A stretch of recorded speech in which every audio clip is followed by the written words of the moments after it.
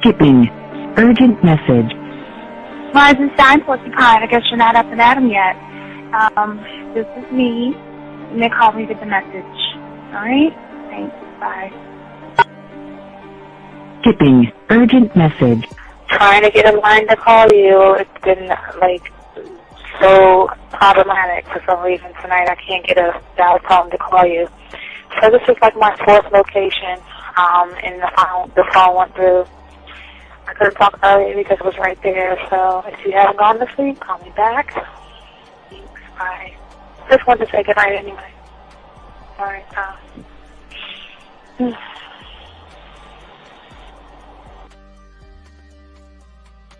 Urgent message. Hi. I hate that your phone keeps rejecting me. You must have a really bad connection. Anyway, I don't know. It's 11:42. It's not even late. So if you're not asleep, call me back. Right, bye.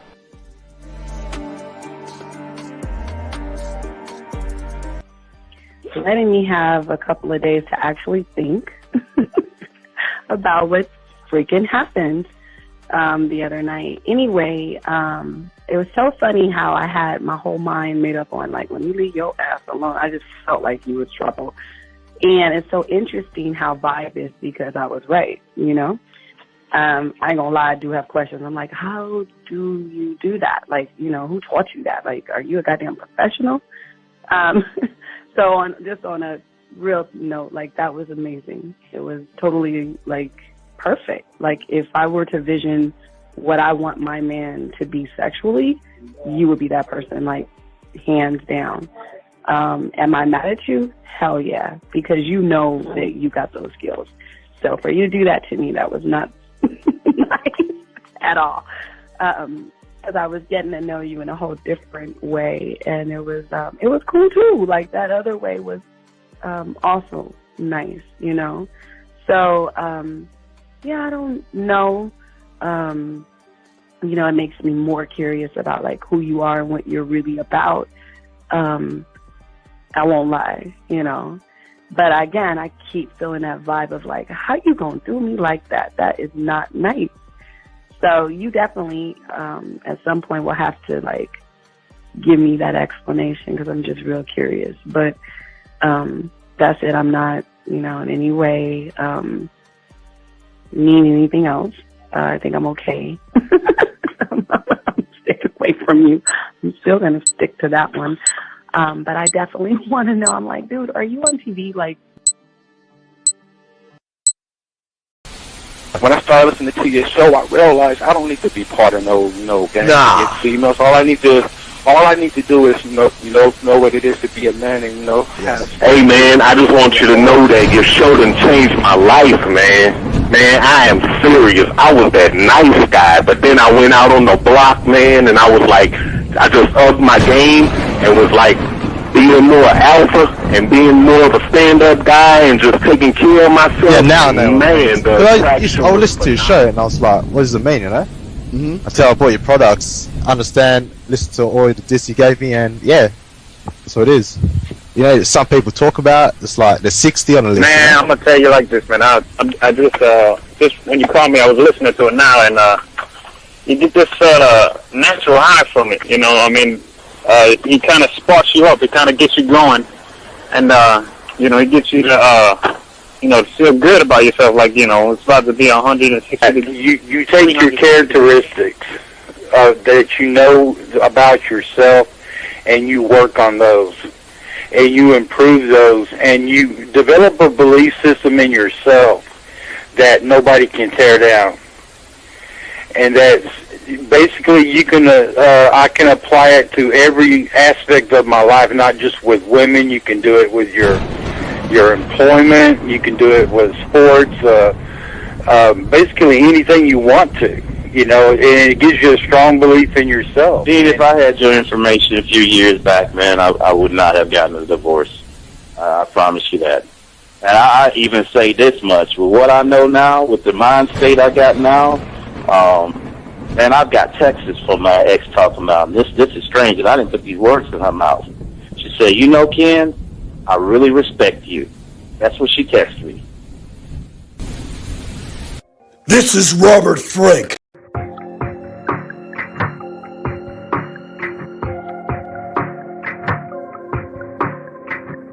Ooh, so smooth. I could tell that she in the mood. Like my style, my attitude. How I rock and the way I groove. Yeah. That's right, talking dirty in the late night. Told her, let's make it happen. Call up Steve the Dean Williams, NK Zaggin. Yeah, this for all my gentlemen. You see baddies, I know you feeling them. We got the skills, show you how to seal the deal. And we gonna keep it real, let's go. Whoa. You got a stagecoach to catch or something, huh? Slow the fuck up. Too cool, way too smooth. Show you how to get the girl to the bedroom. Ain't no thing, that's what we do. Get her vibing in the mood. Hey, we got the sauce, it ain't a joke. Come check it out, you should take notes. You'll have her begging for more. Wet like the ocean, you rockin' the boat. Hey, all of these brothers the flyest. Give you the game to get her excited. One of a kind, I know you will like it. Only the realest of men are invited. Yeah, that's true. Time to get her in the bedroom. Let's go. Oh, shit, with the new track. Yeah. I'm feeling that. I was like, wait a minute, this is a new beat. And then I heard the flow, and I'm like, oh shit.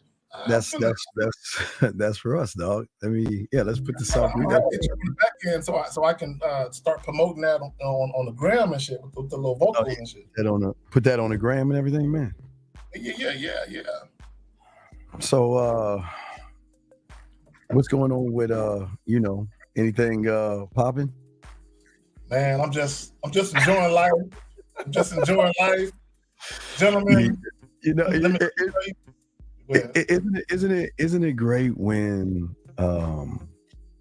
you go to new territory and women notice that there's a difference in how you move than everybody else in the room and shit? Isn't it beautiful? It's great. Bro, this is a great time to be a motherfucking man, bro. I don't know about other motherfuckers, but this is a great time to be a motherfucking man. God damn, it's the best because it's just we have so many advantages in this motherfucker and so many options of women, and they love it. I mean, just the interest alone, man. Bro, I had a back and forth with a so-called passport bro earlier today, and he was like, "There's flaws with modern women," and I'm like, "What flaws?" I kept trying to tell the dude. I said, "Look, the trials and tribulations that you experience, I don't share your experiences. Now, are women perfect? Of course not. Okay, are you going to run into women where they on some shit and you're like, I can't fuck with shorty, I gotta leave her alone? But that's nothing to be mad at. I'm not mad at that. I don't have no angst or vitriol or bitterness towards women. My thing is, if she ain't for me, she ain't for me. Yeah, and I talked with Cara and I were talking about that. Yeah, if you meet a woman and she's not for you, just let her go. And you don't. There's no reason to get mad or no reason to get angry. It's just like I'm just not I am the right one for you, but I'm not the right one for you because there's some women that just don't realize that you are, and if they can't realize that, there's nothing you can do. You just I'm the right one for you, but you're not ready to receive this tutelage. You're not ready. That's and real. the funny thing is, I was like, a lot of these dudes that's going overseas, they was like, oh, we ain't got no problem getting sex. We just got a problem dealing with women with attitudes.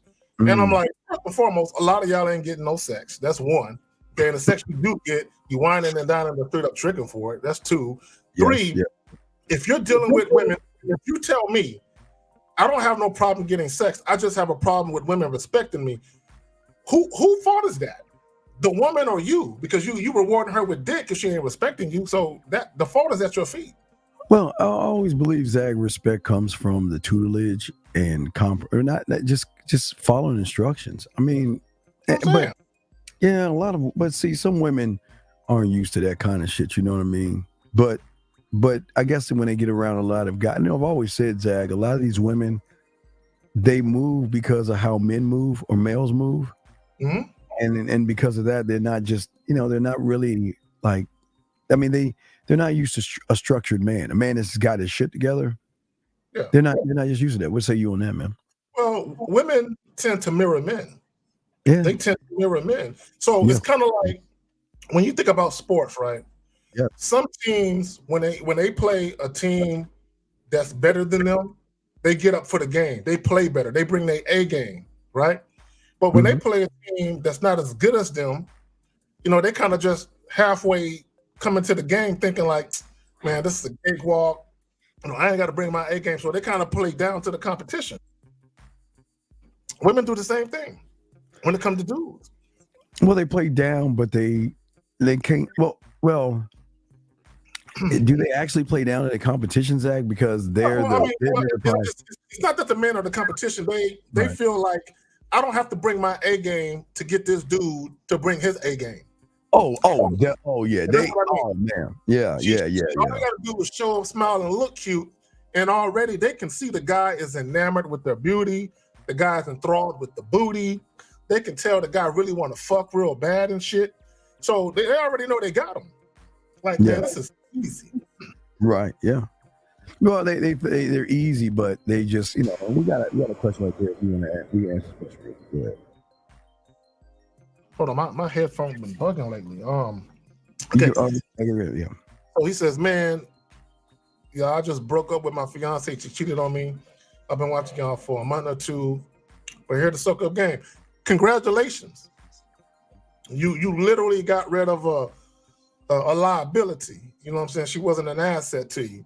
But brother, Uncle James TV, I'm sure if we talk to you for a moment and we kind of got the background on how y'all even came to be, I'm sure we can point out some mistakes you made along the way. Now, her cheating on you is not your fault. Women do what they do. But what I'm saying is there was probably things that happened where you probably could have saw the signs that she wasn't a good fit. Ooh, but Zach, wait. Well, Zach, let's unpack that real quick before we do the show. Okay. You know that the hardest thing we can do, or for us, or for a woman to do, is let go of a man, right? Or even a woman getting a message from a man a woman getting a message from a guy, she'll feel like I'm okay. I've had ones that just, Zach, would say sorry. Like, for what? Well, I didn't mean to, but it was this guy, he would start talking to me and I didn't talk to him. I didn't do anything. But I just want to let you know, I don't want you to feel like I'm cheating on you because I care about you. I don't want to. You see what I'm saying? So what I'm saying right here is that he never was that man. So her cheating on him was, like you were saying before, there was no structure. Because if there was structure in place, she would be happy to honor that man and be with that man. What say you on that, Zach? Well, I feel like this. Women who cheat on you, they don't fear losing you. So if they don't fear losing you, yes, that means they don't see the value there. Now, gentlemen, it doesn't mean you don't have value. The woman just doesn't see it. And it could be maybe that you yourself don't see it, and you're not displaying those standards and principles you need to display. And maybe you in some cases, again, I say this all the time. All the time. When shit goes, astray in relationships and shit don't work out, and it's usually some type of drama or toxicity. Either the man chose the wrong woman from the very beginning, or you had the right pick, but because of your lack of masculine leadership and your inconsistencies, or maybe even your inability to peep red flags and act on it, shit happens. You know what I'm saying? But Zach, I don't believe there's such thing as a wrong woman. I believe that a woman with structure will automatically follow a lead. You know what I mean? I don't see a lot of these guys. What I mean by wrong woman, this is what I mean by that. The wrong woman for him, because she can get with another man and not cheat. That's what I'm saying. Well, no, she can. But what I'm saying is, okay, for her not to cheat, there has to be a beneficial package, right? There has to be something to say for her to say that, you know what? Zach fell off. So the benefit package is, what is he doing for me? And Uncle James TV, the question that you have to ask yourself is, what kind of a man were you? Because if you were doing everything, and we talked about this earlier, we talked about beginning, middle, end. And if you were handling things in the beginning, in the middle, in the end, the right way, she wouldn't look for somebody to fill in those gaps. Because if you were doing everything right as a man, you are the gap filling. You should be the thing that she should automatically go to when there are things that she needs. And I think for a lot of you guys out here, you think just because you put a ring, on her finger or something like that, want to make her feel, oh yeah, I got a blur. I'm sorry, guys. There you go. And the blurs, there we go. Thank you. You have a ring on there. What I'm saying to you guys out here is that a man's job, you have several things. This is why we always tell you guys you can't really handle women or have a roster of women, because there are things you got to manage emotion. And right here, Zag, this is a situation where somebody was not managing an emotion. He was not taking care of the emotion. And I think just because they get, people get relationships and things like that doesn't mean that they're happy. They think they're happy until they realize that this guy cannot do anything that pushes the happiness to the next level. What say you, brother? I would like for him, if we got time, I would like for him to call up so that way we can kind of provide some clarity to the people listening, and maybe even help him so that way when he deals with women, because what I don't want the brother to do is to have vitriol and angst and all that towards other women because this one woman did what she did, right? So, if the brother want to call up, I would love to get at him and talk to him and kind of, holler at him a little bit to see how things kind of transpired, so that way maybe we can provide some clarity to him and people listening, so he can make a better decision going forward as far as either the women he deal with or just how he conducts himself. So the woman he deals with, will basically show him whether or not she's worthy of his leadership. Well, yeah, and I think that's it's probably one of the things. And gentlemen, if y'all call in, y'all have a question, please put a Q for all the guys in there. And again, for the men, for the women, y'all got questions, please put a Q, call in. We got y'all covered and stuff like that. So, but Zach, all right. So I guess we're ready to get to the what you call it? Hold on, wait, hold on. Let's see. The game is so deep, I'm not realizing how much more. Wait a second.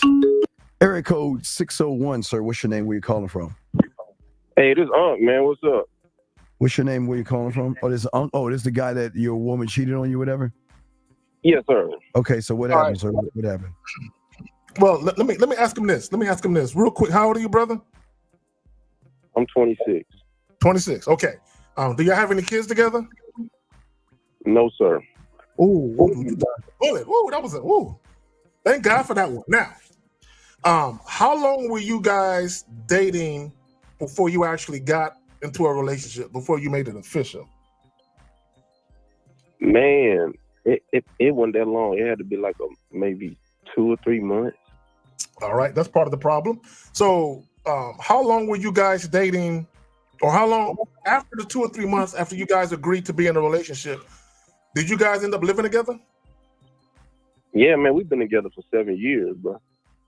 Oh, 7 years. So when you found out she cheated on you, was it with one time, or was it with multiple dudes, or maybe the same dude multiple times? Hey, I'm gonna be honest with you guys. I'm just gonna be completely honest. So if y'all gonna pick me apart, y'all gonna pick me apart.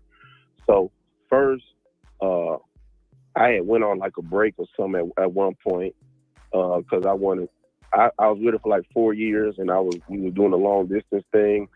And so when we did that, I actually stepped out, right? And then she cheated on me for retaliation. Then that was 4 or 5 years ago. And we went through counseling, and we went through all this shit. Wait a second. Wait. Man, let's go through counseling. What does that look like? Why are you going to counseling? It's well, I was in love. Wait. You fall in respect. Wait, here's the thing. What I'm saying is that the counsel is simply, if you're not gonna follow my fucking instructions, I'm getting rid of your ass. So what is the counseling about? What was the counseling about? What did you have to go to counseling for? To try to save the relationship. That was my mindset. I ain't saying I was right. That was my mindset. So, real quick question: whose idea was it to go to counseling? I think it was mine at the time. Now, this is the first time. What I'm telling y'all about today, this is just what happened. This is the second time she cheated on me with a fucking girl. Okay. Interesting. Okay. Well, so let's go back in time. Let's go back in time. Yes, okay. Go back in time and let's just break some stuff down. Now, in the history of relationships, I'm sure that there have been people that have gotten together after 2 or 3 months, and 20 years later they're still together, no issues. But that's a rarity. That's the exception.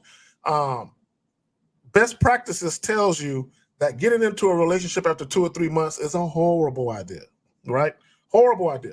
Because here's the thing: whether it's a man or a woman, people can put on a front for 2 or 3 months. 2 or 3 months is not a long time, right? This is why, it's best that you at least go a year and a half. And in your case, because you said you were doing a long distance thing, sometimes even 2 years, right? Because the longer you go, it was together. It didn't get long distance at the line, but I hear you. Okay, wait. So it wasn't long distance at first, but it became long distance later? Well, we met in college. I was like 18. We was going together through all of college, and we was together 2 years after that. Then it's been 7 years. Okay. I started when I was 19. I'm 26 now, so I ain't no shit. Yeah. No, but I would say that, and this is why I say again. And you were young, you didn't know. So and I would tell any guy that 99.9% of both men and women, nobody is ready to get married at 19. Nobody. You know what I'm saying? Nobody. Right. Now, it's not to say that it can't be done. It's just this day and age, and it has nothing to do with modern women or the internet or any of that crazy shit. It's just this day and age, we are not raised or brought up like our grandparents and great grandparents was. Yeah. So let me ask you a question, because this is a great response, Linwood. So, how bad of a lover were you? Oh, probably didn't get bad to this last year. No. See, this is where you go wrong. You think a lover is about penetration. You were a bad lover because you didn't understand how to connect with her on an emotional level. So you were a bad lover. Right. Yes. So that's why I say how bad of a mind. Right. Yes. How bad? Because I mean, if you look at what our dog Linwood is saying right here, see, women are in a relationship with me. I create experiences for women, and that's how it's supposed to be. Hey, Zach, especially sexual ones, Zach, right? Sexual. Well, that's what we can talk about. It's a sex show, but yes, Linwood's absolutely right. So if you never created a experience and everything, then a woman should find. This is Zach. This is why we love when they leave and they go. Because they run into, and I say this with love, they run into guys like you all the time. Sure, you can make them laugh a little bit. Sure, you can give them a little, okay, it's like different ones. You can either make them laugh. Wait, excuse me. You can either look good, that's it. You either have a body, that's it. You either can make them laugh, that's it. You can have a philosophical conversation with her, that's it. You could be sweet, that's it. You could be kind, that's it. But whatever you're not, she's going to look for in someone else, and then realize, Zach, that when she gets with a real man, he's all those things wrapped up in one. So the question begs then, well, why am I getting one thing from one guy when, like Linwood said, and I can get an experience from a man? Zach? Well, so again, let's go back in time. And so the 2 or 3 months, horrible idea. The long distance relationship. Now, here's the problem with that. Here's the problem with long distance relationships. The only time long distance relationships, in my opinion, this is just my personal opinion. I'm not saying that this is for everybody. Mm-hmm. Yes. The only time long distance relationships work out is if it started out that way, one, and two, there's an understanding that you're going to be doing your thing. Like me, long distance, monogamy oriented relationships make no fucking sense, right? Now, real quick, Steve, real quick. The fact that you guys didn't start off that way, I want you to understand, caller, and this is just going forward into the future. When you meet a woman and y'all meet in the same city, y'all live in the same city, and y'all start seeing each other multiple times a week, that's part of what attracts her to you is proximity and the ease at which she can see you, right? So if you move away or she moves away, you're literally changing or altering the fabric or dynamic of that relationship, because one of the things that attracted her to you and even you to her was the ease at which you can see each other. So now that's gone. This is why, like, guys who are in the military and they get deployed or anything like this is why they get cheated on all the goddamn time. You know what I'm saying? Because of that, because of the proximity. You know, when somebody is away from you for months at a time, a year or longer at a time, and they're used to getting sex on a regular basis, they used to being held at night, and then you take that away, they're gonna crave that shit. Go ahead, fam. You got it. What was that? Let's go with Zag. So, but that's males. Let's talk about us though. I mean, Zag, let's be honest. The connection, see, people think the long distance is not the problem. It's the kind of connection that you create with the woman, no matter where she's at. She can be across the street from you, Zag, or she can be in another country. It doesn't fucking matter. Zag, you know what we do, right? Right? You know what we do. So long distance, we can get we can give them things long distance that we can give them face to face. So it's about the guy. Because if you don't know what you're doing, if she's right next to you, you're not going to know what she's doing in another state. So that was the own thing, Zach. So you're Zach, you're right. But these are things that he should have did. You're right, but most of these guys don't know they don't know what to do with women they're next to. More or less, a woman that is out of the state or something like that. So, I mean, you just gotta learn some game. But anyway, Carl, we gotta get into the show, but we'll throw you back in, brother. And if you have any questions, let us know. Okay, big guy. Okay, what should be my next step? That's all I gotta say. You gotta get some coaching, sir. You gotta get one us on the back end and get some coaching. Okay, buddy. Yes, sir. All right, respect to you. Thank you very much. Good luck, fam. Real quick, shout out Jay for the $1.99 super sticker. Thank you, fam. Appreciate you.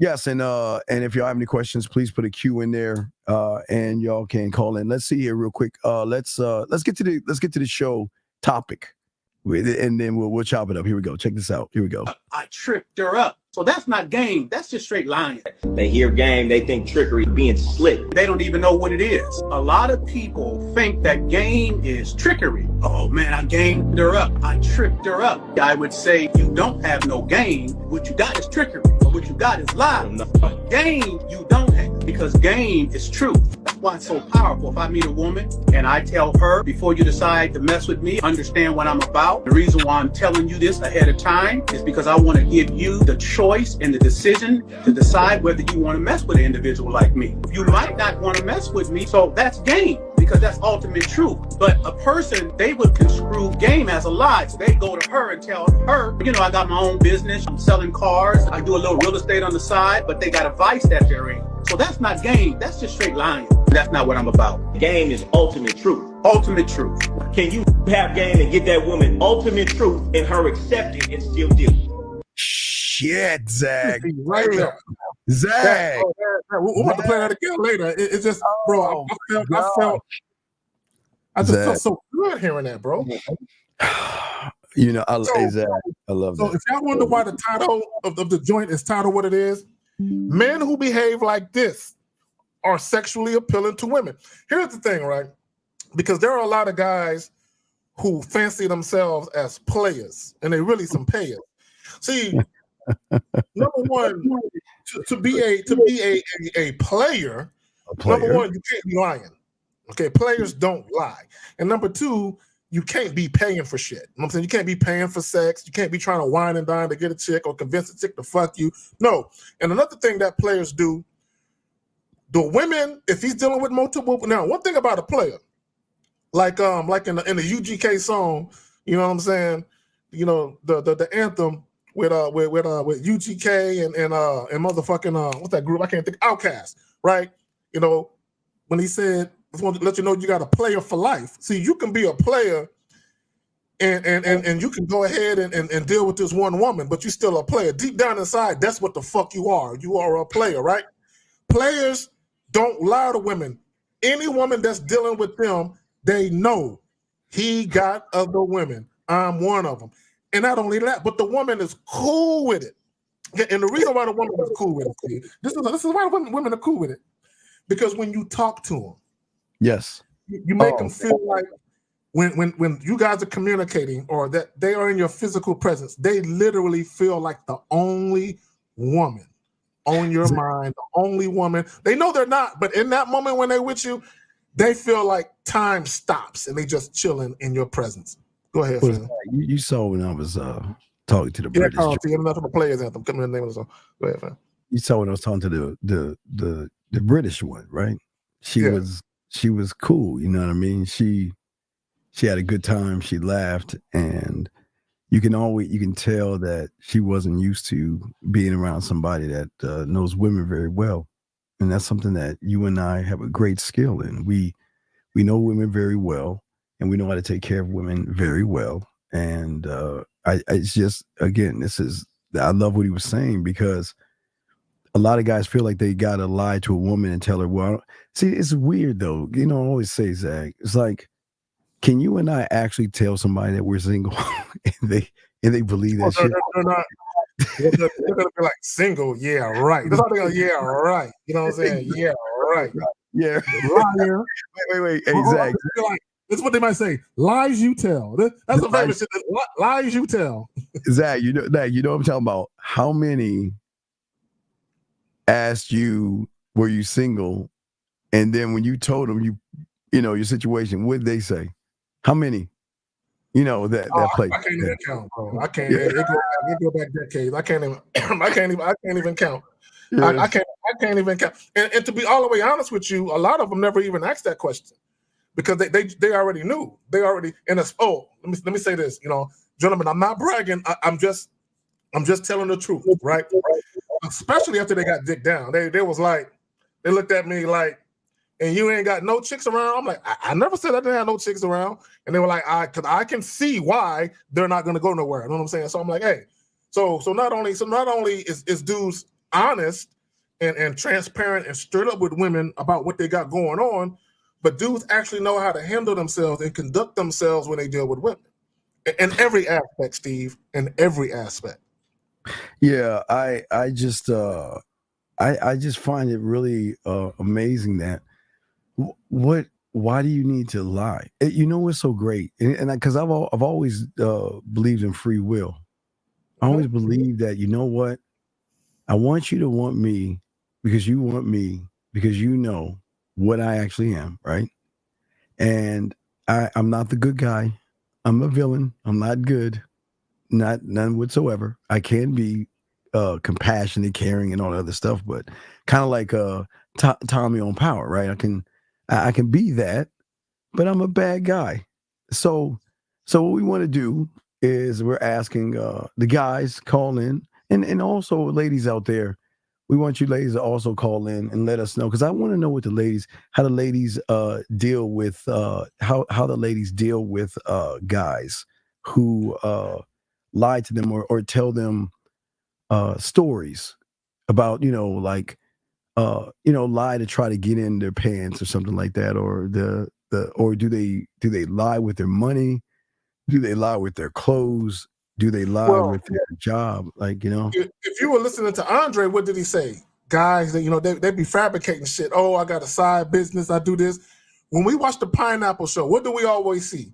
Those guys acting like they got all of these side hustles and they doing all of this. But when they very first start talking to the chick, yes, they act like they got a regular job. But then at some point during the conversation, they move the goalpost and they start adding all this extra shit. Oh, I do this. You got niggas that feed the homeless. You got niggas that read to the illiterate. I mean, you know what I'm saying? You got niggas that practice sign language and shit. Now all of a sudden, these niggas is the male version of Mother Teresa out this motherfucker, right?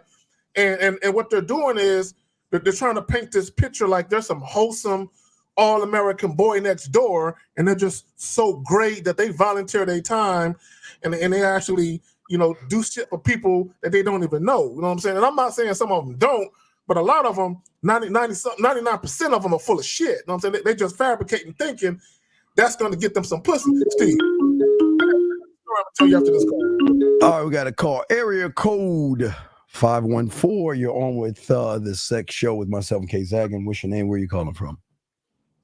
Hey, Steve. It's Jay from Canada. What's up, Jay? Wait, where's she from? Where's she from? She's I call her my French croissant. Oh, that's Miss Croissant. Miss Croissant. Yeah. So, hi, Jay, how you doing, Jay? What's going on with you? I'm good. How you doing? I'm just calling you to say hi and talk to you about this subject. Oh, so okay. Well, Hi, a little bit. I can hear her kind of breaking up. But yeah, she got wait, let's see. Are you on earbuds or an iPhone?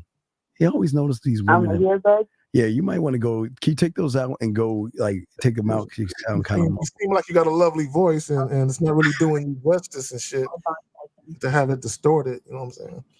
Well, Zag, why do you think she's a croissant? She's French. There you go. There you go. Oui. Monsieur. Au revoir. Hello. Is that say something? Is that better? Let's hear you again.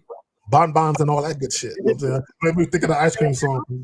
Yes, that's better now. So how are you? Okay. How you doing, Jay? What's up with you, Jay? How you doing, girl? What's up? I'm good. How you doing? I'm living in your world, girl. What's up with you? What's up? I know you was listening to the show, so we were asking. Well, first, let's learn a little bit about you. Can you tell us anything about you? Not personal, but why don't you let people know about the French croissant? Well, I'm from Canada. My first language is French, so if I make an English mistake, I'm sorry in advance. Hold on, is the difference between her and Melly? Is see the difference? No. There's a show we do tomorrow with a French woman, and she's on there, and she has better English than the French one, doesn't she? Than Melly? Deck? I got. Well, her voice is softer. You know, just like I like it. But I gotta listen to her a little bit longer though. I gotta listen to her soft voice. So yeah. So I always, because I'm sure a lot of guys. What's the hair color? Is it blonde, brunette? What is it? I'm a dark brown hair.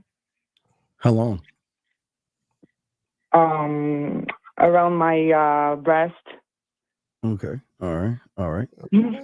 I like. See, you know what? Let me say this before we continue. I like the fact that she said, because she could have said down my back on my shoulder, down my back on my waist, or something like that. She said breast. I'm just saying. Yes. So wait, we got to find out how many back is like you can have a long back, but breast, around like the breast, like where it is. How do you say breast in French? Sein. Sein. Du sein, oui. Oui. Oh, oui. Okay. So what? Well. How many? Let's start. Well, let's start with a number, because we always like to ask ladies this: how many fans do you have? I know how many you have, so don't. I want you to tell them, and don't you lie. How many? How many? On Instagram, I have 10,000 followers. All right, stop right. So, gentlemen, 10,000 followers should tell you something. So, out of the 10,000, how many are men and how many are women? Maybe like 86% men. So it's 80%. So how many women are out of those would hit on you or hitting on you? There's a couple, but like it's mostly men that hits on me. I'm not like they know that I'm not into women, so they don't really like talk to me like that. All right, so let's see. So I'll make it clear. Okay, well, let me ask you a question. I don't deal with pussy. I got my own. Ooh, I like. Oh, she talk dirty. I like that kind of girl. She talk dirty too. Oh yeah, she's bad. So let me ask you a question. So on a daily basis, well, no, let me ask you another question. Let me just scratch that.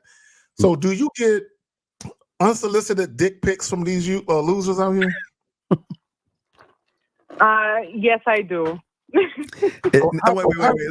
Let's back it up. Wait, before we get to the let's back it up. I don't respond to them. Like I just leave them on read, or like they're just on my spam, so they don't see that I saw that. What is an approach? Because I'm sure, I mean, you know, women that got it going on, Zag, having that thing where guys are intimidated. So what is some of the things that guys say to you as far as an approach? Like, how do they reach out to you? What do they say to you? No, wait, this ain't Melly. Bad approach. Well, no, let's talk about it. We'll talk about me second. Let's talk about the bad first. The bad, like they like, oh hey, how you doing? Like they don't know, like they don't even have conversation, or like, oh you pretty, or just like they don't seem confident, or like it depends. Like face to face, sometimes they look at you weird. Like that's why most women don't do eye contact on the streets, because when we look at guys, they do weird faces and stuff, and like ew, so we don't look at them anymore. So just like face to face, they don't seem confident. They look at us weird, like. So, and what is your name again? Jay. No, wait, Jay. Tell him. Wait, we're gonna ask your name. You're gonna say Steve's French croissant. Ask her the question again. Steve's French croissant. Yes. Oh, okay, so Steve's French croissant. Steve. So she said. Okay, cool. So let me ask you this. And in all seriousness, so when men, whether they approach you face to face or whether they hit you up on IG, when the first thing they do is talk about you're beautiful, you're pretty, how do you normally take that? I don't want to brag, but I get that a lot. No, wait, stop. Wait, let's stop. No, listen, like, wait, time do you out. have something else? Hold on, Jay, time out. Don't, your honesty is not bragging if it's the truth. So just don't be modest. Keep it a buck, because I'm gonna call you on a lot. You already know. So go ahead. Yeah, but I like a compliment. Like I like when someone tells me I'm pretty and stuff. But like when it's just the first thing, like you're so pretty. I want to get to know you. I'm like, okay. Like everybody says that. They tell me something more. Like tell me, like you look at my profile and I don't know. Oh, I thought that you were like hiking. I love stuff like that. I don't know. Like. Trying to catch my attention somewhere else, like they do. Oh, you're pretty. Okay, see, gentlemen, you heard it from the mouth of a woman that shit is tired. And let me just say this, and Steve's French croissant. You can tell me if I'm wrong. So women hear that they're pretty from their family members, their co-workers, random elderly people on the street. So exactly. There you go. Other people, okay, I got like 90 years old men that tell me that I'm pretty every day. Like, so okay. So, what was the difference between them and me? You know what you want. You know how to talk to women. You just know. I don't know. You are different. Every time I talk to you, like I have a big smile in my face and I'm laughing out loud. Now I'm a little bit shy. So you're smiling right. But you hear me giggle here and there. But every time I talk to you, it's really fun. It's really light. It's not like you tell me compliments, but it doesn't look thirsty and like. You don't like, you do something else. You just don't look, oh, I want to talk to you, or you're pretty. You make me laugh. Like you have a personality. You are very charismatic. So I don't know. You got game. You got it. You heard it from a woman. She said the truth. She said this orthopedic cowboy shoe wearing dude has game. So yes, that's game. On that note.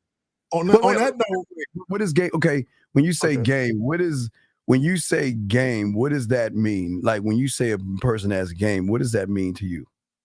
Well, I don't know how to explain it, but you're smooth. Like when you talk, like I don't know, like you're smooth like butter. She said smooth like butter. The kind of butter you spit on the croissant. It's butter. It's butter. It's butter. Butter. Is it whipped or stirred? It's hey, Zach. It's spread. It's spread. So, Steve's little French croissant. Let me ask you a question. Okay, would you say that when Steve compliments you, is more creative and well thought out than most guys? Yes, I would say yes, because he looks at stuff and then he pays like certain attention to stuff, and like, oh, you really pays attention. Like, he doesn't just say like, oh, you got a nice butt, or like he sugar-coated it, and it looks like he does poetry, so he knows how to talk to women. Like, I like his poetry. I like to listen to that. It's really like nice to hear and stuff. So he knows like how to compliment. So I'm like, ooh, thank you. Like, tell me more. Okay, I have a question. I'm glad you said that. He said proof that the mouthpiece works to make the pussy wet. Okay, go. I'm sorry, Zach. Go ahead. So when Steve talks to you like this, are you like dripping French wine from your nether region? Let me stop. Don't answer that question. Skip that. Her laugh should be in there. So let me ask you. Let me ask this. So when guys, let's talk about when guys ask you to go out to dinner. Let's talk about that, and then talk about the dinner. So when someone asks you to go to dinner, how do they ask you to go out? How does that work? It depends. Some guys just like ask you if you want to go out. Most women just like a guy that has plan and knows what he wants to do and stuff. Like, just not all you want to go out. Like, like ask stuff about the girl and stuff, and just like, okay, like, you want to go? I want to like either go to the steakhouse, or I don't know, go to the walk of the park, whatever like they want to do. Yes. But I have a plan. Don't just ask out. Oh, can you stop right there, please, gentlemen? What? How much time are we in? Because I want to make sure guys go back and listen to this shit. The young lady said, "Have a plan." So, gentlemen, this is what it looks like, right? So, you see a young lady, you think she's attractive. You walk up to her, you introduce yourself, right? You ask the young lady her name, and you basically tell her why you're talking to her. And in the midst of talking to her, you basically tell her, hey, I'm interested in taking you out. Let her know the day that you are available, so that way she can let you know if she's available, assuming she's interested. Give her the roundabout time. Hey, I got some free time this coming Friday around 8 o'clock. I would like for you to join me. There is a jazz bar I normally go to. They play live music. I think you would enjoy it. Exactly. Well, I would right, Zach, you're right. But I would say I'm more interested in you, but I would like for you to accompany me to this place. See, instruction to me is if I think instruction and following instructions is very important to Zach and I. Are you someone that follows instructions? Jay? Sorry? Are you somebody that follows instructions? Well, if I like the guy, I will. And that's the caveat. That's the caveat, guys. Like, so I'm into him. Like, I will say yes, and I will do so. It depends if it's crazy or not, But if I like the plan and I like the guy, yes. Okay, there you go. So gentlemen, and for guys that I do consultations with, I tell you guys all the time, have a game plan. Have at least 2 or 3 places that you frequent, right? Yes. And that you would like the young lady to accompany you to, but have the plan already. See, Steve, this is what they do. And Jay, Steve's little French croissant, this is what guys do, right? Because guys are so afraid of rejection, what they'll do is they'll do things in steps. And this is what I mean by do things in steps. They'll talk to the woman, they'll give you a compliment, you're pretty, you're beautiful, whatever it is, and then they'll kind of wait to see what the woman's response is. Then they'll talk to the woman about maybe, so what brings you here? How often do you come here? Goofy shit that don't really matter, right? And then what they're doing is they're trying to get through the conversation where they can get the woman's number without being rejected, so they can feel like they accomplished something. Then what they'll do is they'll call the young lady later on talk to them about a bunch of nothing, and then offer a date, and then a woman will say, where, when? And then they'll say, oh, let me call you back and let you know. Have you experienced that? Yes, or, oh, what you want to do. Like, you're asking me on a date, so you must have a plan or something. So all right, so I want you to kind of fantasize these different ones. Okay, so tell us what a boring or an average date that you usually get that turns you off versus if we were on a date. What would that be like? First, let's talk about if you're with a guy. Is he asking you a bunch of boring questions? What is it like being with an average person? Average person, like either they like really shy and don't really talk, or like they asking really boring questions, or like kind of survey like questions. Like if you're filling some application form, sometimes it's really weird. You feel like you're doing a job interview? Job interview, yes. Yeah. Or It's like ridiculous. one time one guy was giving me like situationship, like, okay, what would you do if this and that? I'm like, where's the camera? Like, Wow, this is what they doing out here? Yes. yeah. Wow, that's crazy. That's that. Now wonder, Steve, we racking up points out here. You know what I'm saying? So what do you think a date like would be if we went on one? With you? Yes. It would be. We would have fun. We would laugh. We will talk about like a lot of things. We will flirt. That's for sure. It will be really smooth. I know it will be really easy and fun. Like when I talk to you, it's never heavy. It's never like, I don't want to talk to him. You know, I like to talk to you, and like I like what I'm looking forward to talk to you because I know I'm gonna have a good time talking to you. You know, so I know like having a dinner with you will be really, really fun and easy. We would talk about everything and just have a good time. Okay, so Zach, you there? I know where Zach went, but this is important because so then that would say that if you were with someone that you were actually interested in, you kind of have an idea of how that date is going to go before it even happens. Yes. So you kind of okay, and I won't say daydream or fantasize, but it's a thought of what's going to happen. I mean, you already have it in your mind. That would be the easy yes, right? That'll be an easy yes, right? Because yes, most of the time, like a woman will already know if she wants to fuck the guy before the date or not. Let's back that up. Let's talk on that. Where's that? Okay, so what? Unless it goes really bad or like she's not into it anymore, most of the times we already know if we're fucking or not. Really? How's okay? So give us an example that you were talking to someone and you had that idea, but then he started doing or saying something that made you say, "Oh no!" What happened? I met this guy at the bar. He was really nice and like forward at the bar. Like he really like seems to look like what he wanted and stuff. Yes. Really smooth. So okay, so he asked me out. I said yes, and then we went out and.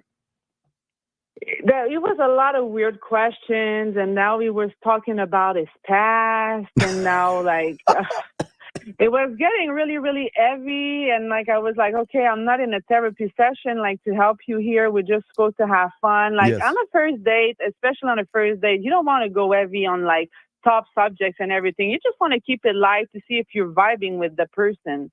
I don't want to start talking about deep feeling and stuff. I just want to have a good time and just see if we're vibing or not, if we're going to see each other again and stuff, you know? Yes. So like it sometimes it goes really, really heavy, and it was like, okay, no, I don't want to. No, I'm like, okay. Like, nah, I just like, okay, I have something tomorrow morning, so I gotta go. So Zach, you missed it. She just brought up fucking. She just brought up fucking. She brought up a woman will know if she want to fuck. So that's where we're at right now. You kind of missed that. So we just kind of catch you up with it. So you missed that. So let's continue. So that's one of my favorite topics. Fucking. So is it a thought in your opinion of, okay, I could fuck that guy, and then all of a sudden, based upon the interaction, it's a reinforcement that, you know what, he knows what he's doing. Okay, let me ask this question. Let me just back this up. How important is bedroom experience when you are on a date? What you mean by bedroom experience? Meaning that I don't need. I don't I need. think I get a better way to ask that question. Go ahead, Zach. Go ahead. Okay, so another way to ask that question is this. One of the things that myself and Steve always talk about is sexual confidence. That guys who are skill lovers and are very confident in their abilities, they tend to talk to women differently. So based on your experiences, have you ever had a conversation with a man or men where based on how they were talking or conducting themselves, you felt like, and this is strictly about guys that maybe you were thinking about sex about, Or Steve, where you felt like based on how he's talking and conducting himself, he seems like he might know how to satisfy me. Oh yes, definitely. Talk on it.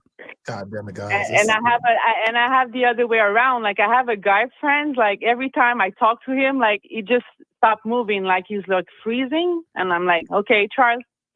Freeze. So I know he got game, you know. Like I know, like he just even I'm his friend, and he doesn't even able to talk to me. So I know that he doesn't got game, and he doesn't have sex a lot, and like I know that. But like some guys, they would just come across and just I don't know how to explain it, but they smooth, like they just come and just like they don't look invasive, they don't try to like they don't look creepy, they just like really laid back and like they know like the compliments look like thoughtful, you know, more thoughtful than just hey, hello, you know. I don't know how to explain it. Well, let me ask you this question because I honestly believe, and you correct me, but this is just my whore ass belief. I believe sex is deeper than the penetration, and I believe paying attention. I believe when the best sex to me is when she's having a bad day, cramping, not feeling well, or something. Because most guys don't want to talk to you at that point. They don't want to deal with that, you know. And I think that's part of a greater connection with somebody that can make sex even better. But what's your take on that? Yes, it's definitely more than penetration. Like you always say, you have to stimulate the woman's mind as well.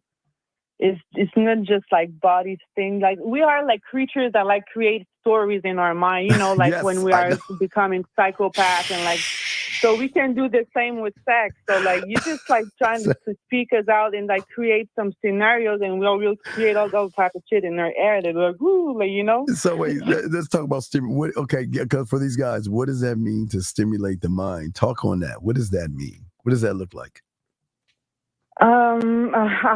It's hard to say, but like just the way you talk, like I don't know, like. Why you was so funny? Why you giggling? You know, she's all bashful and shy. I kind of like that. That's the kind of chick you. Yeah, what's the giggling? What's up? Why you giggling? What's up? You already know.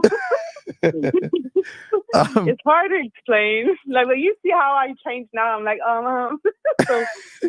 so she was talking straight. Then I asked the question. She started giggling. So we can assume those 10,000 fans, so to speak, they're not the guys that make you giggle like that. No, definitely not. And then that means the one that does make you giggle stands out amongst the 10,000, right? Is that how it works? Of course.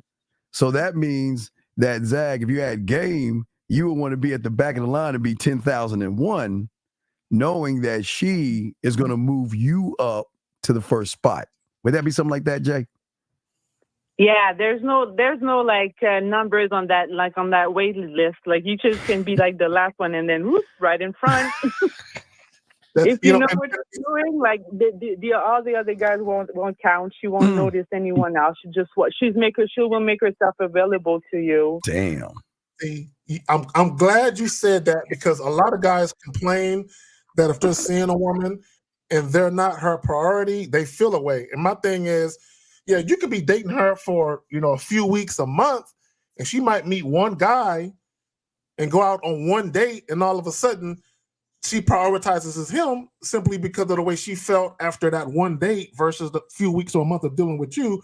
And it's just the way that it is. It's guys, they should not take it personal. They shouldn't be mad. It's just the way it is. Let me ask you a question. Were you ever sexually attracted to a guy, but you really couldn't explain it? Yes. Okay. Because he wasn't that pretty. Like Yeah. at first, like I went on a date because he was nice, and it was like a casual type of date. So I was like, okay, let's go, just do that. But he was so charming and charismatic. I was like, oh, okay. See, I'm jealous. I'm jealous. See, nobody said that about me. Nobody says it about me, Carrie. No, he just got a. You're looking good, Steve. So you're not. It's not like you're not. You're already looking good. So of course. There you go. See, there you go, Steve. There you go. So, Jay, and the reason why I asked you that, right? Because I often tell guys that sexual attraction really isn't logical, right? Is based on a feeling that you have in that moment. And what guys try and do, they try and condemn women for their sexual choices, right? And then they'll say, oh, based on the logic of the woman. And I tell them that you're trying to bring logic where there is none. When it comes to sexual attraction, either you feel it or you don't. Would you agree that it's not logical when it comes to actually being sexually attracted to a man? It's not logical, because if the guy must be really ugly, but if he's able to like stimulate your mind, like I said, like. But how? Let's talk about the how without you giggling. How? How does one stimulate the mind? I don't know, like I don't know, when he's talking to you, like give you like some type of lyrics like that, gives you like scenarios in your head, like depending on how you talk to him, but like making his attention clear, but like in a smooth way that it's not rude, like just not like let's fuck. No, I'm not gonna, like, if a guy comes to me and you want to fuck, I'm like no. Like, go beat it, But like, if he comes to me and he's smooth and like charming me and stuff, I'm like, oh, and maybe like now I'm like thinking about that giving me like like it's a kind of expectation and stuff, making me like think in my head like, okay, maybe that might change my mind, But just not like you have to court and like give me ideas. Ideas? Oh man, wait. Okay, wait. No, but not ideas, but. Yeah, you have to give me something to think about, like something like you remind you or something, So Jay, this how I look at it is, and I was talking to a guy earlier today, and it's almost like you're speaking to your sexuality. You know what I'm saying? To your sexual or your sensual side. And just a little while ago, you was talking about giving you ideas, almost like painting a picture. Like giving you an idea of what it may be like to experience that man in that way. Is that what you mean? Yes. Okay.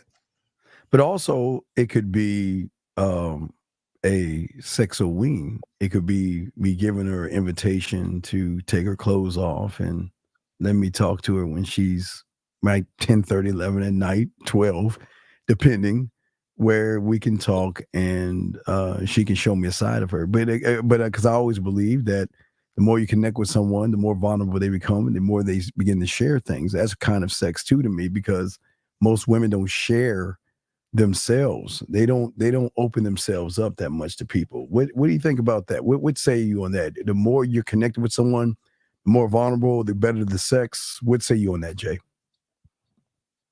Yes, I think it's like what you're saying is right. Like, of course, the more you connect to someone, the more intense maybe the feeling will be, and more the sex will be good.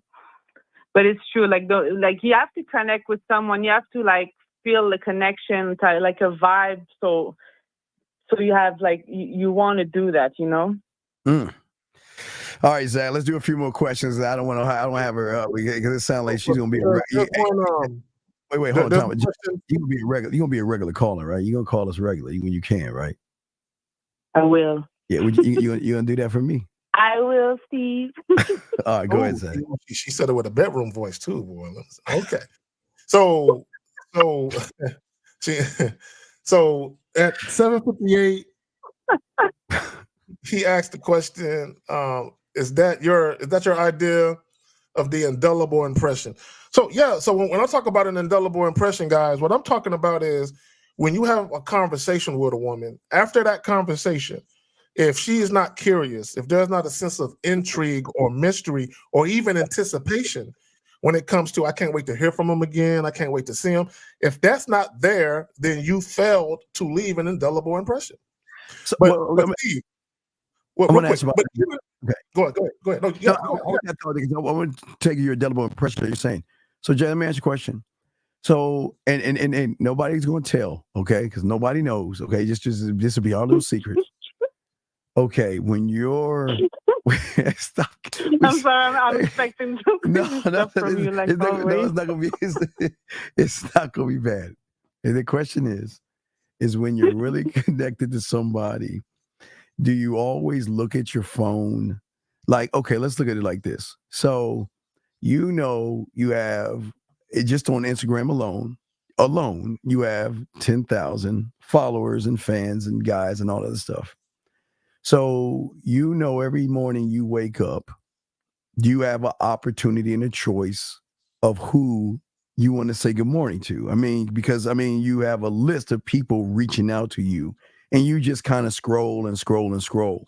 The reason why I'm asking you that is because when you are really connected or you're into somebody, is it more frustrating for you to have your phone buzz and it's not the guy you're interested in versus when it buzz and you like, yeah, it's like, you check your phone, like or like, think about this. You check your phone, like we could do either check your phone and he's not replying, or you get a buzz and you think it might be him, but you find out it's somebody else. Do you go through those two things when you're actually connected to someone that kind of like brings you down a little bit? Yes, of course. Like you're like, oh, then maybe that's him. Like, oh no, bummer. or like you pick your phone and it's like that's the guy, and like you just smile. Like when you see a girl smiling on at her phone, she may be like having a text from a guy she likes. That's what you're talking, Zach. So that I just want to connect what you were saying. That's what we're talking about, right? So that's the thing. Yeah. So she goes through. She has a lot of. You have a lot of good mornings in the morning, right? You have a lot of good mornings, right? Okay, so. And you don't answer them because if you answer them, it's going to lead. They're going to keep trying to talk to you, right? Yeah. Okay. So go ahead, Zach. I'm sorry. Go ahead. Even with the initial indelible impression, that doesn't mean it's going to stay that way, right? Because she can feel that anticipation, that intrigue. Then y'all go out on a date, and she realizes who you initially presented yourself to be. You're not that guy, right? Or you could be that guy. And her impression is so low because she's been with so many low motherfuckers that you fuck her head up and she's like, oh shit. When is he gonna fucking ask me to come over? When is he gonna hey Jay, how many Jay? You wait too long to get to the point of what you're trying to do. Is he gonna Jay, have you ever been that frustrated? We like, when is he gonna kiss me? When is he gonna touch me? When is he gonna do something? I want to do something, but come on, stop fucking around and do something. Have you ever had that thought in your head like that? Yes, but I'm usually like I'm able to create situation that stuff happens, Yeah. Like let's say if I'm at a bar, like one time I was at a bar and I was like a guy that I was like really, really, really handsome, and like, oh, I want to talk to this guy, but I don't want to go talk to him, So I just I went across him and like I pushed myself on him, like, oh, I'm sorry, someone pushed me, And then it's like, oh, hey, how you doing? She's you look cool. So good. Do you want to be in my VIP table? I'm like, oh yeah, okay. See that way, stop right there. You hear that? Hey guys, okay. You hear what she just said? See, she's being real mom. I'm gonna leave that alone, but y'all missed that. What did she say? Again, Zach, when you're dealing with upper echelon, y'all missed that. She said my VIP table. See, they missed that whole thing. They missed it. Was her VIP table or his? It was her VIP table. Oh, wait. So it was yours? No, it wasn't mine. Oh, it wasn't yours. I thought it was yours. Oh. No, he was standing out like it was like a VIP booth, and he was standing up just like at the top of it. So I went like I was going to the bathroom, and then I pushed myself on him. Pushed yourself on. So he could see me and talk to me, and that's what he did. Well, okay, Zach. Well, let me ask one last question. You got the last question. Okay, now this might be a long one, so I want you to talk about how much game women have as far now. Now let's be honest. No one knows. Hey, I know, but no one knows. So, how much game do you have? So, you can just say yes or no. Just say yes or no. And if I ask to elaborate, I want you to elaborate. Now, whenever you're hungry, can you reach out to a handful of guys and they will take you wherever you want, and you don't have to give up any ass? Yes, but I'm not that type of girl. But yes, I know. I'm not saying you are. I'm just saying. I know, but like okay. I could, if I could, I like if I could, like if I would, I could. Like I would do it. Like if I was that type of girl. But like yes, but you not saying you. If I'm hungry, I can call some people and not even go out. Just have like something Uber to me. Right. Oh wait. Well, yes. Okay. Like I don't even have to go out. I just like send me a lunch. That's even better. That's even better. Hold on, stop right there. That's even better because you ain't even got to see the dude. You can literally sit there in your drawers with your hair down to your breast. Nothing. Like I had a guy that was painting my nails, and all I got to do is like send him in a pic of my nail afterwards. Like I don't mind. So if not that you can't pay your bills, if you needed something paid, do you have a lot of guys who are willing to offer you money for that? Yes. Okay. Do you have, if you wanted the new iPhone, that shitty iPhone 15 that all these raggedy people have, if you wanted one, is there somebody who would get you that without you? I could find someone. Yeah, with a couple of blink and a smile. Yes, I could. See that? See. You know how charming I am. Hold on. Hey, listen. You know how charming I am. You know, I got some game too. I ain't saying. Most of them top ones do. Yes. So let's talk about. Before I throw this Zach's question, let's talk about Let's talk about the moves ahead you are with the average guy. So when you see an average guy, would you say you're 10, 15, 20? How many moves are you like? You can see everything. You can see what you want. You can see where you place them, where you move them. How many moves are you on an average guy? I don't move them a lot because I don't want to pay attention. Like I don't want to waste my time. Well, I'm just saying. Okay, wait. Not waste your time. I know you don't waste your time, but I'm saying that when you see him, how many do you know you have? I'm saying not that you use him, but I'm saying when you see the guy. How many moves do you see that you can have on an average guy? What you mean by that? Okay, what I mean by moves, I'm saying that, okay, well, if I want him to buy me a dinner, I can do 1, 2, 3, 4, 5 things, and he'll offer me a dinner. If I want him to pay my rent, I can do 1, 2, 3 to 7 things, and he'll do that. If I wanted a free meal, he can do 1, 2, 3 to 15 things to do that. Like, do you see what I'm saying? How many moves do you like when you look at a guy? Do you automatically know the story of what you can do to get what you want? I mean, what is it that you see when you see an average guy? Well, you can see his like aura and like his like how what he like how he's charismatic or like how he holds himself. Like you can see if he's confident or not. You can see if you can walk all over him. Like with a couple of conversation, you can see like how a guy is weak or not. All right, and my final question before I throw it to K-Zag. When you're around someone you're really sexually attracted to, you're really into, what is the conversation like when you get around your girlfriends and start talking about them? What is that like? Well, I don't like to share a lot to the girls because, you know, they can get like envious.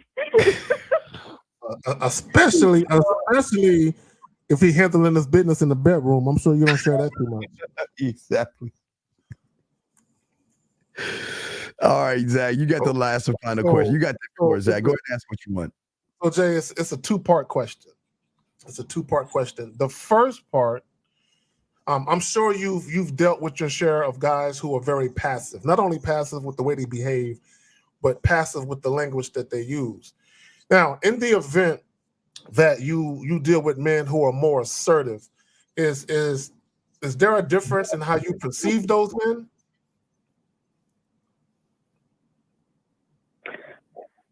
What do you mean by that? I'm sorry. Like, I'll give you an example. I'll give you an example by telling you a story. I'll tell you a story, and this should clear it up. So there's this young lady that I know, right? And I tell the story all the time. But she used to be a model, and one day she was out of town, doing some work, and she was at a bar. It was at night, and she was due to fly out the very next day, right, to go back home. So while she's in this bar, a guy walks in the bar, and she's instantaneously sexually attracted to him. So much so that she was thinking to herself, damn, he's a fine man. I think I might want to get some dick tonight before I go home in the morning, right? So she was hoping that the guy approached her, which he did. He approached her. He starts talking.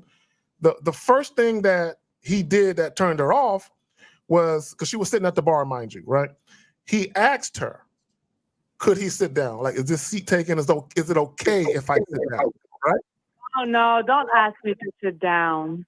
See, okay, there you go. It is available because you don't know if my friend is there or not. But don't ask me to sit down. See, that and he did that. So that's passive, right? So now she was still interested in him, right? So he sits down, they're talking, and at some point it becomes obvious that the attraction sexually is mutual, right? So he does this next thing, and that pretty much decided it for her. So they're talking, and he asked, is it okay if he kissed her? So how would you react to that?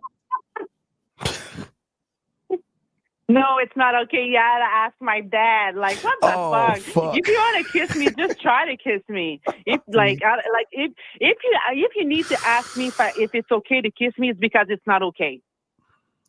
See that's my point. If you don't feel the vibes and you don't feel like don't ask me. Just do it or don't do it. Don't ask me.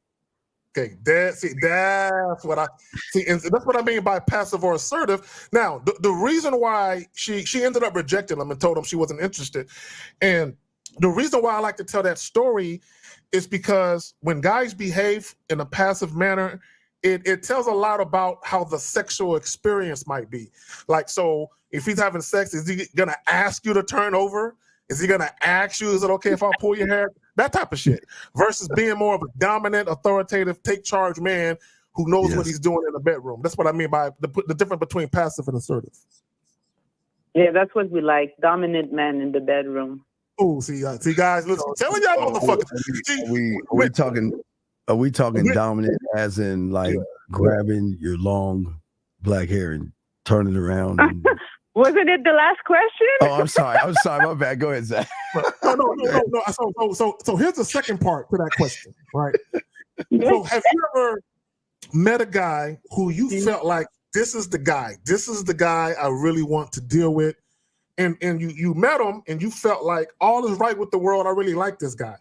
Then maybe you go out on a date with him, or maybe you have a phone conversation with him, and then you instantly change your mind about him. If so, can you tell us why that occurred?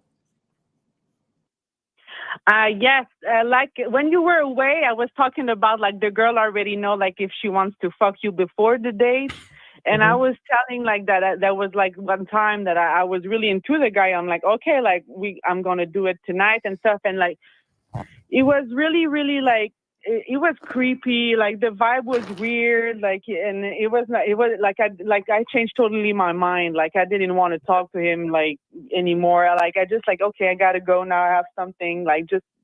Okay. It was like such a turn off. But at first I was really into him, you know? Yeah. And the other way around happened with the ugly guy that I said. Like he was very charismatic and like he turned me on because he was giving me a good vibe and good like experience.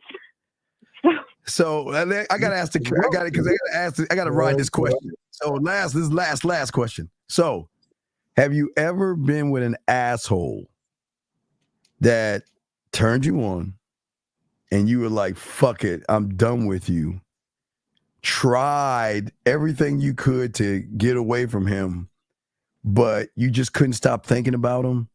And I want to know how you snuck back in. Now, what I mean by sneak back in is some women will reach out and say hi. I always say they will like a post they'll send a sad eye emoji, a heart emoji, or something accidentally butt down and call them type thing. What I'm saying, have you ever had a situation where you're with an asshole and you're like, man, fuck you, I'm done with you. And you left, but you missed them so much. You tried to find a way to crawl your ass back. What was the crawl back? What was the, like you actually bumped into the guy? What was the to be honest with you, Yes. it happened that I missed a guy and I was really wanted to see him, but I'm so prideful that I don't do that. You got so much pride. That's the thing. That's the Your thing. pride. I'm just too prideful. I don't fuck it. No, I'm not gonna go and like crawl. That's no thing. Okay. So, but yeah, I was missing the guy, and I was like, "Fuck, man! I wish I could talk to him and stuff." But no, I don't know. I'm not gonna do that. All right. I hear you. All right. So, is there anything you want to know in French so she can teach you any French real quick? Any French statement?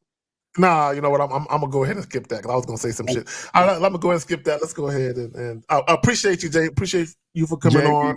Yes, Jay, we appreciate it. Yeah, talking to you guys. Jay, tell me something in French. Give me something to think about. Tell me something in French. What do you want me to say? I don't know. We're going to ask what you said after you said it. So go ahead and tell us something. I don't know. No, I can tell you a bunch of things, but like, tell me what you want me to say, and I'll tell it to you. Go ahead. Go ahead. What you? So I'm gonna get nasty now. All right, fuck it. We on the way out the door. So if a guy was going down on you, right, and you wanted him to stick his tongue in your pussy, how would you say that in French? Je veux manger ta chatte. Wait, say it again. Je veux manger ta chatte. I want to eat your pussy. Oh, okay. All right. Chatte is pussy. It's like a female cat. All right. Well, hey. Do not be ashamed. I expect you to be. When we're on and you can make it, you come on in and we love to hear from you. Okay, we appreciate you. It was nice talking to you. It was nice to meet you, K-Zagging. Thank you. Appreciate it. Thank you, sir. Nice to meet you as well. You feel her smile, Zach? You can feel her smile. I can feel it radiating through the fucking internet. Yes, I can. Smiling from ear to ear. Smiling from ear to ear. See that? That's the difference, right? We make them smile. You know that kind of smile when they stick their tongue out a little bit. So I'll call another time. Yes, you do that. Okay, we'll throw you back in and we'll cut this up for the guys. All right, we'll throw you back in. Thank you, Croissant. Bye. Fine. Bye. All right, bye, girl. Bye. All right, Zach. guys. Zach. So much right there. That right. That from the time she got on till literally just 5 seconds ago, gentlemen. Everything that we tell you guys just got confirmed. Yeah. So the problem that I have sometimes, Steve, is they think we just be talking, right? They think we just be talking, but sometimes it's good to have a woman come through and basically co-sign shit. You know what I'm saying? But like, yes, that's true. That's what I'm saying, man. But Zach, but look at this. Gentlemen, do you see why we can fucking move on and don't give a fuck? Do you see what the difference is? Is that a lot of women, Zag, don't get that kind of feeling, laughing, smiling from ear to ear, like you're saying. You could feel it over the phone. And we're we're just talking 10,000 on IG.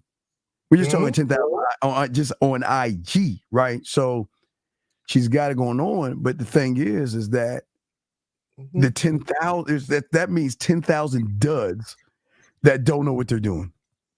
Well, let me add this, and I want to point out something because I wasn't even thinking about it while she was on, but now that she's off, I'm thinking about it. Not one time did any discussion go into money, status, or material possessions. Not one time. If you paid attention to her, with the exception of her saying that this guy was handsome or whatever, and even the guy that she said was kind of ugly, she was still sexually attracted to him. So the common theme, Yes. Stephen, everything she was saying was about behaviors and the way that you present and conduct yourself and how you speak, having the mouthpiece. Everything was centered around what we talk about, right? Yeah. So this is why we tell you guys, don't listen to what women say on the internet about money and all this shit, because in real life, when they get off the internet, they're running into men that they're sexually attracted to, and they're not thinking about that shit.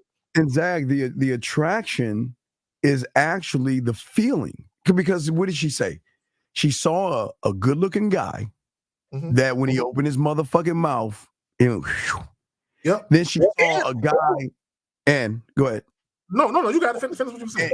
And she saw a unattractive guy who tapped in and was quite appealing.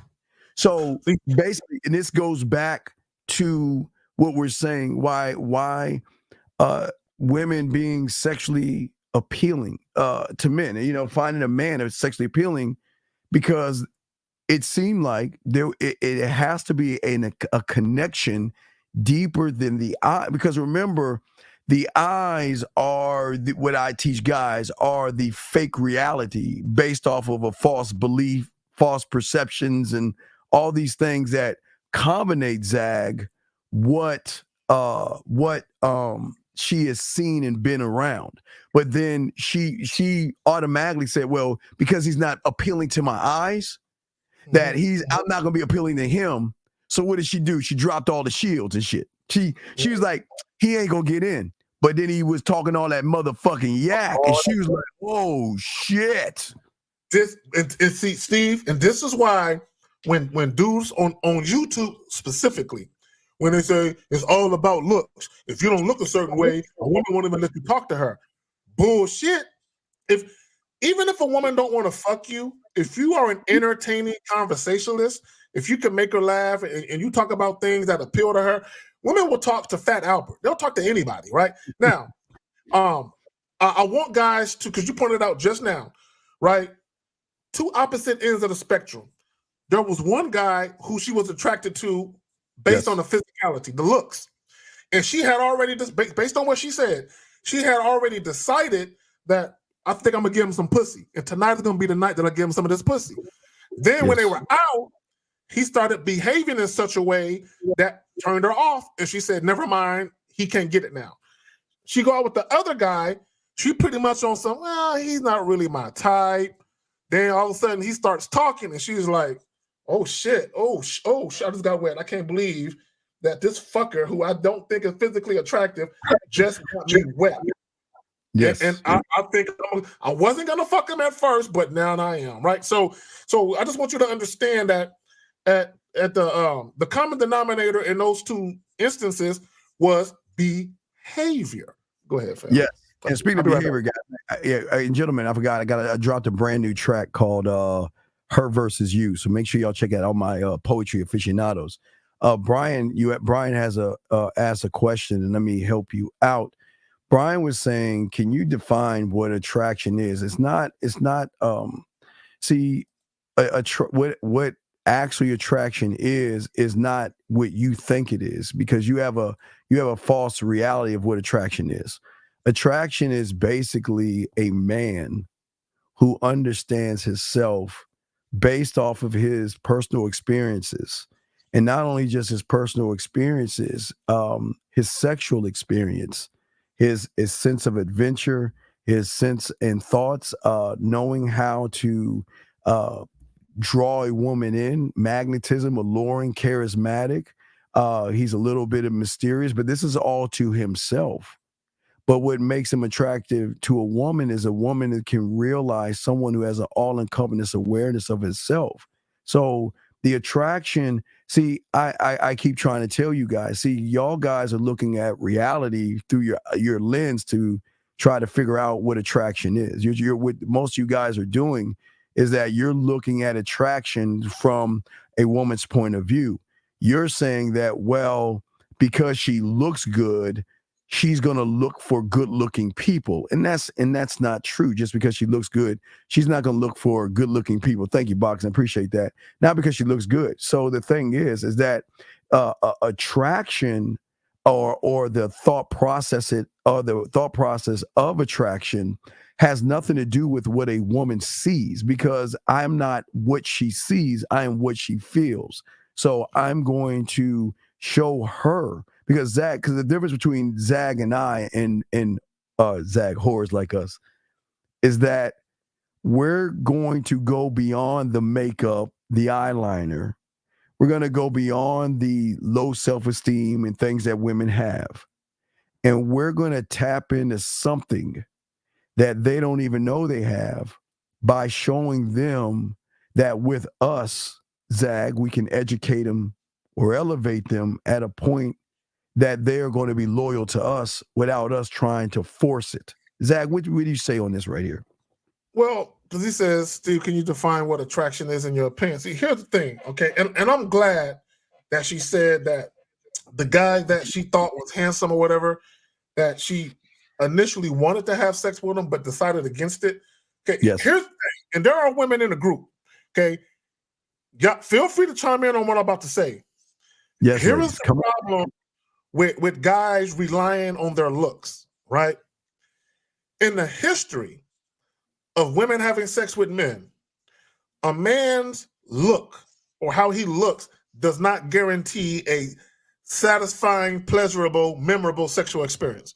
How you look literally has nothing to do with the outcome of how sex is going to be with that woman. Now, if you have a nice body, she might like looking at your body, but beyond that, if you can't penetrate her mind first and foremost, and then when you actually have sex with her, you're a dud in the bed. If you 6'2" and you fucking 230 pounds, you know what I'm saying, with fucking 2% body fat, she looking at you like, what a waste. I'm telling you, that's what women will say. What a waste. Right. So see, most of y'all guys think, okay, their biggest mistake, Zag, and let's talk on this. Most of these guys, because it's like Andre was saying about game. See, the reason why y'all can't be honest with women is because when you look at you at the surface, which is the problem, if a woman can only see you from the surface, then you're fucked. Because a real motherfucker, she's going to see something deeper because of the connection that they have.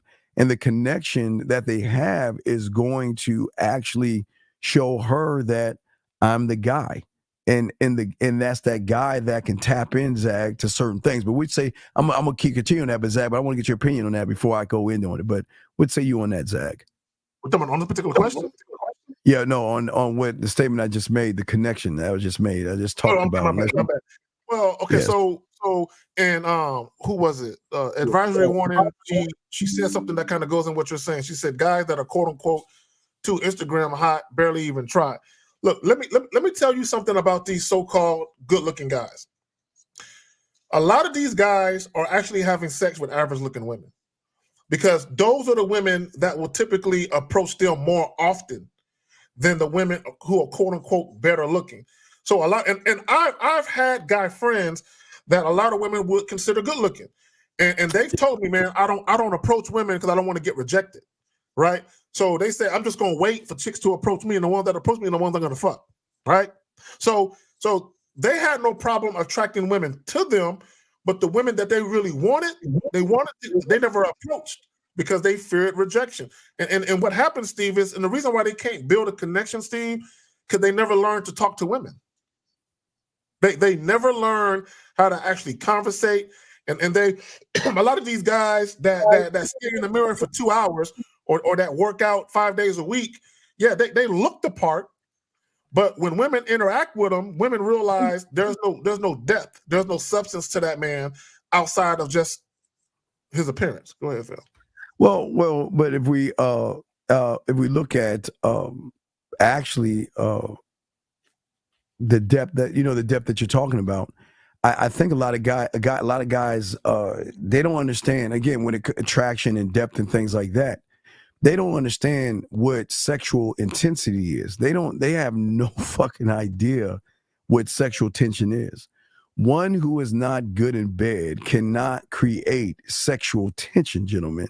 And that is the biggest problem that y'all have. You are okay. Please understand, gentlemen, women have a checklist. And if you're not hitting that checklist or superseding the checklist to create new things to be checked, you're not the guy. So the problem is, Brian, you're looking for a definition, but yet you have not even defined who the fuck you are as a person. So in that's Zach, I want you to talk on it. That's part of why guys are wrong. Okay, I'm glad you said that, because being an attractive man supersedes the superficial. You know what I'm saying? It supersedes that. So what a lot of guys don't understand, shout out Antonio Wing Chung with the 2 sub fam, my donation to the gang, taking notes. That's what's up. See, being an attractive man is deeper than just how you look. I mean, you can say that in some cases that might be part of it, because women still like to look at something they believe is nice. But again, Steve, earlier when we had the young lady on, right? She was talking about dudes with game, right? And she was talking about dudes being smooth, dudes having charisma. So what happened is she met a man. I mean, it could be this nigga named Steve somewhere. Who knows where he's from? But that she met, and he broke the algorithm, right? Meaning that he spoke to her in such a way and gave her such a profound experience. Now, every guy she meets, she compares that to this nigga named Steve. I don't know Steve, this guy named Steve, right? So what happens is, so now guys are judged on a different scale. You know what I'm saying? Versus how, because here's the thing with women.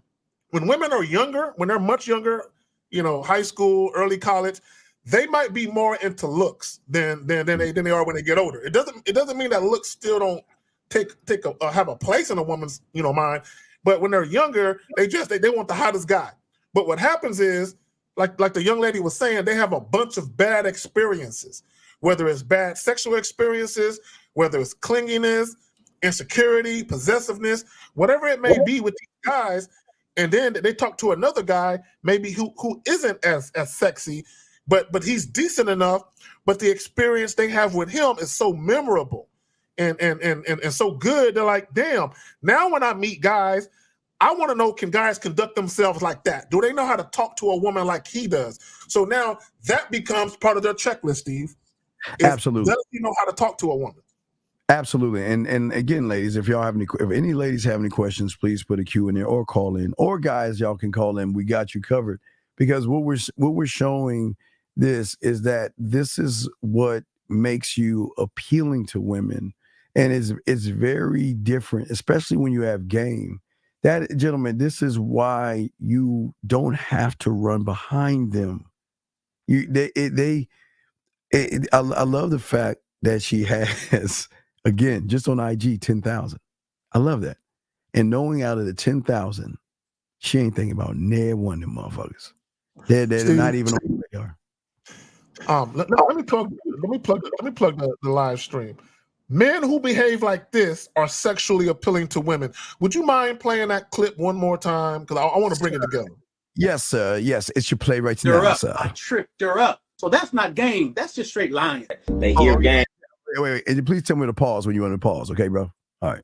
Tell me when to stop. And make them trickery, being slick. They don't even know what it is. A lot of people think that game is trickery. Oh man, I gamed her up. I tripped her up. I would say you don't have no game. What you got is trickery. What you got is lies.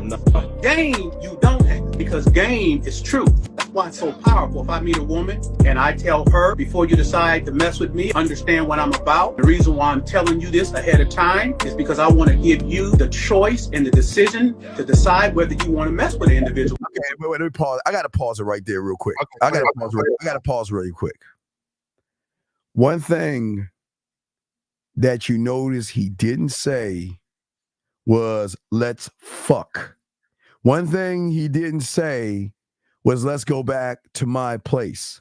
One thing he didn't say was what can I do to get that pussy tonight? He didn't say any of that stuff, where most of you guys go wrong. See, the honesty is not being mean to the woman, okay? Because most of y'all don't understand that that's not the honesty. What the reason why a man does what Zach, the reason why a man does what he does is because, again, I can speak for me and I throw it to Zach. For me, since I was 9 and learning games, Zach, I realized the best woman to have is a woman to come to you through free fucking will. A woman that says, you know what? I know what you are, villain. I know you have other women. Yes. I know you could be an asshole at sometimes, and you could be a dick, and you could be conceited, you could be cocky, you could be arrogant, and you get on my fucking nerves. But when we spend time together, all that washes away. What I say, Zach, is Zach, when you have this thing, it's like I was telling Lakaria earlier. Yeah. You can stop talking to a woman for a year, 5 years, 5 months, 5 hours, whatever, right? But when you get back in touch with her, it's like you never missed a beat, Zach. It's like yeah. All right, but hold on, 513. Wait, let's take the call, Zach, because I know you wanted to say something. 513, what's your name? Where you calling from? Oh wait, 513. Can you hold on 1 second, please? No. Let's go. Yeah. Okay. Yeah. Oh, you good, Zach? Okay, good. 513. What's your name? Where you calling from? Hey, it's Jake. I'm in Indiana right now. Okay, Indiana. What's going on? The home of the Jacksons. What's going on, brother? How can we help you, brother? What's up? Hey, I was just wondering, like, so I haven't fucked yet. I was just wondering, like, some tips on that. On what? He said he hadn't had sex. Can you hear me? Wait, you said tips on yeah, how to... I was just wondering, like, tips on it. No, it's not. General. No, okay. All right. Like, I don't want to go in it and, like... Call her. Not know how to... Call her. Yeah. You're doing what all these surface motherfuckers are doing. All right. You want to know the greatest tip I got? You want to know what that tip was? Yeah. All right. So so there was a Miss Parker in the neighborhood, right? Like on Friday, there was this like Miss Parker, Miss Parker, like that chick that was yeah. So what my mentor did, he wanted to show me something, because I was always kind of like, why am I watching Bob Ross? And why am I writing poetry? I mean, I'm doing it, but why am I doing it? Mm-hmm. I don't know. So he gave me a lesson on sex. So he told me to go in the closet. Yeah. Now, let me show you something. When you take a mirror and you slide it through anything, you can see the reflection off the other side. So I'm in the closet, mirror under, and he brings in Miss Parker. All right? Music's playing. So he had the lighting set, Zach. The music was set, and he was on the bed with her, call her. And what he was, and all he did, now follow me, call her, just fucked my little ass up, because I didn't understand at the time, because I didn't know about what sex actually was. He was in her ear. He was in her ear the whole time, and she began to take her clothes off. She began to play with herself. And let me tell you the coldest thing about it. He didn't take one item of clothing off. All he did was he was in her fucking ear. Now, I didn't know what the fuck he was saying, because the music was on. He was just all here. But what he taught me was, the average guy, you're looking at sex from the physical. But he showed me the sex is not the physical, brother. It's the mental connection. You have got to make the pussy between her ears wet enough to say that this motherfucker, if I give him the pussy or let him get around this pussy, he is going to fuck my world up. Zach, what say you on that? Well, no, I agree. And that whole mirror thing, that shit is true. You put that shit under a door, you see everything going on in that room. You know what I'm saying? Don't ask me how I know it. I just know. So I know, I saw it. I was there. But no, to your point, Steve, there has been times where I talk to chicks, and like you said, they butt naked. I'm still fully clothed, shoes on, hat on, everything. You know what I'm saying? And because you're talking to them, and they're like, "Oh, let me." One, you're making them hot, like literally, you're making them hot about what you're saying. But also, when you're in their ear, you're telling them what's going to happen. You're giving them instructions and guidance, and part of that is, hey, we're gonna do this at a time. Take off your shoes. Get in their ear. Let me take off my socks. No. Leave the motherfuckers on for now. Take off your pants. I'm gonna take off my panties. No, the pants. Listen to what I'm saying, girl. One thing at a time. And all you doing is because you can tell when women start to get antsy and horny, and you just making it marinate, making it wait. But go ahead. Yes, but Zach, hey, caller, watch this, caller. Listen. This is the same thing we're talking about. So Zach, when you're on that phone, talking that motherfucking ism to her. Don't you have all your clothes on? You have not taken one. Fully clothed. I might have a coat on with a scarf. You know, I've been outside. Right, fully clothed. And what is she on the other side? Butt ass naked in the bed with her legs open, waiting for your instructions. Not underneath, on top of the cover. So caller, do you see what I'm saying? See, when you learn game, I don't need to be near you to fuck you. I just need you to trust me enough through the honesty to allow me to be a part of something that you don't even understand yet. That's the fucking sir. Sure. Well, not only that, Steve. If you don't prep her mentally, you got to work twice as hard physically to try to even get her there. You know what I'm saying? But if you prep her mentally, you fuck around and just put the tip in, and she already quivering and shit. You know what I'm saying? Because of the anticipation. Yeah, because he don't even know about listening to the body. So, caller, you got some work to do. We'll throw you back in, dog. But we appreciate the call, okay, brother? Appreciate y'all. Get back and get some coaching, man. We got you, man. All right, guys, lines are open. But Zach, let's talk on that. Do me Zach. a favor. Can you bring up what Renee said at 8:34? Okay, let's see Renee at 8:34. 8:34. Wait, Tokyo. That's not it. Let me see. She said, okay. All right. So Renee, if you still listen, number one, if you were here instead of this water bottle, I wouldn't be drinking this water so fast. I would take my time with it.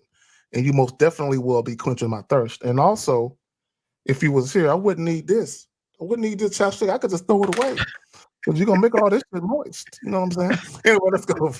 No, but okay, gentlemen, this is what we're trying to get y'all to see.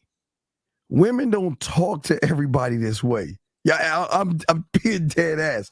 Women rarely talk this way because they keep it close to the vest, Zach. They keep it so when a woman feels sexually safe with a man that knows what he's doing, not only is she open about the things that she say, she doesn't feel ashamed in what she says. She loves to say this, gentlemen, because she knows the reply is going to give her that little ting, that light ting. It's like a light little eargasm in her ear because a man knows how to take a statement and flip that bitch around and make it a sexual melody in her ear. Zach, what say you, my brother? Well, not only that, and as I was saying to Renee and what Renee just said, and also the young French lady that called, when you get it right, my what? My French croissant.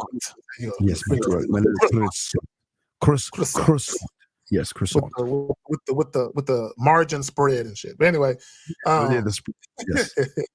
So what guys got to understand when women feel a certain way, based on how you speak to them, how you interact with them. Like I was telling a young lady, you're speaking to their sexuality. A lot of times when you guys are talking to women, you're just talking to her. Like you're talking to her like a coworker would. You're talking to her like a guy asking for directions would, right? So you're talking to her like the fucking grocery store clerk that's bagging up her fucking groceries, right? You're just having this on the surface conversation that's not penetrating nothing, right? But when women respond a certain way to you, it's because you're speaking directly to their sexuality. So even when the young French lady was on, when she was talking about the ugly dude, she said, I wasn't thinking about fucking him until he started talking a certain way and he started making me think shit. Because how he was talking, it spoke directly to her sexuality. And for you guys who don't really understand what sexuality is, just Google it and read it. Just read the definition. And that should give you a clue. When I say speak to a woman's sexuality, number one, Steve, everyone has their own unique sexuality. It's like a palm print or a fingerprint, thumbprint. Everyone, now there might be some similarities, but it's all uniquely different. And depending on how you speak to a woman, you can either speak, you can either speak against it, meaning you're saying something that's just making her look at you in a grotesque manner, like, ooh, this motherfucker, I can't fuck with him. Like you fucking it up. Like the dude that was good looking, right? Fucking it up. But the other dude, he knew how to speak to her, and it spoke to her sexual side, and that made her say he can get it. Go ahead. You know, Zach is crazy because, again, I had no idea what to tap into because I had no idea about the game. But once my mentor told me like the secret, he's like, what you don't understand, motherfucker. You know, he told me that way. He was saying that not only do emotions zag, but emotional experiences will always shape the decisions on the actions women take. And Zach, this is what again. Then from that point, I knew never to make it about pussy. Never be a human. Well, because I want to ask you, Zach, because this is what, for me. That was my moment. I realized that I can no longer make it about what's between her legs. And I know that there's something in the emotion, but to tap into the emotion of sexual discomfort. And I don't mean where she doesn't feel good about it. It means the discomfort of he's getting too close. Hey, Zach, he's getting too fucking close. He's getting way too fucking close to me where, guess what? I'll give you all an example of way too close by using Zach, okay? We got a question from a lady. We got you, babe. We got you. We'll answer your question in 1 second. So the discomfort is this, Zach. So it's like, I hate Carrie. He's such a dick. Can you believe what he wrote today? Girl, look what he said. Oh, he think he cute. Look, I just saw him. Look, why? Look who he's talking to. Boy, she doesn't even look good. She doesn't look as good as I do. I don't even know why he's even talking to her. And do you see what I'm saying, gentlemen? And she doesn't even realize that Zag's got her hooked. Because, guys, the depth of the game is, yes, honesty first, but there's so many layers, Zag, that go beyond that. I want you to go talk on that, then we will answer this lady's question right here. What a lot of guys, this is why some women, they might try to avoid you a little bit because they can feel it. Because they know he has already got me. You know what I'm saying? Hooked. If I allow this man access to me sexually, and if he can do what I think he can do, I might literally lose control. And sometimes that scares women because they don't want to lose control.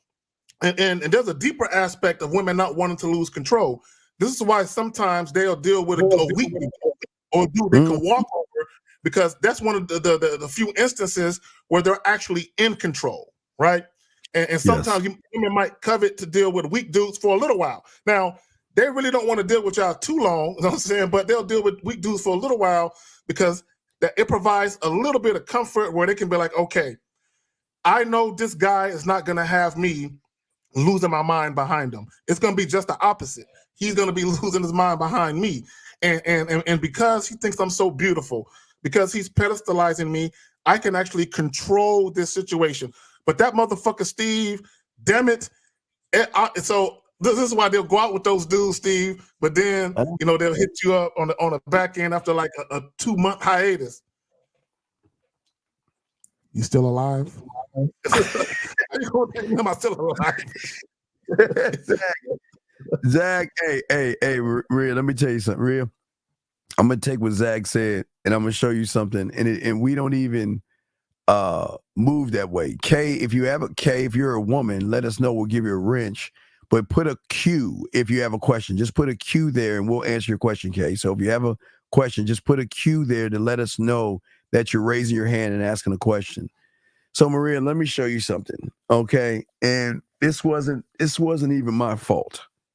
But okay, Zach, I always told you about my roommate, right? And I mean, this is something else that happened where the chick, it wasn't his girl. It was a girl that he was interested in who had a man. And she did to me. But okay, so I had one. Okay, Zach, I had one. And Maria, this is why I'm telling you, don't ever say this to a man that is near you, because I'm going to explain what happened. Zag, several times, because you know how we are, man. I'm like, hey, you know, if you want to see somebody else, go see somebody else. And you want to be with someone else, you want to date, I mean, our free will. Zag, you know, we don't give a fuck. We the motherfuckers, right? So she wants to talk to me one day. Kind of like this, Maria. Kind of like this. How? Okay, why isn't he operating like you? What you talking about? Well, kind of like this, Maria. See, the thing is, okay, Maria, understand this. I'm gonna use Beverly Hills. There's a saying with people that have money. Okay, Zag, where you're at in San Antonio, I'm sure there's an area that's like a Beverly Hills. Where I'm at, they got this place called River Oaks, where it's caked up. It's like River Oaks, Bel Air, Woodlands, Kingwood, Katy. Like these, like you have the Dominion and there's some other places. The Dominion is where a lot of the Spurs players live and shit. Yeah, big. Okay, so the thing is, if you have to ask how much it costs, you can't afford it. Meaning that if you, because this is the conversation we got to have with the women. If you got to ask me why a guy isn't doing these things, then you will one day realize the person that you're talking to is the guy doing those things without you even having to ask. So the problem is that I had one that was doing the same thing. She wanted to know, like, you know, why is he not like you? Like, why doesn't he pay attention to what I do? Why doesn't he do this and why does he do that? Because he just ain't the motherfucking guy. But you know what happens, Zach? What happens is after they start doing that, after they realize that you're the guy, then they want to start telling you, you know what? I just want to let you know that, you know, I think I don't want to be with anybody anymore. You know, I've been out there. Hey, Zach, ready? I've been out there, and I've dated several guys, and all of them were the same. They could not teach me anything. The woman, I had to teach them how to speak up. I had to teach them to ask for what they wanted. I had to teach them how to move to the right and them to move to the left. But hey, when I'm with you, I don't have to do anything but learn. Zach, talk to him, and that's, and let me just say this, Maria, it could be that he's gotten complacent because he feel like he got you. He feel like whatever he did to kind of win your affection or win you over or whatever it is, maybe he feels like, oh, I'm good now. Now I can just kick my feet up. And we don't really know your situation as intimately as you do. Perhaps there are some inconsistencies on his part. Maybe there were things that he used to do that you thought would be a mainstay in the relationship, but maybe he removed those things. You know, I don't know what's going on, but this dude here. Okay, hold on. Well, K's a guy, I guess. K's a dude, I guess. So, right. So K, your name is very feminine, but regardless, see, this is what y'all don't understand about game. There is asking a woman out for drinks where you're asking for permission. And then there's telling a woman what you wanted to do, see if she's going to follow your fucking instruction. See, you asked for permission, which told that woman that you're not the right motherfucker for her. Because I'm sure her man has always been telling her what to do. So if you just ask for permission, y'all are too busy asking for permission. Is it okay? Do you think? How about? No, this is how it's going to go. I want you to accompany me here, this place, this time. And you can say yes and you can say no. But you'll never be in a situation, Zag, where a woman is going to throw, my man won't want me to do all that other stuff, because there is certain types of influences that we have, where if we're even, see, you can't, well, now real quick, Zach, some of y'all guys walk up, hi, my name is Bob, I'm a Sagittarius, let's go out for drinks. I mean, all boring and shit. Zach, let's talk about it. You gotta marinate the meat before you put it on the grill. Well, here's the thing. This is. I just want to get real basic on this one. If she said my man would not want me having drinks with you, why are you asking why? Like, it don't matter why. You know what I'm saying? It's completely. If a woman is telling you she's not interested in you for whatever reason, the reason doesn't matter. It's kind of like this, Steve. If I walked up to a young lady and I tried to introduce myself, and she stuck out her hand and said, "I'm not interested. I don't want to talk to you." The why is inconsequential. It's unimportant. She's not interested. That's a very elementary question. What that tells me is you have little to no experience with women at all to even ask that question. Well, what does it mean when a woman says she got a man? Motherfucker, she got a man. I mean, what the fuck you think it means? But let's say for the sake of argument, Steve, she was lying. Let's say she was lying just to get him away from her. Okay. Either way. Now, here's the thing, Steve, and you know this. Right. That lied too, yeah. Yeah, they'll lie to, but there are some instances where women are telling you that they got a man because they really do, but they're not telling you they got a man because they want you to walk away. They're telling you they got a man. They're giving you full disclosure. Oh, hey, Zo. Like, hey, we can do a little something, but I'm just letting you know. I'm on my situation. Yeah. But that's why there's two different I have a man, but again, you have to read between the lines. You have to read between the lines. Right. And sometimes a woman's going to say, again, some women, okay, gentlemen, Zag and I are pretty old, so allow me, I got to pull it up, Zag. Talk to him real quick. Let me pull it up so I can give them the analogy to understand. I'm grandfatherly in this motherfucker. But anyway, go ahead. Hey, Zag, you'll laugh when I show them this because they don't remember this, but they remember, for us, they will remember it, but let me find this right here to show these guys. Let me see if I can find the joint. And I want y'all to understand this. And y'all will laugh at us because Steve, I'll be right back. Yeah. Okay, so I'm going to explain to y'all this. All right. So when we were small. Oh, wait, you know what? I won't even use that. I'll use something different. And guys, y'all can call in. Ladies, you can call in. Ladies, you have a question. Ladies, call in. We are open to women as well. We want the women to call in or ask questions as well.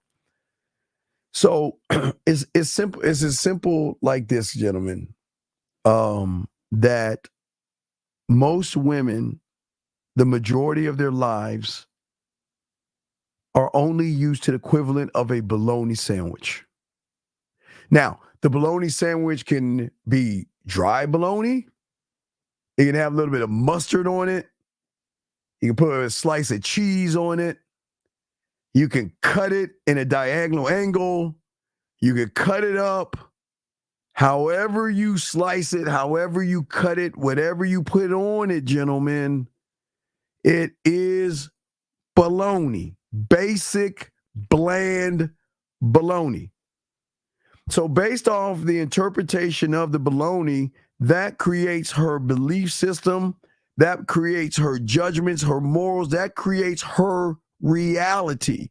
So her reality is based upon bologna. Okay, I was about to show steakums, Zag, but I'm gonna use bologna instead. So they're Bro, I got some steakums in the freezer right now. I still eat steakums.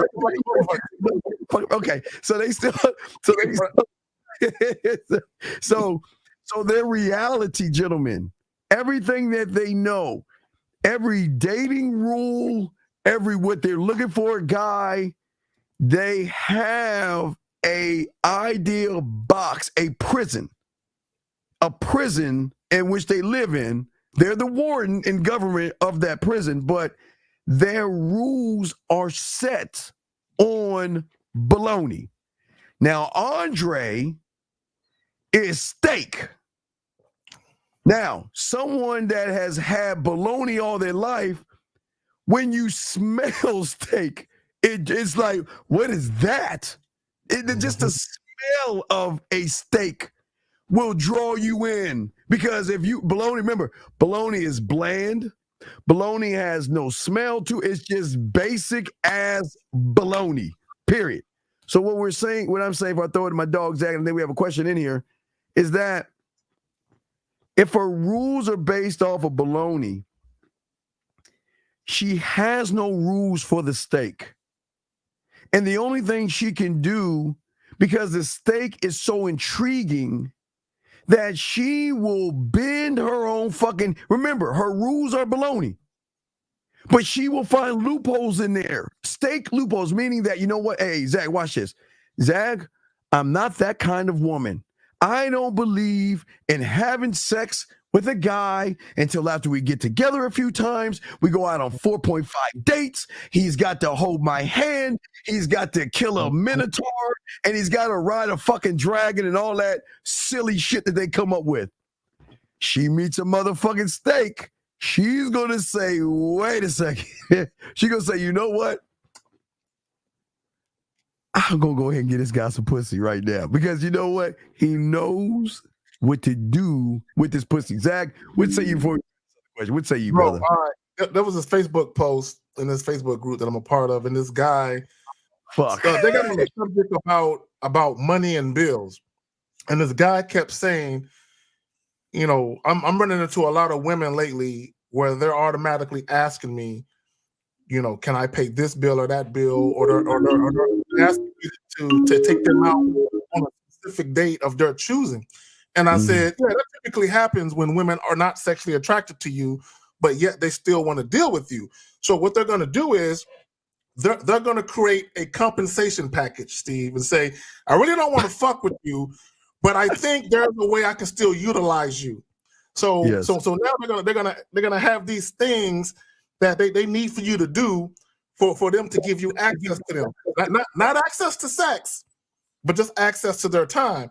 And what it is women have dating rules for men they don't want to fuck. You know what I'm saying? And the guy need to understand that is that the experience is different, is vastly different. Go ahead. Eric Code, already got a caller. Eric Code 914. Sir, what is your name? Where you calling from? Which question? Shit. What's up, fella? This is Jay, man. Jack, what up, man? C to D, what's up, man? Wait. You know we tried to call you with Beautiful last week, right? Steve, no, and you got chicken shit scared. In the morning, Steve. I know my fault. She was gonna call you and chew your ass up. You're lucky. She was gonna call your ass. So what's up? What's going on, man? Nah, Steve, you were talking about that, right? You talking about marinating. Let's just say, I know earlier there was a guy, he asked a question about, even though the question he asked was like his actual elementary, but my question is, Steve, if you see a woman in the street, right? Yes. But you want to get like straight, quick to the point, like you said, get straight to the point. You say, hey, you know what? Like for instance, I was outside, I saw a woman. I was like, hey, you know what? Hey, I think you're attractive. I know a spot. We can get some drink. What are your availability? She told me, oh, I have a boyfriend. But Steve, earlier you just said wait. But remember, we told you this. Okay, we told you what Zach said, and I'm gonna okay. Listen to me. I'm gonna ask you a simple question. Why do single women wear wedding rings? They wear it just to get the guys they don't like. Let them know that they're not interested. No, because they want to separate the losers who want relationships versus the guys that just want some pussy. No, okay. So a woman could be could take the bar. It could be a doctor working on a medical exam. It could be a woman working on a presentation. It doesn't matter. And that dildo is just not enough to get her through, and she needs to get that nut off her back. She will either use I have a boyfriend or wear a wedding ring because she wants to separate the motherfuckers, like Zach said. Some women are going to tell you they have, but what I'm saying is that some women don't listen. The woman is saying, if I give this guy some pussy, I don't want a motherfucker bothering me, bugging me, blowing up my phone. I just want to get this nut, right. Mm-hmm. I just want to get this nut off my back, and I want to get back to my life. But the problem is most of y'all motherfuckers are thirsty. That's why they have to separate the guys. So when she said she had a boyfriend, what did you say after that? Thank you, Renee. What did you say? What I say after that? I'm gonna be honest. What I say after that, I'm gonna be honest. I said, okay. I said, I respect that. You know what I mean? And have a nice night. I just fall back. Why? Why would you? But then, why would you say that? Why would you take? Like Why would you take? It was just a way of her saying. No, Steve, but okay. Women have game. We've showed you with the call. We had a call earlier today, which we'll cut up and post for y'all guys by itself because it's that cold. We have a call earlier today, and we had women all the time saying that they have game. And they can recognize a person who doesn't have game by how he moves and responds to things that they say. You took your ball and went home. So, in that case, what would you have said? I'm not you. In that case, what would you have answered there? Okay, hey, caller. So a couple of things, real quick. This is why Steve said earlier, you have to know how to decipher things. Meaning this, when women say certain things, okay, and this is assuming that you have astute observation, astute awareness, and you just know how to communicate with women. There are some times where women say shit, and what they're saying is not exactly how they mean for you to take it. Okay, so case in point, I said earlier, there are certain. Now let me just say this. Here's my disclaimer. Here's my caveat. I'm not saying that you guys should sign up to be a side dude. You know what I'm saying? I've been a side dude a number of times. But what I'm saying is this. Depending on how she says it and depending on the context of it, sometimes a woman could be telling you she has a boyfriend. She really doesn't. She just wants to get rid of you. And there are other times where women, they do have a boyfriend and they're telling you that it's the truth. And then there are other times, and now, Steve, I know you witnessed this.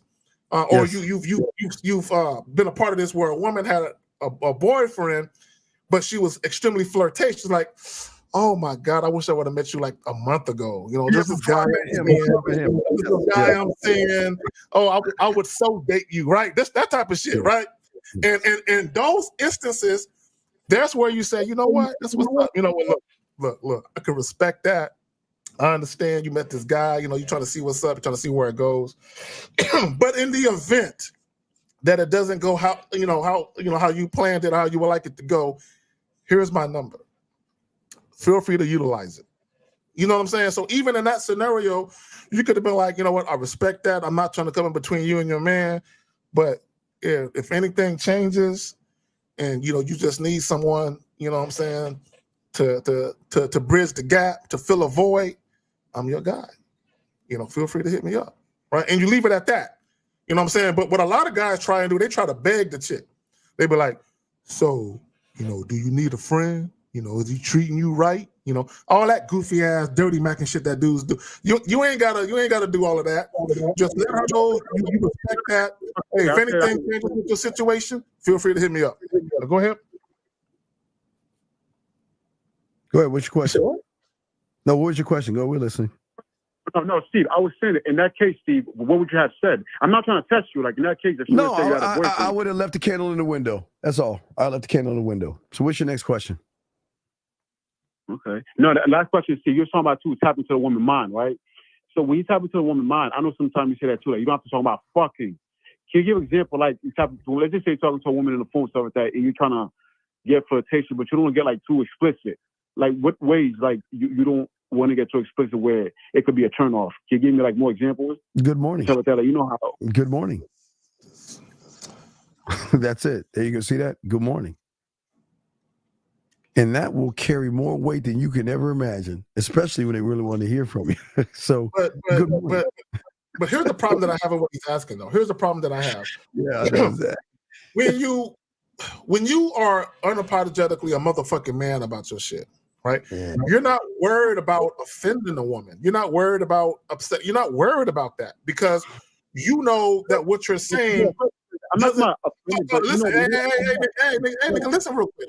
Let me finish. Let me finish. Okay, you're not worried about all of that, right? Your thing. The thing is you just make sure that you're sincere and authentic in what you say. You know what I'm saying? That's it. That's it. As long as you're not being malicious, as long as you're not going out of your way to try to be mean, cruel, or anything like that, say what you need to say. And if she with it, she with it. If she ain't, don't sweat that. But you should never say something to a woman and you meant to say it, and you know it's coming from a place of sincerity, and then you sitting there second guessing what the fuck you said. Say what you need to say and then move on. So, caller, I want you to think about this 914. Go back and listen to the woman that was on the show earlier today.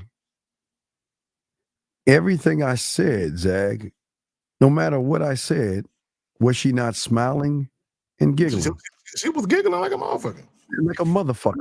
I ain't gonna lie though, Steve, but when you be saying those things, though, it be smooth. Like you don't be talking about. Because I'm a smooth motherfucker. Because Zag and I are bad, smooth motherfuckers. But that's why I'm telling you. That's why I can say good morning and it will carry weight. Because there's more to the good morning from the motherfucker sending it. You don't have any. What did she say earlier? What did the young lady say earlier about compliments? A woman will appreciate a compliment, but depending on who it comes from, it carries more weight. You're saying the same thing as another guy, but what you're saying when you say it is like, oh, okay. When he says it, she's looking at her phone, smiling, cheesing from ear to ear. You know what I'm saying? Yeah. It's him saying it. Because it's the connection that she has with him. Has keyword. Listen, this is you hear what I'm saying, caller? Has with him. So he's not trying to force a connection. He is the connection. He's the thing. He's the it. So that's the problem. You're not the it as in game. We're the men. We're the it guys, right? So that means that if she chooses to connect with us through free will, she is going to be in for a ride of her life with us. And she can recognize it. A very pleasurable. A very pleasurable. Meaningful.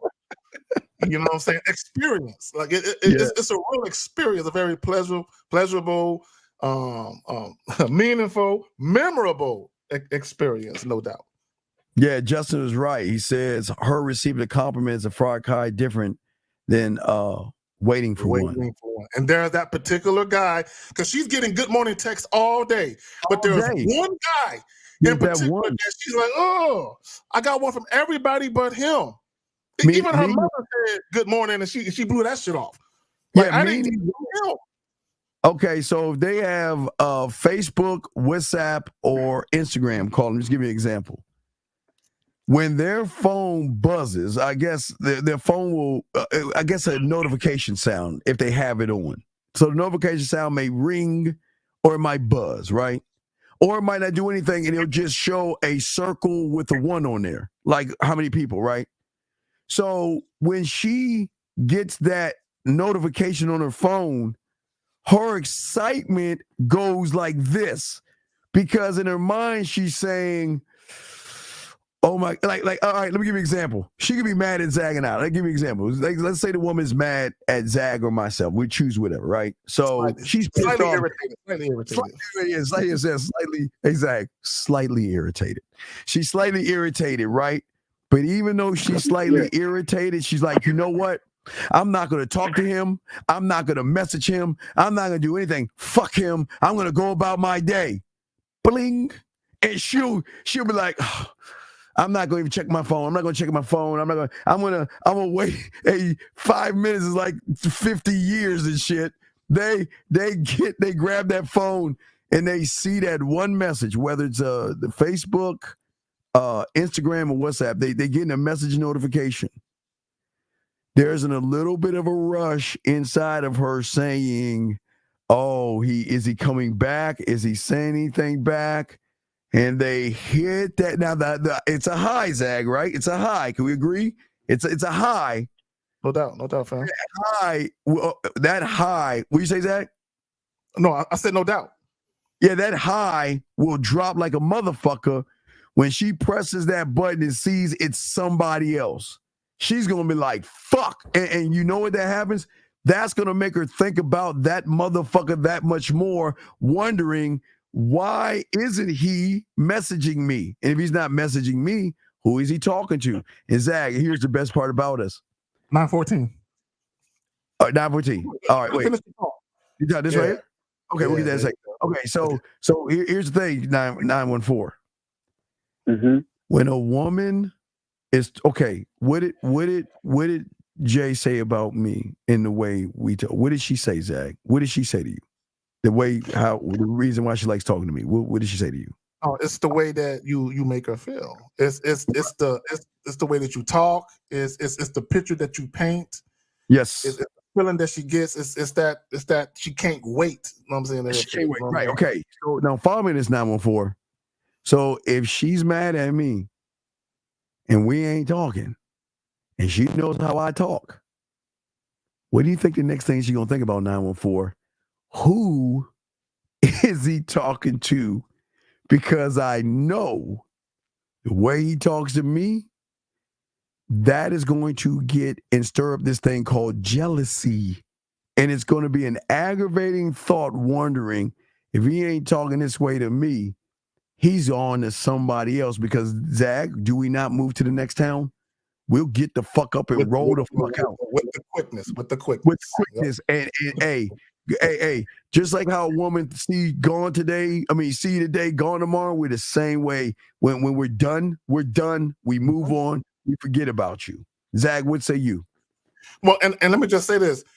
And we move. Here's the difference between us and other dudes. We move on. There's no vitriol. There's no we're not mad at the woman. It ain't there's none of that going on. It's literally, hey, you take care of yourself. I wish you well, but it's time for me to go ahead and bounce. You know what I'm saying? Do you over there? I'm gonna do me over here. Good luck to you. And if I see her, it's gonna be copacetic. It's gonna be cool. Ain't nobody tripping. You know what I'm saying? No. So you see 914 the difference? Mm-hmm. Yeah, I see. But last question, Steve. Yes. Do you recommend a guy to be saying good morning to a woman, like give a woman like those extra attention as far as like? No, see, look, okay. There's two types of good mornings. Get your crayons out, gentlemen. Y'all need to write this down. Your good morning is tied to some manipulative lie. Exactly. You're not saying good morning to say good morning. You're saying good morning because you want to use that to find the combination code to get some pussy to fuck. Exactly. And you guys, right? That's what Caller. This is precisely why you're having trouble with women, because you're disingenuous. You're know what I'm saying?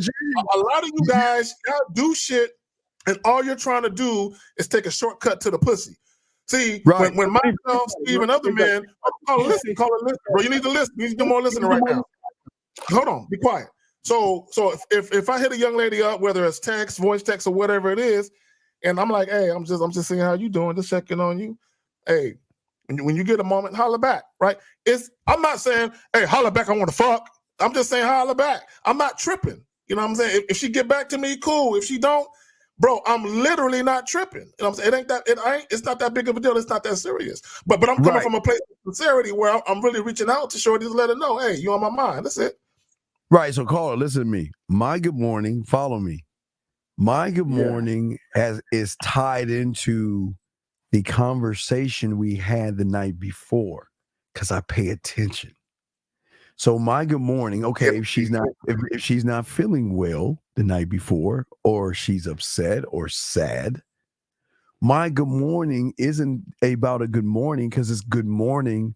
And after talking to you yesterday, I just wanted to reach out and let you know I was thinking about you. When you have some time, get back at me. That's it. And then if she reaches back, me, I like photo. Hey, send me a photo. I want to see. But I'm just saying, it has nothing to do with fucking, caller. I'm not disingenuous.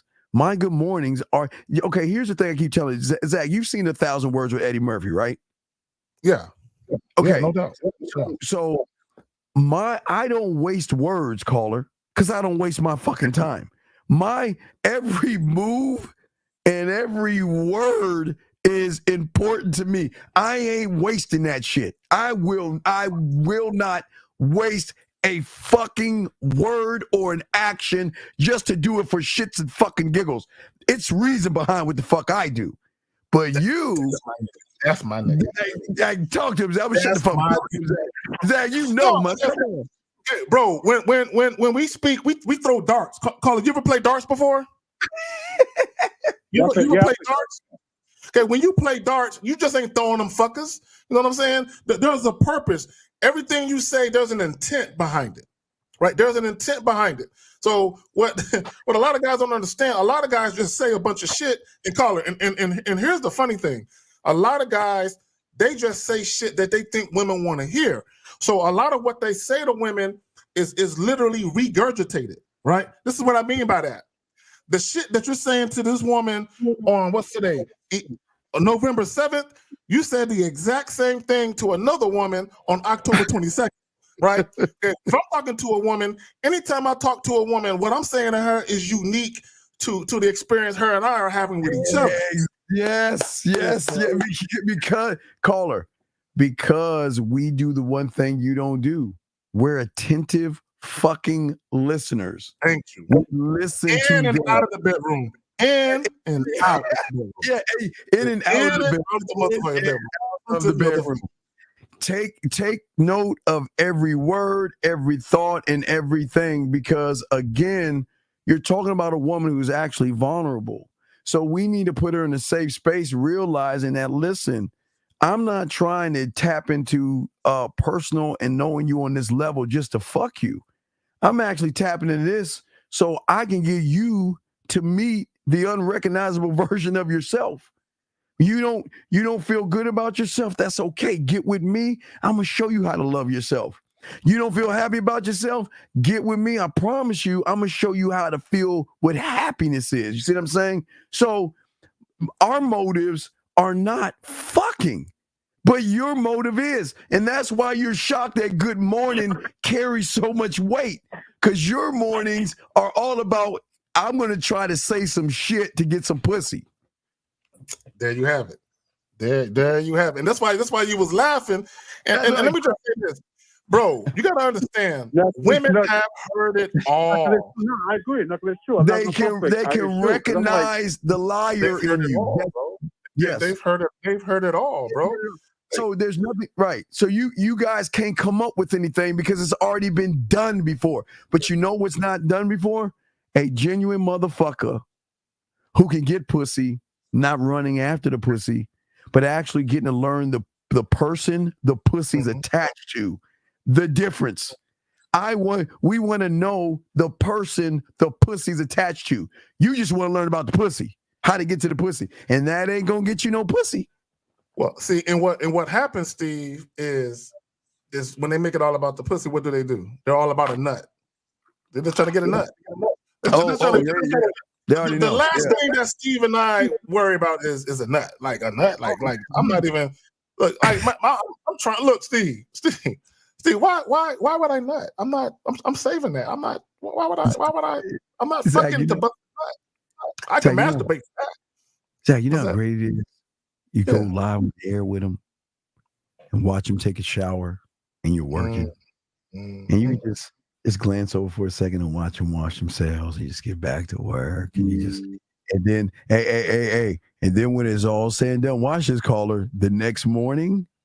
Good morning, and I just want to let you know, I enjoy the experience that you had in the shower. Because for me, again, Zach, I'm always jealous of the water hitting your body. I mean, the water gets to have its way with your body. And I wanted to know what it was like to watch you in your element in a way that nobody's ever asked you before. And I just want to let you know that's what I appreciate about you. Do you see why that good morning is so fucking cold right there, Zach? Come on. Steve saying that shit. I ain't saying that shit to y'all women. But anyway, but that's Steve shit. Now, don't get me wrong. Don't get it twisted. You know what I'm saying? I got my own unique way of doing things. But Steve, that's that motherfucker right there. You know what I'm saying? Yeah. Hey, Zach, I forgot to show him that. Look, you know, I showed him my Allure cologne and everything, but I also want to show y'all, hey, the Allure fucking deodorant, dog. It's all, oh my God. It's my. Speaking, I'm glad you're showing that. I'm glad you're showing that. Let me talk to you guys real quick. A lot of you guys that are not really into cologne, start investing in the packages. Okay, what I mean by that is the packages that have the aftershave, the body wash, the cologne, and the deodorant. Got them all. Invest in that shit. And also what I would recommend, and I think Steve, you talked about this, is when y'all take showers, make sure you take a hot shower with the loofah sponge or whatever the fuck you motherfuckers use, and make sure that the body wash for that cologne is on that, because the steam and the heat is gonna make that shit stick to your body. It opens up the pores and opens up your pores. So then when you're washing your body, you're not just putting soap in, you're putting that nice smell. So when you start to perspire when you're fucking, now you're gonna what I do after I do that, I'll put baby oil on top of that. You know what I'm saying? So it trap that shit into the skin. Yeah. But I like the gel baby oil. I don't like the liquid because you get all over the fucking place. But the gel shit, no doubt. Yes. So do you see 914? Do you see what we're saying? The difference between good morning now? Yeah, I see what you're saying. Yeah, that's what you're saying. So, last thing too. Yes. At first cologne, what's the best cologne for men you guys recommend? No. Stop. What I want you to do is take a field trip. Go to Macy's or whatever. Go to one of those stores. Go to the cologne section, and they're gonna have a jar with fucking coffee beans in there, because it'll help your smell, your palate. It'll clear it up. What you need to do is start sampling colognes to see what fits your body. See, for me, Zach, my two cologne, my two colognes and shit go well for me.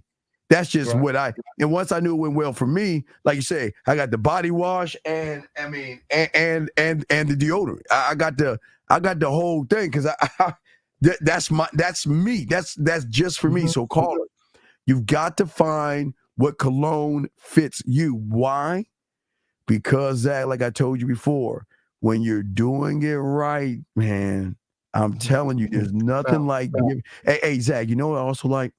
I love giving them a I knew one that loved Mickey Mouse.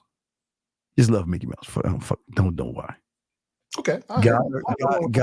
Got her a Mickey Mouse. Not a onesie, but a Mickey Mouse like bedtime thing, some shit like that. Some she can wear, some a little tight. No, something loose, because she can roll that bitch up. She can roll it, roll it up. Right, yeah, right. So, but I would always spray my cologne on there for when the time she's missing me or thinking about me. There you go. She can smell me without me being there, and that fucks their head up, because motherfuckers don't even think that deep. It's like, she thinking about you like that. I mean, instead of holding on that pillow, she can just fold that shirt up and just say, just start smelling you, dog. What say you down on that, man? No, I think scent. See, a lot of guys don't understand scent. Depending on the type of scent you have, it can be an aphrodisiac, right? But I'm gonna tell you this: the more attracted a woman is to you, the more your scent could draw her in, right? I want guys to understand, just because you smell good and you in a club or something, that don't mean a chick is gonna be like, oh my God, you smell good. Can I take you home? It don't quite work that way, right? Yeah, but if a woman is feeling you and you happen to smell good in conjunction with that or on top of that, right? Because Steve, what they don't understand, right? Attraction, it can be simplistic, but it can also have complexities and subtleties to it. Meaning this, oh my God, it's very complex.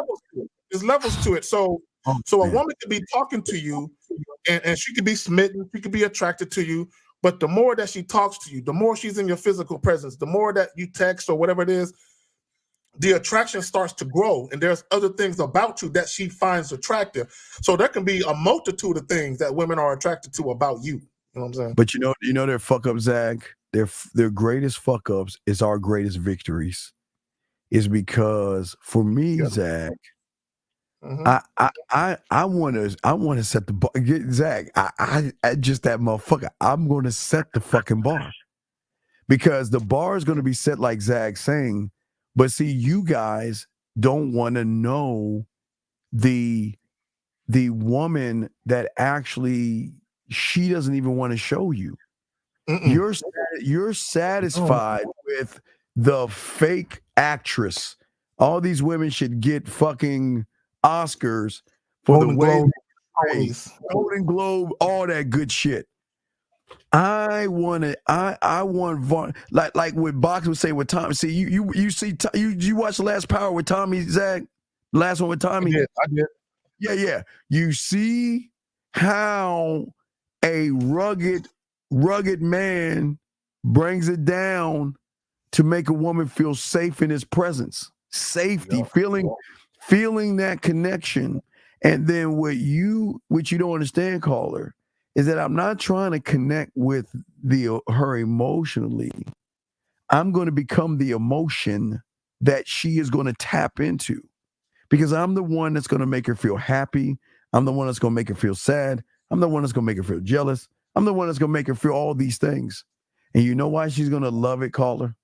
You want to know why she's going to love it? Because you never make her feel a goddamn thing. She's too busy trying to help your fucking emotions. She's too busy trying to validate you. Well, you know what? I'm usually not good with women, or I'm a virgin, or I've never kissed a girl before, and I don't know what to do. So can you please validate me, please? Zach, what say you on that shit? No, I just, because you mentioned something that was profound. So let me unpack that a little bit. Okay, you were talking about putting her through the emotional gauntlet. Well, here it is. You got a woman intoxicated with the drug of you. She gets, you know what I'm saying? She snorts you, she smokes you, she freebases you, she injects you. She smokes you like a pill and shit. She drinks you, all that type of shit, right? It's that intoxicated. It's that just talking to that man makes me feel away. Like you're not even there physically, right? You're not even there physically, but the way you talk to her, it makes her feel away, right? And if she is in your physical presence, right? If she is in your physical presence, like Christina is saying, it's that feeling, it's that feeling safe with that dude, feeling like I can lay on his chest. You know what I'm saying? I can throw my feet up in his lap, right? Or whatever it is. And I just, not only do I feel extremely comfortable around this man, I feel like I can be myself with no fear of judgment, no ridicule, no shame, but they just feel safe. And let me just when women talk about safe a lot of times, guys, it's not just the protection component where they feel like you can whip a nigga ass if a nigga try it. You know what I'm saying? But it's the honesty, Steve. It's the transparency. It's the honesty. It's feeling like exactly who this guy presented himself to be to me. He's that guy, and he's consistently that guy. He consistently shows up as that guy. Diamond. Is Diamond the one that is with Tommy, the brother? He ain't smooth. Wait. You talking about who is Diamond? Which one? Wait, Diamond, the bald-headed stocky brother, the one that's in he's the barber, the guy that was on probation. That's right. The nigga. That motherfucker got no game, because the motherfucker was dirty macking. He taught the boy boxing to get some pussy from the girl without motherfucker. Oh, this is why you gotta learn some game, dog. That motherfucker ain't have no game. He wanted some pussy. So what he did was he used a fucking kid to get some pussy. Not only that, but he's telling the husband and the father, stay away from your own son and your wife. Why you interfering with that marriage like that? Like even if the wife wanted to bang it out, nigga, bang it out. Don't mention the husband. Don't badmouth him. Don't say nothing about him, and don't try to pretend you. And I'm not saying he didn't care about the boy. I think he did, but he definitely took advantage. Steve, he took advantage of not only the boy situation, but he took advantage of how the woman looked to him because he was dealing with the boy. Yeah, how can you say he was smooth? Oh, explain that to us. That something is wrong with you. Don't have no game if you can't recognize tricking. He was dirty macking. How do you say that motherfucker? Please explain how you say he was smooth. That motherfucker was not smooth. Now before you done, dog, we'll throw you back in, dog. All right. No, I'm all done. Yeah, thanks a lot, fellas. I appreciate all right, that. Thank you for the question. Thank you, man. All right. Guys, lines up. Yeah, man. Yeah, that's great, man. Y'all got to stop, man. Look. Pay attention. If we knew Diamond is smooth, we would have said it. And ask yourself, why didn't we say it? But you thought he was smooth. That motherfucker wasn't smooth. He was dirty macking. He was trying to control the fucking father. And regardless of what the father was, it was the boy's father. And however however he wanted to raise his boy was none of Diamond's fucking business until he made it his business. You see what I'm saying? Well, not only that, you know what it is? You know what it is, Steve? When guys is getting some pussy, dudes automatically think they doing something. And my thing is, it's not about getting sex. It's about what did you do? What did you say? What did you do to try and secure that woman sexually? What did you do? You know what I'm saying? Again, he could have left the boy out of it, especially once the father was in the picture and the father had a problem with him being around his son. Why are you still around his son? You know what I'm saying? He created drama. That's what he created drama. Stan, you full of shit too. You full of shit too. Tommy never told the bitch he loved her. I bet the bitch she's in love with him. See, y'all, okay, this was wrong with y'all weak motherfuckers that have no fucking game. Y'all think that motherfuckers have to be hard all the time around women, that we got to be, it's my way or the highway. Motherfuckers with game know how to shift it down and be a great lover to a woman. And being a great lover doesn't mean you're in love, motherfucker. It means that you can sit there and have somebody who is emotionally worried, calm her ass down, and make her feel safe in your fucking presence. Did Tommy ever say he loved her? Stan, tell us. Did Tommy ever tell that woman that he was in love with her? Because if he didn't do it, shut the fuck up.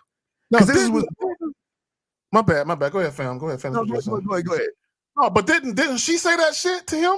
I think she was telling him she loved his ass. And if I remember correctly, she said that shit. He was shocked. He was like, "Oh, for real?" Kind of shit. Yeah, we can see they're gonna look. Here's the thing: women are actually going to fall in love with a man. Generally, fall in love because of how he makes her feel. If you that dude, you're gonna have your fair share of women that fall for you. It's gonna happen. They'll fall for you, and that's why you got to warn them about this shit. You see what I'm saying? What we're trying to tell you motherfuckers is that we're not saying be soft. We're saying learn how to love a woman like a man loves a woman and not be in love. I mean, you know what I mean? You can, there is, on this side of the thing, there's straight up fucking monkey sex. We're ripping our clothes off and all that, right? That's the right hand side. That's the left hand side, Zach. On this side, there's love making. Doesn't mean you have to be in love. It's just slow. And then they got that middle ground. So a man can go like this. You motherfuckers are always on that far left-hand side. You want to grab a woman, get her to your place, spit on her pussy, hit it, and fucking do all that shit, man.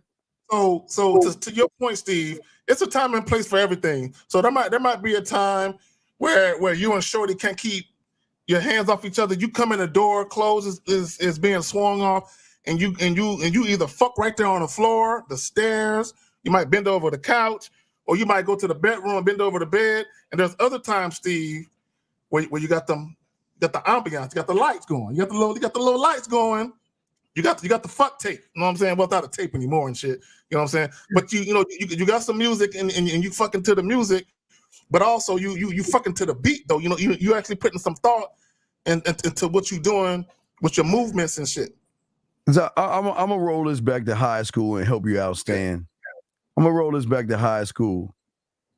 I'm gonna explain this thing called loyalty and sexual loyalty that goes beyond what daddy's saying. Because let me tell you something. Even in college, daddy's telling their daughters to stay away from K-zagging and stay away from me. Because we are terrible people. You want to stay away from these guys who have one track mind. Right. No, but wait, listen. But this is where dad goes wrong. We don't have one track minds. And we're not the ones daddy needs to be worried about. You want to know why? Watch this. We're not the ones that's going to stalk her ass. We're not the ones that's going to pop up. We're not the ones that's going to threaten her. We're not the ones that's going to hit her. We're not the ones that's going to pop her fucking tires. We're not the ones that's going to send her fucking things and do all that weird ass shit that you losers do. See, Dad's got it all wrong. Dad should have her with us because we are the ones that can just walk the fuck away and leave that bitch alone and don't even bother her, stalk her, or bug her whatsoever.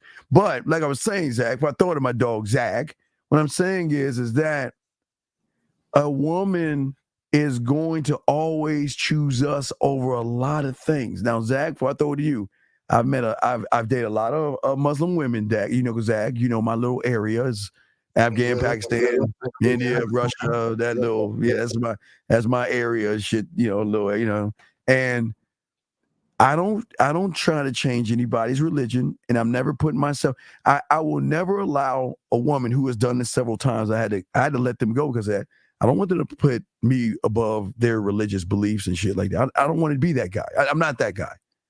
I'm saying that I respect what you have going on, but when they're loyal to your fucking ass, they're gonna put you above all fucking things, and y'all motherfuckers can't even understand what the fuck I'm talking about. Zach, talk to him, man. No, man. You know, let's go back to the high school shit because one thing, because I've had some fathers ask me some questions, and I'm like, look, I'm not trying to take advantage of your daughter. You trying to break my daughter's heart? No, I'm not trying to break her heart. I said, look, and I would say, Mr. Whatever his last name was, look, you and your daughter. This is real shit. I swear to God, right? Look, I have an interest in your daughter. She has an interest in me.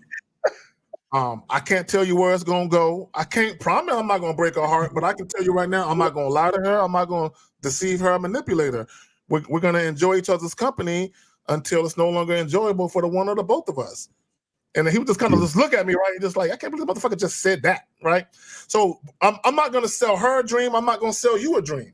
You know, I'm not gonna say I'm gonna be your daughter's next boyfriend or future husband. I'm not thinking that far ahead, right? Yeah. Steve, it got to a point where even in high school, I didn't like when chicks told me they loved me and shit. I used to be like, hey. I'm just letting you know. I don't want you to love me. Right. I don't want you can love me all you want, but you're not going to hear me say it back. You know what I'm saying? Yeah. But understand, if we don't work out and we part ways, you can never say I lied to you or made you pretend like I loved you because I never said that shit. Go ahead, Zach. Okay, so guys, going back to high school. So I was working at Red Lobster. And I told you, I was always paying the waiters little side money. That whenever you saw one with her family, I don't give a fuck if it's a party of 12, 20, 5, 10. I don't care the number. When you see that party coming there, you let me know. Why, guys? Because I'm going right to the dad. Or the mom, usually the dad's there. I go to the dad, sir, how you doing? I'll meet the dad, shake the dad's hand. Can I have a word with your daughter? And after I put that yak on that daughter, the dad pushes the daughter right to me by telling the daughter, I know guys like that, and you need to stay away from him. He's not good for you. He's bad. Sounds like he's got that magical tongue, or he's good with the ladies. They used to call it a silver tongue. You know what I'm saying? Yeah, right. Used to call it silver tongue and shit. And all you do is intrigue. So for all you guys out there that are trying to fuck a woman, stop throwing salt on the other guy. Stop trying to tell that fucking woman, stay away from him. He's fucking other women. Why do you care about him? He doesn't care about you. Like what old girl say, she doesn't want my gentlemen, please understand this. They don't want their dads. They don't. They don't want somebody policing them. Gentlemen, you're dealing with a woman for 18 years of her fucking life. Or 17 if they graduate, whatever. 18 years, guess what? She had to be told what to do, where to go, when to go to bed, when to take the phone, turn the phone off, when all this stuff. She has been controlled for 18 years of her life. And she finally gets out for fucking freedom.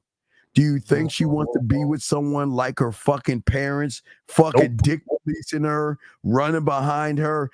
And Zach, this is why they hate hearing this for us because they feel like we don't They care, but they wear and all that other shit that the guys be doing.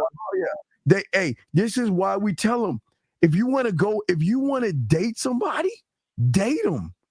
If you want to be with somebody, Zach, I tell you, Zach, I'm so cold with this. Zach, I don't mean to make him cry, but this fucks him up. But I'm so cold with this. Zach, you know how it is, Zach, when a woman is trying, women are good at trying to make you jealous sometimes. They like to. Oh yeah, no doubt. They're good with that sometimes with these weak motherfuckers. I love when they tell me they're going on a date. I love it. Because, Zach, I always tell you, I just need to know, is he a titty man or ass man? And what I want you to do, I will go live on the air. What I want you to do in your bra and panties is I want you to wear these little outfits for me. And you and I, Zach, not you and I, Zach, but her and I, we're going to pick the right outfit for you. And I hope you have it. Zach, it fucks their head up because it's like, they're real strong at first, right? Okay, well, thank you. I have a good time. And I might not, if I don't call you tonight, what's going to happen. Hey, listen. Enjoy yourself. I'm going to grab my joystick or I'm going to talk to another associate, whatever. But I'm just going to be doing my own thing. Just talking to boys, Zach, I'll get the sniffing. Why don't you care about me?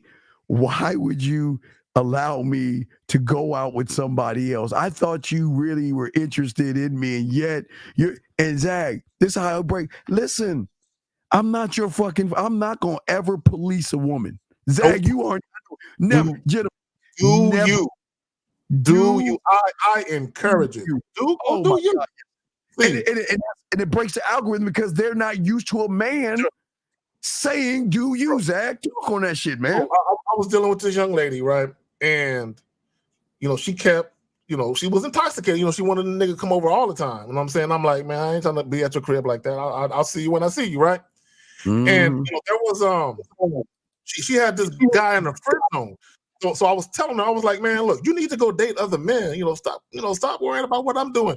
Because, bro, this is the chick I was telling you. She like, I'll leave the key under the mat for you type of shit, right? You can come over anytime on the motherfucking day. And I'm like, hey, you need to meet other guys so that way, you can do things, right? And she said, I don't want to meet nobody else, right? So I knew that she had this guy friend that was in the friend zone. And I'm like, man, you know what you need to do? You need to give old dude some pussy. Give old dude some pussy. Why don't you fuck old dude? You know what I'm saying? So that way you can get me off your mind. She's like, I don't want to fuck him. You know what I'm saying? Like, come on, man. Like, hey, go fuck. Exactly. You asking, does it still work? It's not, Christina. It's not about it working. It's about niggas is real and shit. Niggas. Hey, like, Christina, I'm the type. If we seeing each other and you got a Facebook account or Instagram, and you taking a picture with a guy, y'all all cut it up, I'll like your picture. Oh, I'll absolutely. like that picture. I'm cool with that. Yeah. Hey, I like that motherfucker. I'm gonna show you the ultimate. That's a cute picture they took right there. I like that motherfucker. Guys, I'm gonna show you the ultimate loyalty that a woman can show you, and y'all ain't even used to this. Some of our boys, Zach, some of my dogs. You got ultimate gentlemen.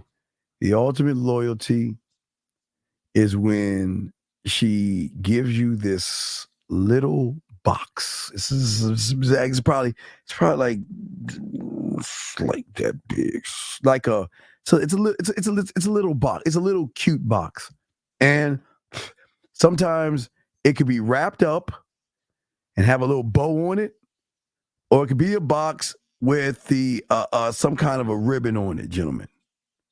That box is the ultimate loyalty, guys. You want to know why? Because when you open that box up, there is going to lie a key to her place. And when a woman is really loyal to you, gentlemen, she's going to want to let you know that this pussy is yours. You have nothing to worry about.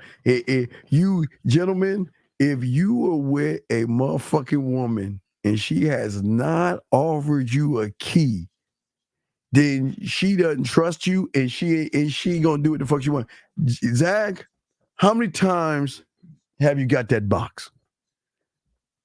Well, I didn't. The box wasn't that decorative, Steve. But I did get the key with the keychain and shit. You know what I'm saying? It was like a thoughtful keychain.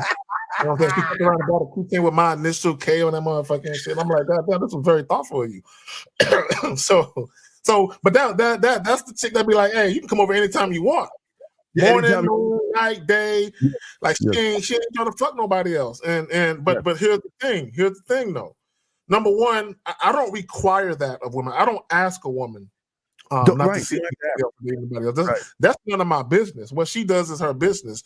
That's not my concern. That's her business. Now, what's so funny, Steve? It's a double-edged sword, right? This is what I mean by that. I appreciate that. But it's a double-edged sword because on one hand we tell a chick, "Hey, do you, baby girl?" Like, hey, because I'm not the jealous type, Steve. I'm not possessive. I'm not the clingy type. Nope. I'm the ultimate free will nigga. Like, do you? Do you? You know what I'm saying? Go to all the male strip clubs you want to go to. Take all the girls. Do you? I'm not. Hey, look. When you get back, you know what I'm saying, and you want to see me, or it's late at night, and you need a little pick me up or something like that. Hit me up. If I'm free, we'll make it happen. But it's a double-edged sword in the sense that on one hand you're like, do you? But on the other hand, like you alluded to earlier, they're like, I want this motherfucker to be jealous. Not jealous like possessive, insecure jealous, but damn it, I want him to care a little bit about what the fuck I'm doing. And it's like, no, I mean, I want you to be safe. I want you to have fun. Oh, absolutely. Yeah. Okay. See, gentlemen, are caring. Okay, gentlemen. We care, but we don't care like you motherfuckers care. The way you guys care, you guys sit around and actually try to lie about the caring. We like to listen. Again, Zach, I find it really sexy when a woman's vulnerable and talks to me. You know what I mean? Talks to me about personal shit. Like, talks to me about shit that actually, like, she doesn't share with motherfuckers. You know what I mean? I love that. I love that shit because that's another level of trust. But let's get to area code 901. What's your name? Where you calling from, sir? What's up? 901 going once. 901 going twice. Youre was doing niggas, man. What's your, okay? Oh my God. Yeah. Oh, had to let him go. Yeah. It's a fatherless child calling in. So we gotta let him go. Anyway, Zach, what were you saying? Yeah. So I don't think they think that I think they think that as men we got to be mean to women all the time and shit. It doesn't make any sense. Let me see it. Did Zach freeze? I think Zach froze. Did he freeze? Zach? No, I'm not frozen. I'm looking at comments on StreamYard, and periodically I look at comments from my YouTube joint. Okay. You're checking that out. Okay, yeah. Guys, if you have a question, please put it. Hold on, let me see if we get some of these questions right here. Let me see anything good. Let's see here. Man, we get an attitude when we get the good morning. Hey, and I agree. And I agree. I don't even, it's just, that just comes with the territory of being a woman. That's all. It's just, there's a lot of disingenuous people. Question here is that, Tokyo, what the fuck is your question? Tokyo, why don't you ask your question instead of asking, can you get your question answered? Ask your question again because we missed the shit. Let me see. Let me see. Did Tokyo say something? Oh, wait. Fuck. Is this your dumbass question? All right, listen. What would you do when a woman tells you she broke up with her boyfriend? Is that the fucking question you're asking? Please tell me this is not the fucking question that you're... Is this a question that you're asking? Tokyo. Is this what you're bugging us about? Is he serious? Is this what he's bugging us about? This is what I would say. I'm not even going to answer the question, Steve. This is what I will say to any guy that's listening, including this dude. If you're interested in a woman, just let her know that you're interested. Be very intentional. Be very upfront, right? Let her know what it is. set her expectations, paint a picture as to what it's gonna be like to fuck with you, and then let her decide whether or not she wants to fuck with you. It's really that simple, man. Right. Here's a good question. What's the difference between emotional support and supportive when she's emotional? Okay. See, here's the problem with y'all guys. Emotional, and I thought this that, but emotional support to me is when you motherfuckers are trying to get some pussy, and you want to use a weak moment to try to fuck. She's over there fucking crying her eyes out. She's sad. Her puppy fucking Vittles is sick or whatever the fuck it is. She's feeling terrible. So you guys go over there to try to kiss on her in a vulnerable moment. That's some sucker shit. Now, supportive when she's emotional is totally different from me, Zach, and I throw it to you. Supportive means that, listen, if you actually need to talk, I'm here to listen. Because whatever we talk about, I'm not here to do anything malicious, and I'm not here to use whatever's going on with you to benefit me to get some pussy. You see what I'm saying? We're not doing that, right? So what happens is that when a woman starts to talk, Zag, and starts to express herself and talk and things like that, I have no problem listening and talking to her and sharing things, because Zag, aren't women on edge? Because how can a woman actually talk to you motherfuckers when she's like, well, if I tell them something vulnerable, right? Zag, watch this shit. Let me show you how dirty these motherfuckers are. If I tell him something vulnerable and I don't fuck him, he's going to take that thing that I told him and he's going to either throw it in my face or tell people about it. So I can't even connect with you fucking losers, because I can't tell you anything, because I'm telling you something that's important to me, but you're only using that to try to fuck me. And then if I don't give you any pussy, you're going to throw that thing in my face, make me feel bad about that thing, or tell other people about that shit. What say you, Zag, on that shit, man? Well, and here's the thing. To your point, Steve. See, a lot of guys, they want to play armchair psychiatrist to a woman, not because they sincerely like, damn, man, that's fucked up what happened to her, right? Right. And they having a real conversation and talking to her from a place of sincerity. A lot of guys, like you said, they're using it to get their foot in the door to get some pussy. Oh, you know what? That's fucked up. Hey, why don't I come over and we can talk about it, And if you need a hug or a chest to lay on, I got you, girl. And they just trying to get to the house and get the pussy. And which is sad, man. It's some sad shit. Like if you really if she got something going on in her life that's tragic or traumatic, or something going on that's really fucking with her, wish her well. And if she will talk about it now, here's the thing though. Okay, here's my caveat. She has to have invested something in the situation. It can't be a chick you just met last week. Right. Just understand that it depending on what role she plays in your life, that matters too. You know what I'm saying? Yeah. I'm saying that thing is that's what I find sexy about a woman. Like, I won't bring it up right there in that moment, but later on that week, if we're talking, I'm gonna say, I just want to let you know, because Zach, I like to do all things on the record and off the record, but I want to let you know off the record, that was very sexy. That was very, very sexy what you did or what you told me, because a man is going to appreciate that, because again, we're learning an unrecognizable version of herself where there is more trust, where she says, okay, you know what? I can share things with you that I've never shared with anything or anybody before. And that's an emotional connection. But all this has to stem from the truth of one that is in the game.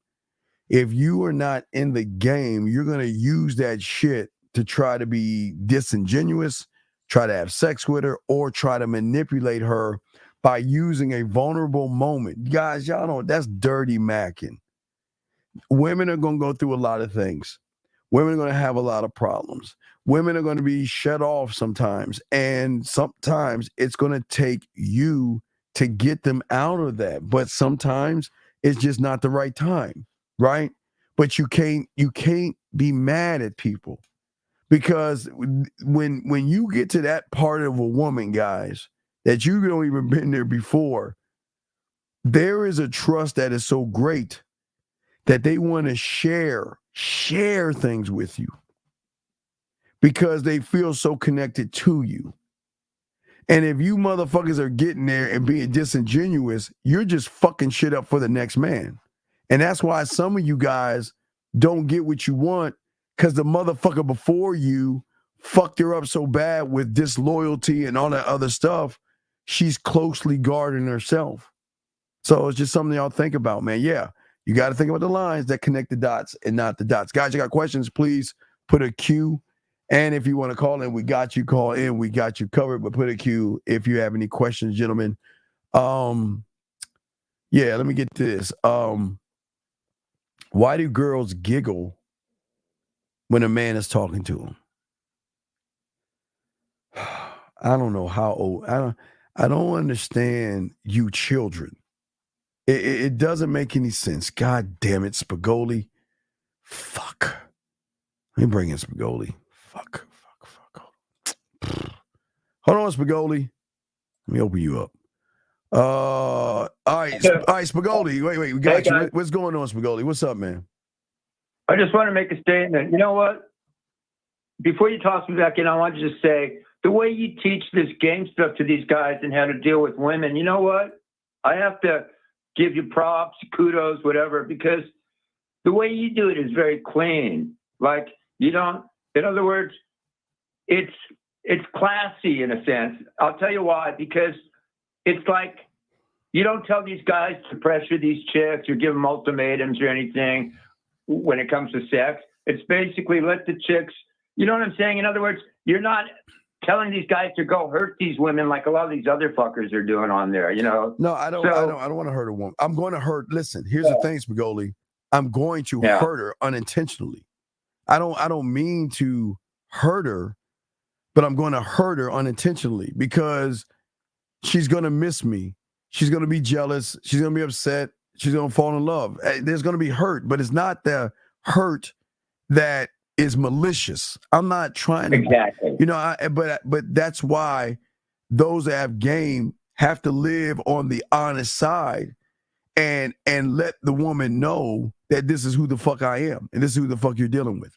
But we're listening. Okay, Go ahead, man. Okay, when it comes to honesty, if a guy is spinning plates with 3 or 4 chicks, he should be honest and tell all the chicks he's spinning plates with the other ones, right? Well, you don't have to because they're going to know. Okay. All right, listen. Okay. Yeah. Women know ladies' men from average guys. A guy that gets pussy has a certain attitude to him versus a guy who doesn't get pussy. The one that gets pussy is honest. The one that gets pussy doesn't give a fuck. The one that gets pussy can say no, goodbye, walk away, and cut her. Hey, okay, listen to me. Hey, Spagoli, follow me on this, brother. Follow me on this. Okay. Okay. There are women know what the fuck I'm about to talk about. All you ladies out there, all you women listening, y'all know what the fuck I'm talking about. A woman can meet a guy, talk to him for a minute or two, right? Talk to him for a month or talk to him for a year, right? Everything's going great. But when she cuts that motherfucker off, she's done. I'm talking about not going by memory. I'm talking about when she cuts that motherfucker off, when she cuts him off, she is never thinking about, even if they spent a year together and she cuts him off, that year is gone. She is not going back in time. She's not going to reminisce. When she cuts those motherfuckers off, she's done, okay? All right? Now. Is that because she cut them off emotionally before she cut them off physically? Well, it's not. There was no emotion. There was no emotional attachment to the motherfucker. She was just talking to the motherfucker from the surface. Okay. I'm saying that a woman cannot accept a man doing that. They're not used. They're not used. They actually think that Zag and I, motherfuckers like us.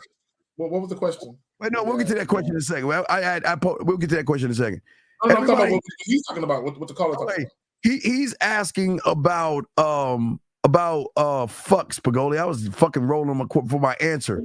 He was asking about honesty, us being genuine with women, all the other stuff. So what I was saying is that at the end of the day, flipping it back to our side, the difference is a woman cannot even interpret or even connect the dots. What I'm saying is, all her is that because they can't handle rejection like a guy can? No, because they're always doing the rejecting. I don't know what. A lot of guys cannot handle rejection. A lot of guys, y'all motherfuckers out here murdering women and shit. Right. We ain't talking about crazy. No way. What I'm saying is, Spagoli, women are always rejecting motherfuckers and going to sleep and not even giving a fuck and wake up in the morning and move the fuck on. They're not used to being rejected. And the rejection is no, the rejection is goodbye, and the rejection is when I'm done, I'm moving on to the next town. Listen, cut off. When I'm done and cut you off, whatever we thought, like they did, it's gone. There's no memory. There's nothing going on. We're done. When we're done, we're done. And that's what they fucking love, Zag. Talk on that, Zag. Well, let me just say this: women on average do not experience the type of rejection and the frequency of rejection that men do. They don't. Yep. They don't. Because number one, dudes will fuck anything. You know what I'm saying? Women will not fuck anything. You know what I'm saying? But dudes will. So women now. One thing about women, again, women they understand because they've seen how guys got extremely emotional over being rejected by them. So there might be some women that might say, I never want to feel like that guy. But again, here's the thing, right? In order for a woman to feel some type of way about being rejected, it's usually going to be a guy that she really, really likes. And it's going to be more than just the sex. It's going to be another layer of attraction that's deeper than just the sex. It's going to have her feeling away. A lot of guys, they'll talk to a woman for fucking 1 minute and get rejected, and they're extremely emotional about the shit. Women typically don't feel that type of emotion when they've been talking to a guy for that short span of the time. Usually it's a guy that they've had some type of experience with first. Absolutely. All right. Any other questions for Goldie? No. Toss me back in. All Thanks. Right. Thank you, Zach. Thanks, Steve. All right. Thanks. Bye, guys. Thank you, brother. All right. So let's get the question. Got a few questions here. So this guy asked, Frost, we got you too. Hold on, wait. Fuck. Okay, Frost, we'll get you next on the question. So he said, what would be some things you would do to get her to open up on an emotional level? Okay, first and foremost, I'm not trying to consciously or purposely trying to get a woman to open up on an emotional level. I'm not thinking about it like that. Right? Now, I understand my superpowers. You know what I'm saying? So and I'm not saying it to talk shit. I'm not saying it to brag. Yes. Okay, so when you ask the question of what would I do to get her open up on an emotional level, when you know who you are, right, and you are steadfast in your identity as a fucking man, you know why women like you. You know why women gravitate to you. You know why, right? So if I know why, that means I already know what to say. You know what I'm saying? Now, it doesn't mean that I say it, but I know what to say. So I don't go out of my way to make a concerted effort to say something to get her to open up emotionally. All I got to do is just be me, Steve. And if she deals with me long enough, the floodgates is going to open up. You know what I'm saying? That's all I got to do is just be me. Yeah, they always, hey, caller, they always open up because of certain things. One thing they do is influence, okay? So the way we influence a woman is we're saying to them that, hold on, let me go ahead and, hold on a second. Let me open this up and then mute it 2 seconds. So the way we do things with a woman is simply like this. What we do is we don't try to manipulate a woman. We are looking at talking to Zach. I always say it. I don't want to talk. I don't want to get to know you. And that's y'all's problem. I don't want to get to know the woman that's in front of me because that's not who she actually is. That's not That's the Golden Globes act. That's the actress and everything. That's the Emmy. The Emmy award winning woman that knows how to act the greatest role whatsoever and pretending to be something that she's not. So that's the person I don't want to know. I want to know the woman that trusts me enough to share information with me without me forcing her. See, when it's about the safety measures that most guys with game don't have. And most of y'all guys are always looking at ways to fuck. And here's a problem with most of y'all guys. Most of y'all guys utilize these things to fuck. Let me do something real quick. Hold on, because I think I know. This is why I've been blocking. Area code, because I've been calling several times. I have my hold. 231, what's your question? What's your name? You're. Wait, who is this? It's Joe from Memphis. Oh, okay. I knew it. That's why I kept holding them off. I was doing the right thing. Got the numbers right. So I got to lock all these numbers in. But what's going on, Antonio? You're asking the wrong question. The question should be, what are the things that you are going to do to stop being emotional? You're asking the wrong question. You guys are emotionally invested in pussy. You guys are emotionally invested in women. And you guys do everything you can to try to get pussy. So the question that you should ask yourself is, what are the things that I need to do to stop being emotional? Zach, what do you say until we get to the next question? Well, this is what I would say. A lot of guys, right, Steve, they think they understand what being vulnerable means. See, a lot of guys think being vulnerable is telling a woman something that's really bothering you, or telling her some deep, dark secret, and you sharing shit with her, and you think she might use it against you later on. No, I'm gonna tell you the number one time that you're vulnerable is when you tell the truth. Okay, let me tell you again. The number one time you are the most vulnerable is when you tell the truth. Okay, and the reason why I say that, hold on real quick, I got to get my boy, I got to reach my boy up. Hold on real quick. Let me add him as a moderator. I'm going to add Frost. I got Frost. I'm going to add Frost. Go ahead. I got Frost's question. All right, Adrian, I add you as a moderator, fam. All right, so anyway, so the number one time you're the most vulnerable as a man is when you're honest, okay, and you're transparent about who you are. And the reason why, because a lot of times honesty is what gets you the most ridicule, right? A lot of people who are very, very honest, unapologetically so, you know, they tend to get shamed, they get ridiculed, they get judged for it. So when you meet women and you take off your mask and you show women, you know what I'm saying, through your behaviors and a combination of what you say, so as long as they match up, okay, you're vulnerable in that sense because here's the thing. Women are so used to guys lying, women typically won't call out guys who lie. They'll just listen to you dig a hole. And then they'll either make a decision to stop fucking with you, or they'll make a decision to just utilize you or use you. And here's the thing, Steve. Yes, when you're not honest and transparent with women, meaning you take off your mask, you instead of introducing women to your representative, you introduce women to yourself.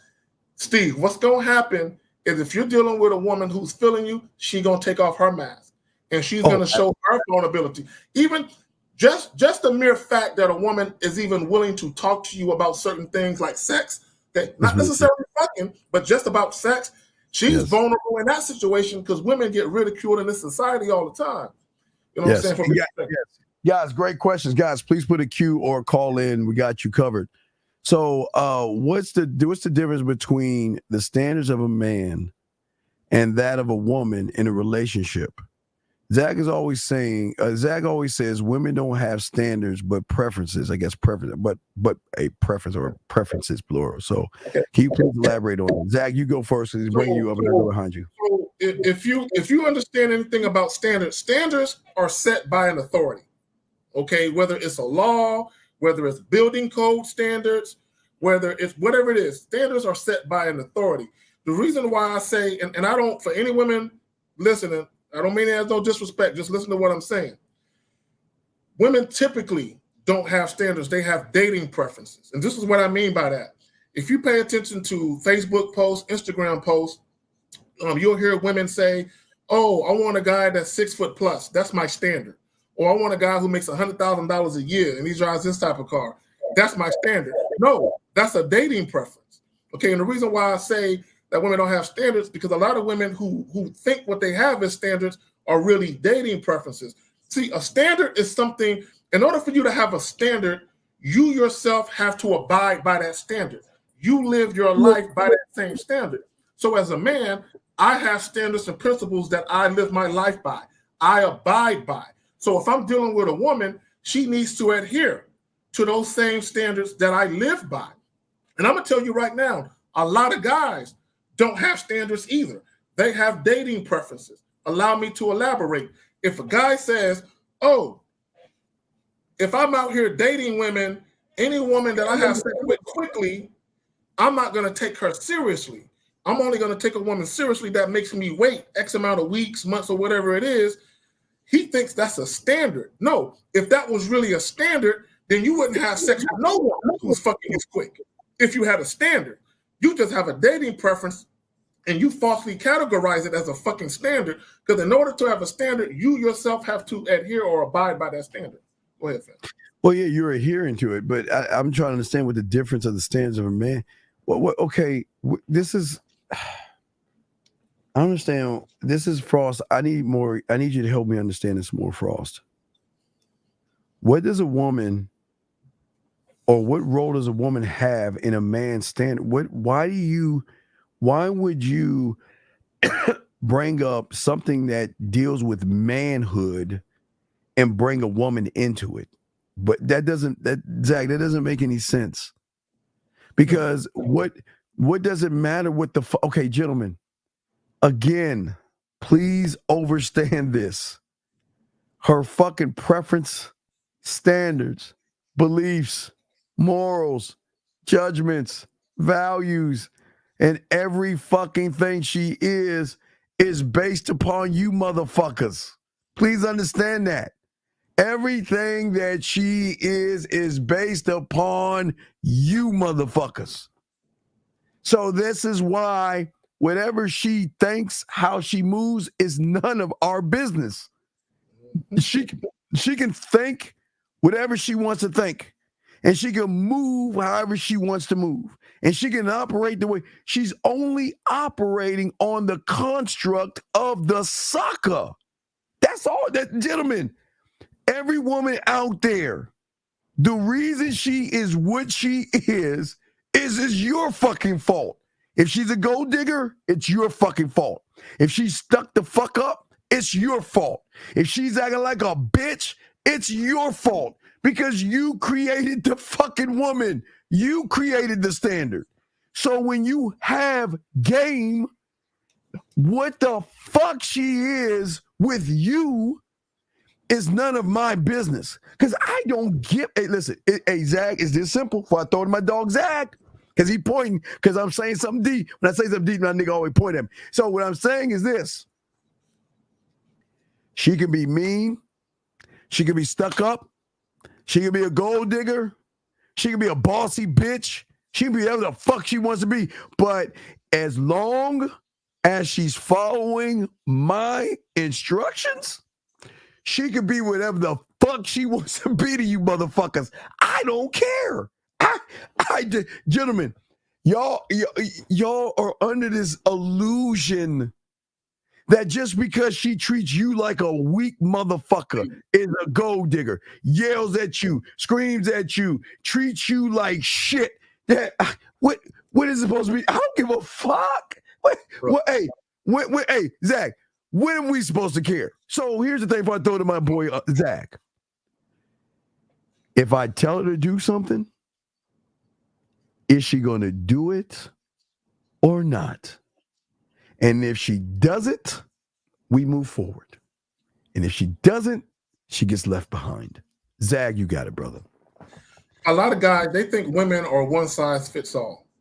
Meaning they think, and I tell guys all the time, guys act like, not all guys, but a lot of you modern males, you red pill niggas and all that, they act like women are inherently evil. Like women just wake up doing evil deeds to niggas and shit. No, that same woman that will cheat on you wouldn't cheat on me.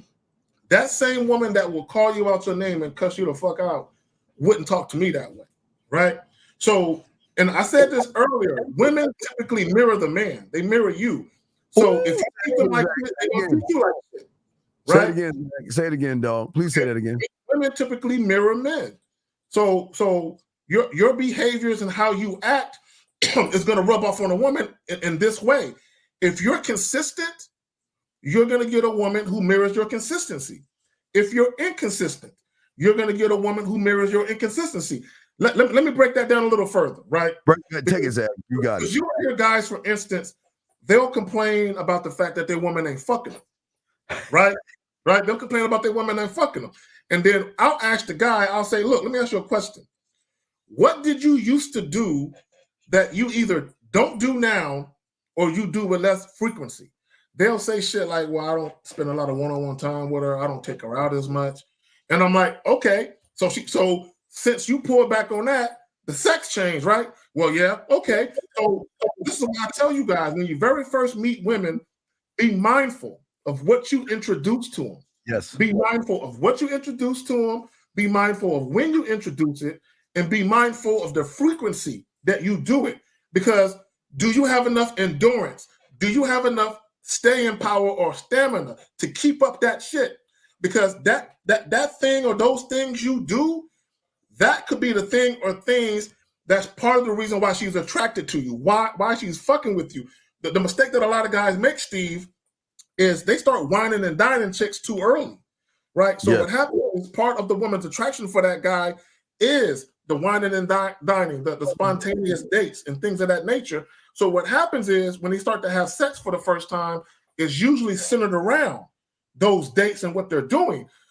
So of course, if you take the dates away, you take the spontaneity out the relationship, that's going to impact the sex drastically in many cases. So what do guys do, Steve? They'll go to the chick crying, how come we ain't fucking no more? Well, you don't take me out like you used to, right? You don't do this, you don't do that. So what do guys do? They'll do it again for like a few weeks to a month. They'll get back on what they was doing, and then the sex will come. And then they'll fall right back into complacency within a situation and inconsistency. So the woman will fall right back into not fucking you. But guess what's going to happen? Just because she's not fucking you doesn't mean she doesn't want to fuck. Just because she's not fucking you doesn't mean she doesn't get horny. So what's going to happen is it's just a matter of time before she either ends up cheating on you and or leaving the relationship because she's tired of your inconsistencies. You know what I'm saying? So this is why I tell you guys, be careful what you introduce. Let me just say this in close. There's one thing that women probably love more than sex, and that is intimacy. And I'm talking about non-sexual intimacy. So you're trying to introduce non-sexual intimacy. Oh shit! You better make sure you can keep that shit up. Go ahead, Phil. Yeah, y'all don't even understand what the fuck Zach just said. Just that shit went right over y'all motherfucking heads. Y'all missed the mark. Gentlemen,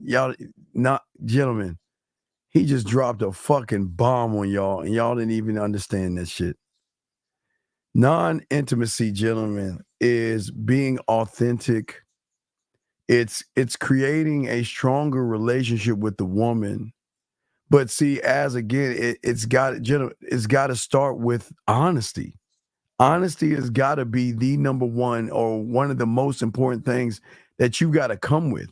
You can't come with honesty, then she ain't gonna fuck with you. She wants to feel, Zach. She wants to feel that, guess what? That she wants to know, who is this guy, right? She wants to know who this guy is. But what I'm saying is that as a man, the sex is when you are on a level of openness and transparency with that woman. Because again, I don't ask about it, but I'm going to learn about things that y'all are not going to learn about. You're okay. Hey, Zach, watch it, Zach.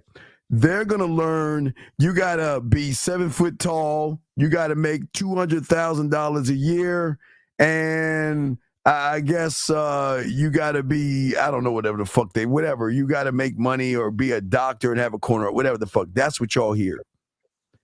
We hear insecurities. We hear dreams. We hear, Zag, embarrassing moments. Zag, we hear failures and mistakes. We hear sexual desires. We hear frustrations. We hear fears. And we hear worries and pains, gentlemen. Do you hear do you see the difference between us? You guys get to see a surface woman that says, you know what? He better make money. He better take me or beyond cheesecake and all this other stuff. And he got to do this and he's got to do that to get this pussy. And he's got to come up with all this money and do all these things. We don't. Hey, Zag, I wish I could hear that, but we don't hear that. We can I talk to you? This is something that is bothering me, and I'm really insecure about this, and I feel very embarrassed, and I want to let you know these are the things that frustrate me, and I just don't have anyone to talk to, Zag. This is what we're about, and they don't fucking even get it, Zag. What say you, brother? No, this is why one of the things I'm big on, Steve, and you know this, and for y'all who really rock with me and shit, one of the things that Adrian, exactly, you have, and Adrian, a lot of these young whippersnappers, he said young whippersnappers, they don't get that because all they going for is a nut. They're just going for a nut. I just want to climb up in it for a couple minutes, skeet, and act like I did some shit, right? Because once you get a woman's mind, everything follows. Everything. And here's the thing. This is the funny part, Steve. Because I always say there's a lot of guys that are in long-term relationships or married or engaged to be married, and they don't know their women at all. Imagine being a side dude, and you know that man's woman better than he do, and you've been dealing with her for a few months, but he been involved with her for years, but you know his woman better than he do because you're more attentive than he ever was. You know what I'm saying? So what guys have to understand, and part of the reason why you don't know your woman is because you never got her mind. Do you know how scared women tell you, Zach? Have you ever, Zach? They don't even heard. They've never had a woman say, "I'm scared to love you." Ooh, I'm scared. I'm scared. I'm scared. Hey, I'm scared to be around you. Ooh. And not in a fear, not in a crazy way, but I got, like I told you, Zach, I got one that's got this woman so hooked on this drug. She's like this. Can I just come see you? And I promise I'll sit on the other side of the room. And I promise I won't touch you. I promise I won't kiss you. Listen, Zach, I just need to see you. I just need to be, I just want you around, because not having you around, not having you close is making me feel, Zach's point, see, Zach, no, I'm hitting on some shit, is making me feel incomplete. Zach, what say you? Because I know you got something to say on that shit, Zach. Talk. It's funny because Renee P earlier, she said I was dangerous. She said Carrie is dangerous. You know what I'm saying? Carrie's dangerous. So in a good way though. In a good way though. But again, and it's that fear, not fear that you're gonna mistreat them, yes, but fear that they're gonna fall for you and lose control. Yes. And in many cases, they've probably been there before, and maybe it's been a long while. But because of the way that you conduct yourself and the way that you are, they're like, oh my God, I feel this. I feel this laws of control with this guy. He just makes me feel a certain way. And it's a double-edged sword, because on one hand, they crave it, but on the other hand, they kind of fear it, because it's the fear of the unknown. Where is this journey going to take me? Where am I going to go? What emotional roller coaster am I going to go on? What sexual roller coaster am I going to go on with this journey with this dude? Dog, it's, gentlemen, I know y'all think y'all can't get this kind of stuff, but this is the lifestyle. And this is why it starts off with being honest. Gentlemen, there's nothing, okay, I'm telling you, I promise you, even if you don't have anybody, they're gonna think you're lying to them. Okay? They will, okay? They'll think you're lying because they're gonna say, "Oh, you have to be talking to somebody." And I was like, I ain't got nobody right now. No, you're lying right now. You have somebody. No, if I have somebody, I have somebody. And if they ask you, do you have somebody? You say, yeah, this is my situation. This is what I have going on. Hey, these are all the cards on the table. Either you're down to do it or you're not. And if you're not, it was nice knowing you. Peace. And Zach, so many times they would say, I'm not that kind of woman. I've got more pride in myself. I value myself so much, and I got pride, and I don't want to be a side chick. But see, this is the beautiful thing about being a man. We don't have side chicks, motherfuckers. We have like girlfriends. See, side chicks are with motherfuckers who can't get no pussy, try to become. I don't want no. Remember, Zach, we always tell them dick is the gift, right? Dick is the gift. We're not giving away the dick and the body. So you got to earn a spot. And that's the thing that they are trying to understand. But they are down. They will want to be a part of that. And y'all just move. But what do you have to lose? But see, here's where y'all going. See, you guys are going to take this, Zag. And guys, we're going to go 30 more minutes. Going 30 more minutes. So if you got questions, call in and ask. Got you. So you guys will take us telling you to be honest. Now remember, my French croissant told you guys she doesn't want to hear a guy saying let's fuck. She doesn't want to hear a guy that says let's get some pussy or come on. She doesn't want to hear that. Women don't want to hear that shit. But y'all guys going to think that we're saying to you motherfuckers, go ahead and tell a woman you just want to fuck her and you want to take her over to your house and all that stupid shit. We're not saying that at all. Zach, what say you, man? Oh, can you put up the comment by Adrian Williams? He says something. Grown man, tell the truth, let her make the choice. Honesty is the sexiest shit you can do for a woman. Would you mind playing that clip again? You know what I'm saying?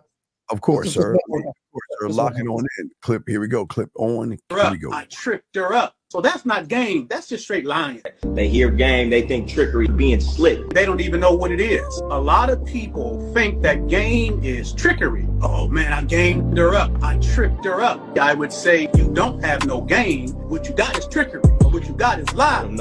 Game you don't have, because game is truth. That's why it's so powerful. If I meet a woman and I tell her, before you decide to mess with me, understand what I'm about. The reason why I'm telling you this ahead of time is because I want to give you the choice and the decision to decide whether you want to mess with an individual like me. You might not want to mess with me, so that's game, because that's ultimate truth. But a person, they would construe game as a lie. So they go to her and tell her, I got my own business, I'm selling cars, I do a little real estate on the side, but they got a vice that they're in. So that's not game, that's just straight lying. That's not what I'm about. Game is ultimate truth. Ultimate truth.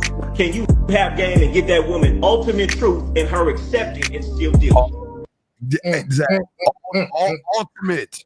Zach, ultimate. Y'all not even true to yourselves. So y'all even understand. Ultimate truth comes from the motherfucking core. This is saying that, listen, I'm okay, gentlemen. Now, ladies gonna hate hearing this shit because they so used to hearing guys doing the same as them. Gentlemen, I will always be the opportunity. I will never be the option. I will always be the opportunity. Zag will always be the opportunity. Lucario will always be. Miles will be. 1950 and time. We will always be the opportunity, because what we're going to give them the opportunity to do is actually enjoy, love, and understand themselves. We got a call real quick. Area code. Shit. Let me bring you in real quick. See if it's a fake or not. Let's see. I got my hand on the button. 773. What's your name? Where you calling from, sir? Michael, we're calling from Montana. Yes, Michael from Montana. What's going on with Michael from Montana? What's up, brother? Yeah, I mean, I just love the content you're putting out today. Just now you were talking about like being honest with your intentions and whatnot. I actually just stepped away from the call for a little bit just to call one of my girls. And I met her on a trip out of town recently. And I feel like the conversation that we're having, it was good. We talked for way longer than I wanted to, about an hour. You fucked up. Wait, stop. Wait. Let's stop. I know. Let's back it up. What did you talk about? Yeah. So initially, it was just like a little small talk, like how was your day? Okay. Mike, listen to me, brother. Mike, listen to me. Have you seen Eddie Murphy's 1,000 Words? Have I seen, sorry? Have you watched the movie? Yes or no? 1,000 Words? No. Okay. Write that down on your book and circle that bitch. That's going to be your homework assignment. Because one thing a man doesn't do is waste his fucking time. My time is so valuable to me. Invaluable. Because I can never get it back. Mm-hmm. So if I allot you some of my time and you don't take it, you're not worth my time. You see what I'm saying? So I'm saying to you is that if I don't care how fucking long you are, I'm not going to judge you being on the phone a long time. That's what you want to do. That's what you want to do. No judgments here. But if you ain't talking about shit, why the fuck are you wasting your time chit-chatting with somebody? Where the fuck is that lead? It speaks volumes that he said I was on the phone way longer than I wanted to. So that suggests that you stayed on the phone not because you really wanted to be on the phone talking to her, because you felt like that's what you needed to do to stay in her good graces. And that's problematic. And let me just say this about that. Gentlemen, go ahead, Colin. What were you saying? Oh, yeah. I generally like to limit my conversations to 10, 15 minutes. The problem is, like, she kept asking questions. All right, wait, stop. Wait. We're gonna take a few questions. Give us one question she asked you. How many siblings do you have? How many what? Siblings. How many siblings I have? You're already in the friend zone. Let's start from the beginning, because you have fallen in so deep in the Grand Canyon of a friend zone. A woman is not asking me about my fucking siblings. The woman, it's been so many years since a woman asked me that question, bro. I don't recall when I was over acting. Let's go back. Let's go back early on. What is something she asked you early on? And what was something she asked you? What kind of movies do you like? Hey, extensions. Wait. Okay. All right. Why luxury? We got you, girl. We'll answer your question in 1 second. Why are you in this weak ass position talking about this silly ass shit? Because so the movie one came about because I was like, oh, you should be here cuddling with me right now. I gotta. Wait a minute. Wait. You just said you met her. Didn't you? Talking about cuddling already? Yeah, I mean, like we like made out. She was gonna come home with me, but stop. then, like, no, well, then you want to kiss. Wait. Something ain't right here. Something ain't right. Something's not right. You made out with her, right? Right? Yeah, and she was gonna come home, but her friends were at a bachelorette party, and then so they cock blocked me like 2 nights in a row. No, see, wait, Steve, I can't let him get away with that, Steve. I know 2 you got nights in a row. Where were you? Okay. Let's back up. His fault. I know, Steve. Let's back all the way the fuck. We gotta back up. We gotta back up. We ain't going up at 30. We gotta back this shit up. You live in Montana. Where did you meet this young lady at? At a bachelorette party, I guess. Phoenix. So you were in Phoenix, right? Okay. So what constituted you seeing her 2 nights in a row consecutively? What? How did that come about? So the first night I met her, she was like ready to come home, and her friends dragged her away. And the second night, honestly, it was a Sunday, and it was like there was not much to do. And my friend had a OnlyFans girl that he was like kind of banging, so I didn't want to like hang out with him alone. So I just told them to come out and meet us at a bar, and then they came. Meet who at a bar? Meet me and my friend at a bar. Wait. Hold the fuck up. Hold up. Time out. Because we got to dissect this thing. Let me get this straight. Why in the holy K-Zaggin would you bring your loser friend and meet a fucking woman at the bar? Why would you cock block your own self? Why would you? You're okay? You're in the middle of the ocean poking holes in your fucking boat. Why the fuck are you gonna meet at a bar and bring your loser ass friend? No, because my friend had a really hot OnlyFans girl with him. And Wait. That was what got to do with you? What that bitch got to do with you, man? So the thing is, I don't want to make it seem like I'm meeting her directly because she's with her bachelorette party. So Stop! Didn't we tell you about trust and honesty? Keeping it a buck? So why the fuck didn't you go by yourself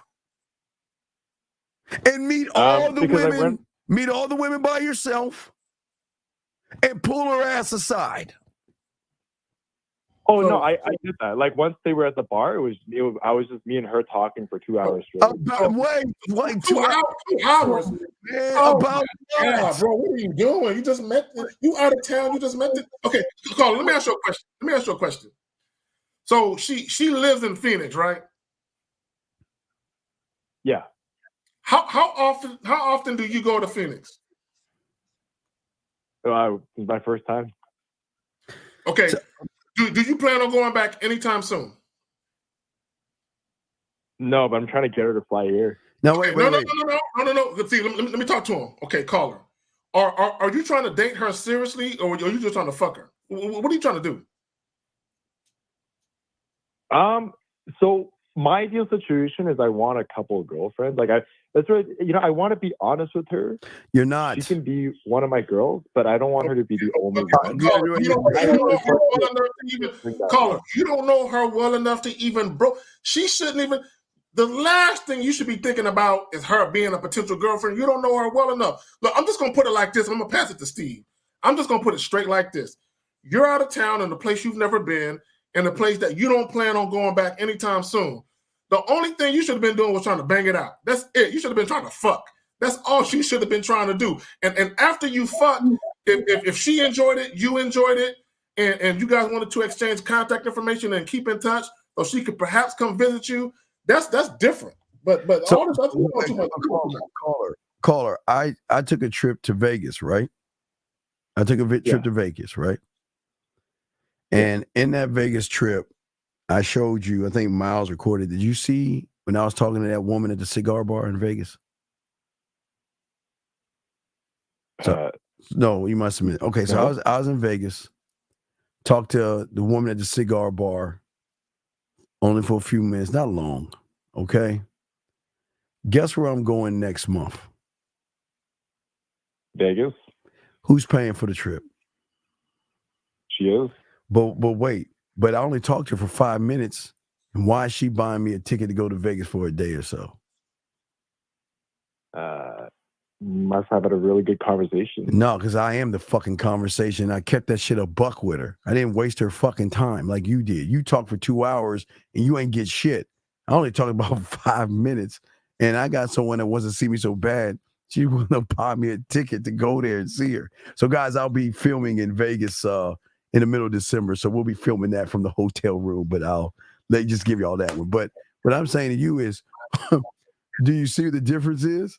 Because I was strictly honest with her. You wasn't. You were disingenuous.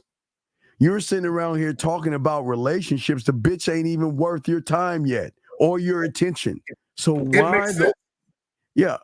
It makes sense why she was asking those questions. Right, exactly. So how many siblings you got? Because you know what, Zach? Because I think he gave her fucking boyfriend vibes and shit, relationship vibes. That's exactly what he did. Yeah. So what I'm saying to you, caller, is what in the fuck were you talking about for 2 hours? that you could have talked about in your hotel room? That's what I'm saying. Yeah, it was. What? I don't know. No. You're a grown man. Stop. Wait. Let's stop. How old are you? 29. All right, you're 29. So that means you can articulate questions, right? And understand questions. Okay, the question is, what were you talking to her about for 2 hours?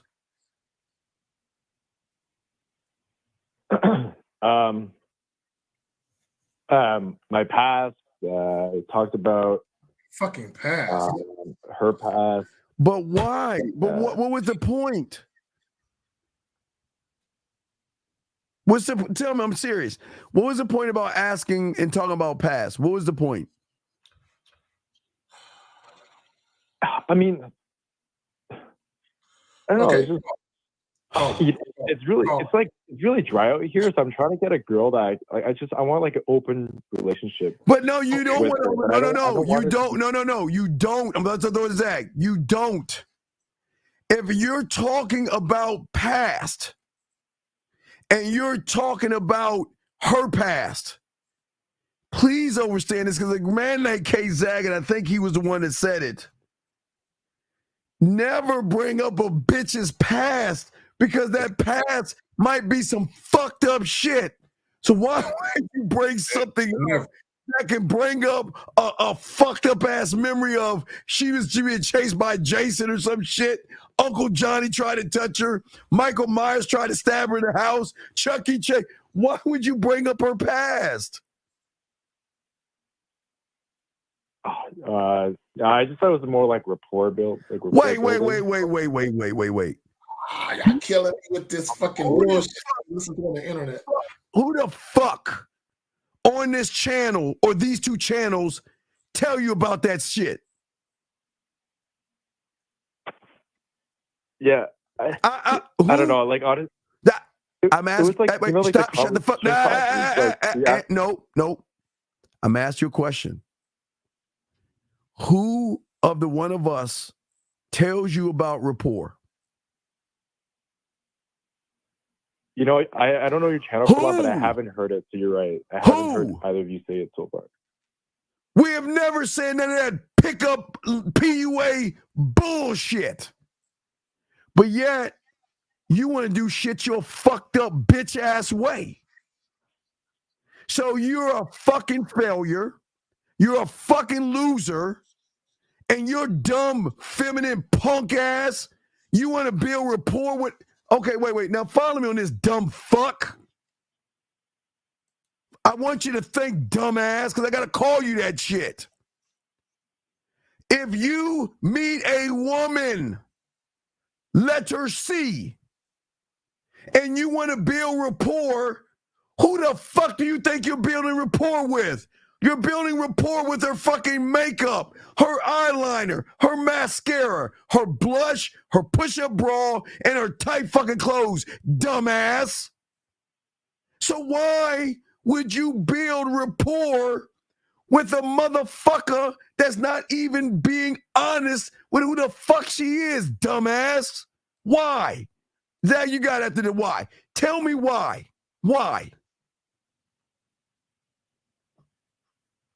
Yeah, I see your point. No, I didn't ask you to see my point, you dumb motherfucker. Yo, there was a reason why you were trying to build rapport. We're asking you, why did you try to build that silly ass shit with a woman that's not even her? Why would you do it? Why? I think it's just, you know, the way my game is, like my path. Oh my God. Don't, how dare you? Oh my God. Wait. Oh my God. Wait a second. Why are you spitting in our face? Why do you hate us so much when you spit in our face? Why are you spitting in our face? No, you just asked me a question. No. Why are you spitting in our face? What did we do so wrong when you spit in our face? Why would you do that? Nothing at all. Who the fuck said you had? Shut the fuck up. Shut the fuck up. Shut your fucking punk ass up. Who the fuck said you had game? Who the fuck? said you had game. How dare you humans use manly words when you're not even a fucking man? Didn't we just show you game is about being honest and shit? Did we say game was about building rapport? Did we say game was sitting around for 2 hours asking a bunch of lazy bitch ass questions?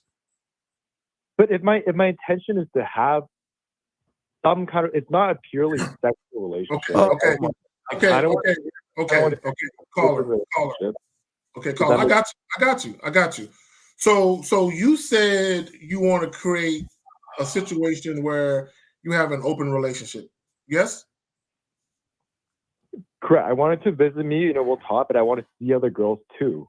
Okay, did you guys talk about that? When y'all was on the phone for 2 hours, 2 hours you can't get back, mind you. Did you guys talk about that? No, so that's my original question. When do you bring that up? Is that something you bring up in the first minute? Okay. Talk about Caller. when is possible? Okay, let me ask you another question. Did she ask you at all about your dating life? No, but she knows about it because she asked why I was in Phoenix. I told her I broke up a couple months ago. Oh my God! Are you man? God damn, dude! Why are you talking her about your ex, man? Why you doing way too much? You doing way dude, too. Why the fuck? About that. My friends told her they're like, we flew down here for you. Wait, because he broke up. And so, wait a second. You need to change your fucking friends. Are you telling me your bitch ass friends went down to Phoenix to rub your pussy ass back because you had a breakup with a bitch? Is that what you're telling me? You took a dick flight with a bunch of dudes to rub your pussy ass back because your pussy was hurting so bad? Are you telling me that? Is that what you're telling us?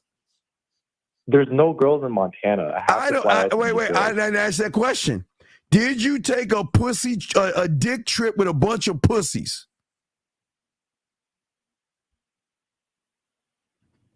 I wouldn't call them pussies, but wait.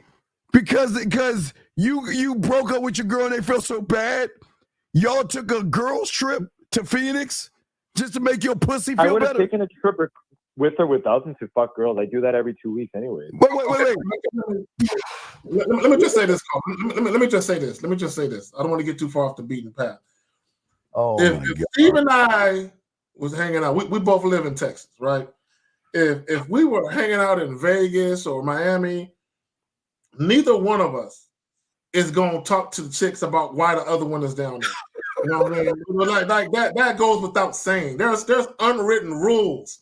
You know what I'm saying? That you just no, I'm not doing that. So here's the thing, man. Here's the thing.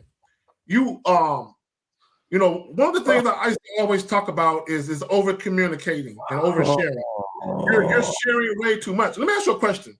The relationship that you just got out of. 2 questions for you. When did the breakup happen, and how long were y'all together before you broke up? We were together I knew her for 3.5 years. We dated for 2.5, and we broke up 4 months ago.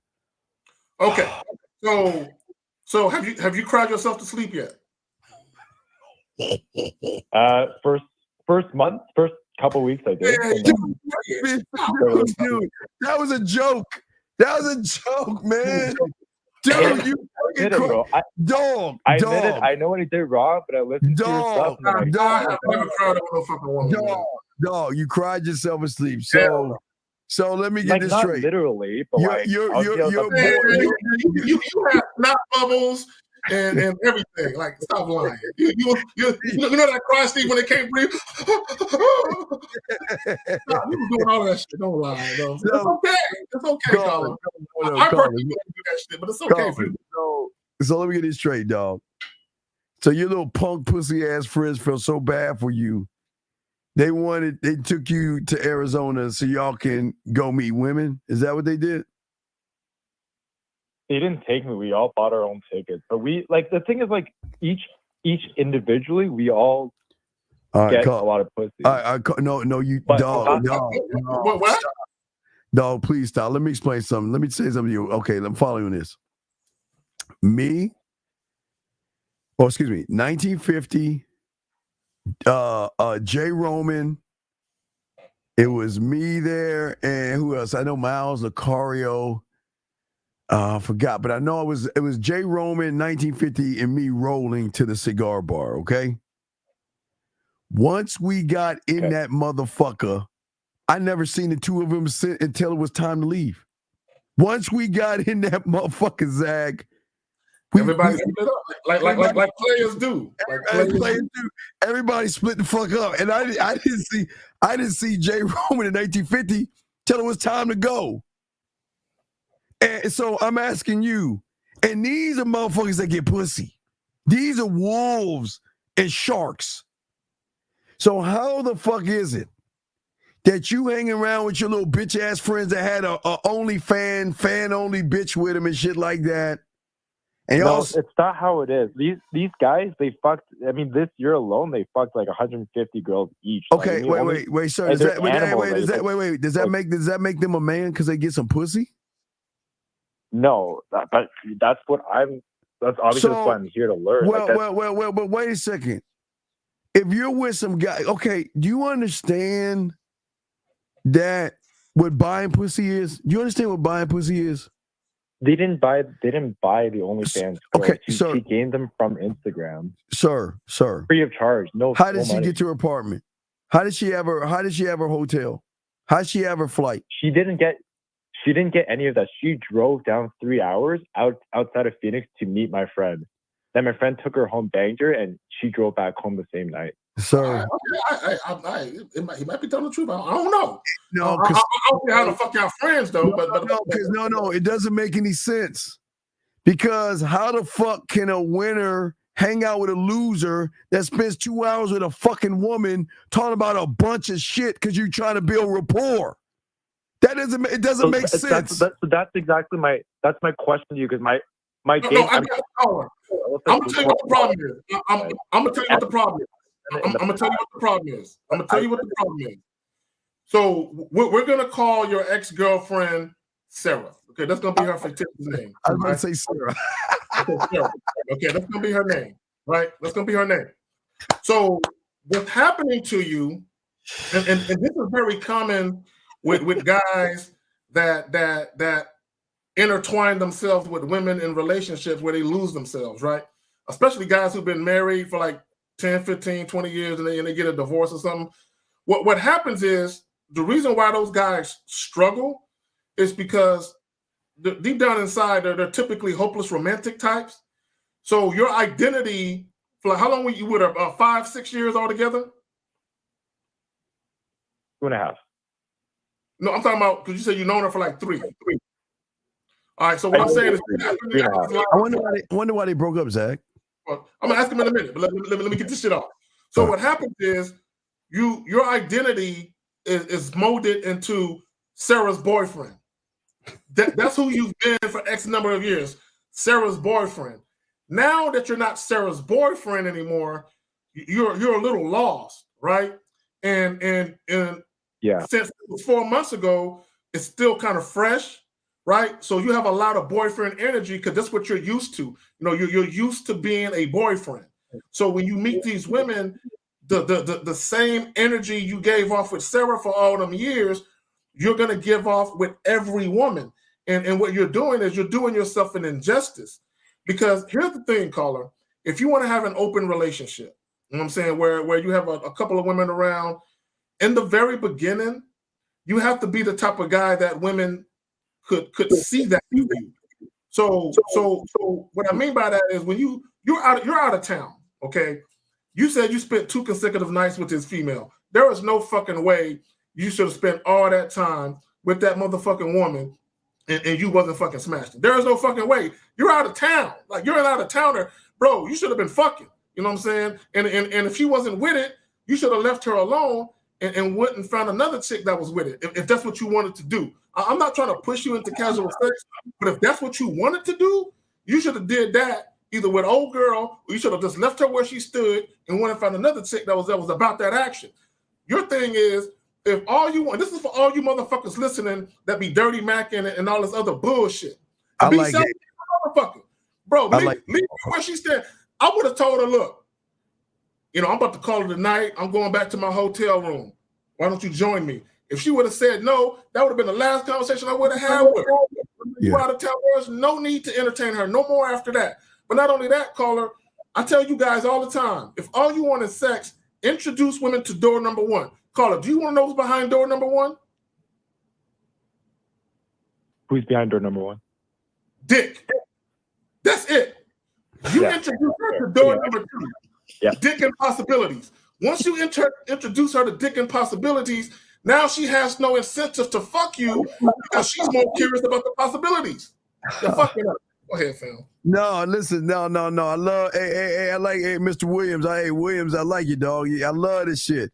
Cause this is okay. Listen, this way, and guys, I'm gonna do a show riding with the Dean tomorrow before we do the Pineapple Show. So I'll be in my truck driving about 2 hours, 2.5 hours. So we're gonna do a ride with the Dean. But I'm gonna base it off what you're saying, Mr. Williams. I don't think y'all understand. Y'all gotta learn how to cut these women off and keep your eyes forward. It's one of the best things that keep women around. Because listen, what I'm saying is, listen, you don't understand. Listen, you don't understand. See, if you broke up with your girl, okay, whatever happened, y'all broke up, I'm done. Listen to me, please listen. I've met a lot of women who have been in a lot of relationships with you average motherfuckers. Some years, whatever, right? And when they are done with you, they are done. They don't think about you. They think about what's ahead. And when you have game, you don't sit around and beg somebody to be a part of your life. If they're worthy enough, they will show you that I'm worthy. Let me be a part of your life. But what I'm saying is that in the game, when you cut them off, you're done. When you walk, like Zach said, see, this is where y'all go wrong. We'll talk more about that later on. I'm on the show I do tomorrow, but it's a we're gonna leave on good terms. I'm not mad at you. You tell them you're not. Pineapple Show tomorrow? What's up? No, we are doing the Pineapple Show 7, but I'm gonna be on that night. Yeah, I'm gonna be driving back from Waco, so I'll be like 2.5 hours, some shit. I'll be driving back for some shit. So while I'm driving, I'm gonna do a ride with the Dean before we do the Pineapple Show. So it'll be way before. It'll be way before, Big Dog. But what I'm saying to all you got, what I'm saying to you, caller, is that you are in your fucking feelings. And then when you're talking to this woman, you are in your fucking feelings. A man doesn't talk or divulge information or tell a woman, well, what happened? Well, Gloria and I, or Susie and I were together, and we were together about for 2 years, and things didn't work out, and you want to get some sympathy pussy or some shit? No, I didn't talk. It was literally like a 2-second thing. But next time, should I be like, look, you can be one of my girlfriends? Like, do I tell her that right off the bat? What? A girlfriend? Call. You see what I mean? See, the problem is, here's the problem. You don't know how to be a sexual guy where women want to fuck you on the strength of just wanting to fuck you. You don't know how to. Now, if you don't want to be that guy, if you don't want to be the casual guy, that's okay. That's perfectly fine. But here's the problem that you're having. I used to be that guy. Okay, well, y'all, I don't know what the fuck happened to you, but here's the thing: you're putting the cart before the horse, right? You're so busy trying to make her a girlfriend. No. You need to find out if she even sexually attracted to you. First and foremost. Secondly, if and when you guys had sex, you need to make sure that there's mutual sexual chemistry and sexual compatibility. Because if there isn't, her wanting to be your girlfriend, that probably won't happen. If you don't know how to fuck. I mean, she was grabbing my cock in the bar. Hey, human. Oh, How wait a long? minute, hold on. She was grabbing what? She was grabbing my cock in the bar. I'm telling you, like it's not like that. Because she like, grabbed your simple. dick, you wanted to make her your girlfriend because she grabbed your fucking dick. No, I'm trying. Like, what? Then what made you want to make her your girlfriend? I don't want her to be my only girlfriend. I want to have. I didn't ask you. Oh, wait, stop. She can be I one didn't of my stop. I'm asking you a simple fucking question. What made you want to have her as your girlfriend? She's cute. She likes me. I like her. Wait, you did? Are you serious? You Is just this said, motherfucker serious? this motherfucker. You just met the bitch that grabbed your dick. Cute? How the fuck do you come up with this silly ass shit, human? What the fuck are you talking about? Steve, I like that. She's like, I'm waiting for Ashton Kutcher to jump out. No, this is a real guy because I coach this dumb fucking guy. Are you? Oh, you know him? Are you serious? You're telling me she can be a girlfriend because she likes you? She's not going to be. Hold on, caller. Do I top, ever ask? like, What do I say girlfriend. about a woman liking me? Do I want a woman to like me? Yes or no? Do I want a woman to like me? What do you think? Yes or no? This is ridiculous, bro. Do you? I'm gonna ask you just yes or no the question. Do you think I want a woman to like me? You want them to fall head over heels with you, so no, I don't want no you? bitch. Yes or no, dumb fucker. I'm hanging this phone up. Do I want a woman to like me? Yes. No, I don't. No. Because I don't want her to like me. Liking me means I'm her hey best friend. Liking me means I'm going to be a brother to her. Liking me means that we can share stories, eat fucking ice cream, have a slumber party while she talks about K-Zag and his dick because she likes me. So no, I don't want a bitch to like me. Do I want her to be attracted to me, caller? Yes, that definitely. Fuck no, I don't want her to be attracted to me. Why do I want piddly crumbs like you motherfuckers get? I don't want her attraction. That's beneath me. Do I want her to love me, caller?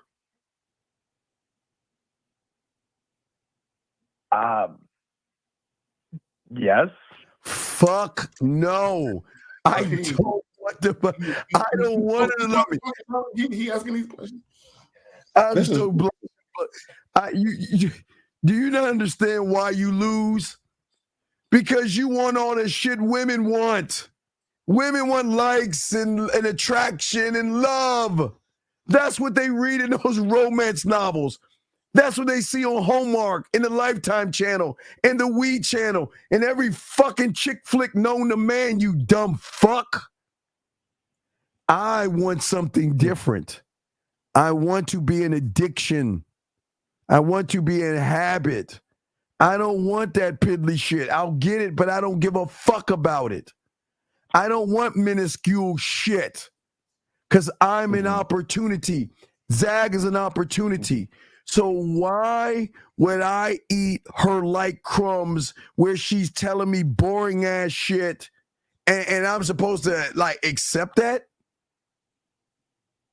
What the fuck is wrong with you? But here you are, just because a woman grabbed your dick and she was cute, you wanted to make her fucking girlfriend? Okay, so to make her addicted to you, she has to be comfortable with you, right? Sir, I don't want her to be comfortable. No. Okay, follow me on this, dumb fuck. Comfort to her are guys like you. You're comfort. So, which is why she was asking you all those fucking questions. Right. Which is why I don't want the shit you get. You get comfort. I want sexual discomfort, motherfucker. Oh, I got two questions for the caller. I got two questions. Fuck. Do you want to be loved by this woman? Just say yes. I know. Truthfully, I want her to be addicted. No, don't. No, you don't. Okay, like this is how I know you're lying. I'm gonna ask you the second question. When she grabbed your little Peter, what did you do? I grabbed her neck, and pulled her hair, and made out with her, and grabbed her ass.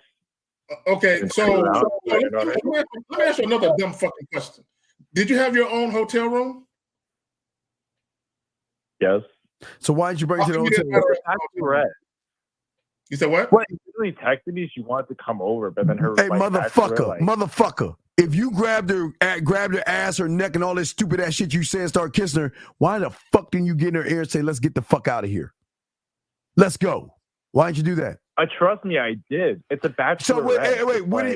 When you said that, it doesn't matter what it is. It doesn't matter. What did she say when you said "let's go"? Because you didn't do it, but allegedly, if you did, what did she say?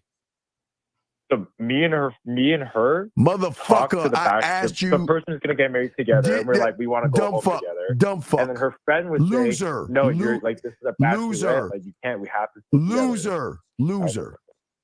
What did she say to you when y'all were kissing by yourselves? Because you weren't doing it in front of everybody. When did you ask her to come to your place? When did you ask her? Probably around the second or third makeout. So when you did that, what did she say? What the fuck are you doing? I don't know. Let me just talk to your friend. What did she say? And then she said, "Trust me, I want to." I'm like, "You got to help me on this. I'll talk to your friends. You got to help." She's like, "Yeah, I'm down." See, this is where you want to punk. Zach, watch this. Let me show you what game is. Let me show you game. Hey, baby, let's get out of here. Well, I'm not sure that my friend. All right, well, you take care. The end. Oh wait, was it too fast? Let me rewind that for you. I think that shit went too fast for you. Hey, baby, let's go back to my place. Let's get out of here. Well, I'm not sure. I got to take my. Take care. I'll see you later. Gone. Conversation over. Conversation. There is no way, Steve. Period. There is no way a chick can grab my motherfucking joint. You grab this motherfucker, you gonna suck it, you gonna ride it, you gonna do something with this motherfucker. You ain't gonna grab this joint and then we just gonna keep talking about some bullshit. We gonna keep making it teenagers. Let me ask this question. Let me ask this. Number one, she violated this nigga. She violated him. Why the fuck you put your dick in and she ain't put that motherfucker in her mouth, dog? You know what I'm saying? That violation. Punk ass shit. Bullshit. Why the fuck did you not tell her what to do?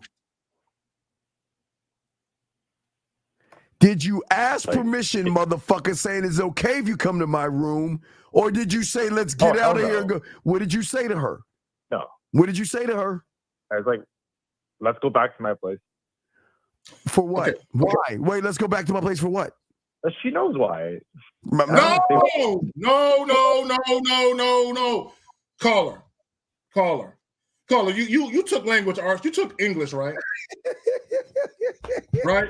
Do you remember writing essays? Do you remember writing essays in high school, middle school, maybe even college? And you had to write a report on a book you read or something, and the teacher told you, when you write this paper, write it like nobody in the class knows you. Be very descriptive in your writing, like nobody else read this book but you. Were you ever told that? Yeah. Okay, so when you're talking to women, you want to make sure there is no plausible deniability. What that means is, if you just, she knows what it is, she can always say, we didn't talk about fucking. You just said, come back to my room. You didn't say nothing about fucking. You are going to interpret, you grabbed my dick and you kissed me. What do you mean you don't want to fuck?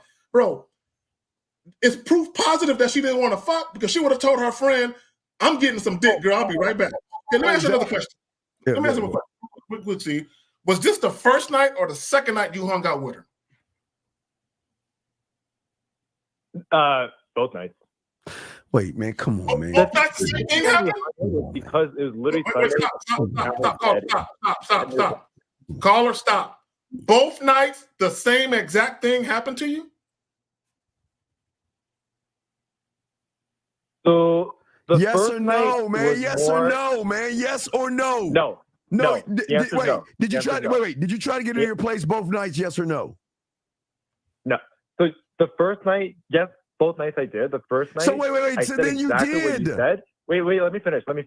So I said exactly what you said, and then her bachelor friends was like, "We got to go home." It was midnight. I'm like, "I'm not going home. I'm staying away to 2 a.m." So I said, "Okay, we'll chat." We were texting the entire Saturday. Sunday night comes. I'm like, the whole fucking town. Bro, he making this up. There's no way he did that. There's no way he did that. Stop. What the fuck were you texting her? What were you texting her? There is no way he did that. I'll read it to you. Yeah. Let's read these texts. Because this is what I understand, Okay, guys. Gentlemen, please understand this. I promise you, when they want the dick, they're going to pull their girlfriends aside, Zach. Pull their girlfriends aside. Dude went to his hotel room, laid in a bed with a robe on, and was texting this chick. What the fuck? Knowing that motherfucker had been at your place, you know when she want to fuck you, she gonna tell her girlfriends, "Look, I'm going to fuck. I'll be at the fucking wedding, but I'm gonna give me some dick, and I'll come home early in the morning, but we gonna fuck." And her girlfriend say, "Okay, just give me your number, make sure you're safe, and all that other shit," and she gone. Let me ask the caller another question before you read it. How many times did she feel your dick? How many times? Was it just that one time? They made out 3 times. Yeah, and then we left 20 minutes later. Okay, so she don't want to fuck you. If y'all made out 3-4 times, and she only touched your dick one time, she probably didn't like what she touched. I'm just that's a possibility. Well, let's hear the text. All right, let's hear the text message. Don Juan. You guys gonna laugh. No. Hey, viewer, wait. Gentlemen, viewer discretion is advised. Please do not fucking laugh. Now, go ahead and read those text messages. So this is 1:37 a.m. the first night I met her. 1:37 a.m. Wait. What? No, let me just read it to you. Right. Let me just read it to you. It's not very long. Yeah. We made it home. This sad emoji. I wish I could stay out and party, but gotta listen to my new sister. Hope you had fun with the rest of your night. Open. And then she gave me like the smiley emoji. And I texted her at 2:18. I'm glad we met. Let's talk tomorrow. If you still remember, we'll see if we can get you into our party. We had like a huge underground illegal party going on that we're trying to get her into. And then the next morning at 12:26 p.m., which is noontime, Saturday, she said, "I'm glad we met too." Smiley emoji. "I'll talk with my group though to see if they want to come to your party. We're doing cowgirl night for tonight's theme, and we're planning to go line dancing." And I text her, "That sounds fun. Family first though. Wouldn't want to see you away from your plans. If you get bored, you want to change environment, we're getting a table, and we're sure we have room for you guys." Wait. Do you understand? You're pushing her away from the room. Do you not see that, motherfucker? You're saying, "I'm going to get with my loser friends to hang out with you motherfuckers, and we'll get a table and shit." What? Okay, dog, come on, man. Why are you spending so much non-sexual time with this woman? And you're out of town just for a few days. Why are you spending so much time with this chick? Why? Again, that goes back to my original question because I want to play the long game.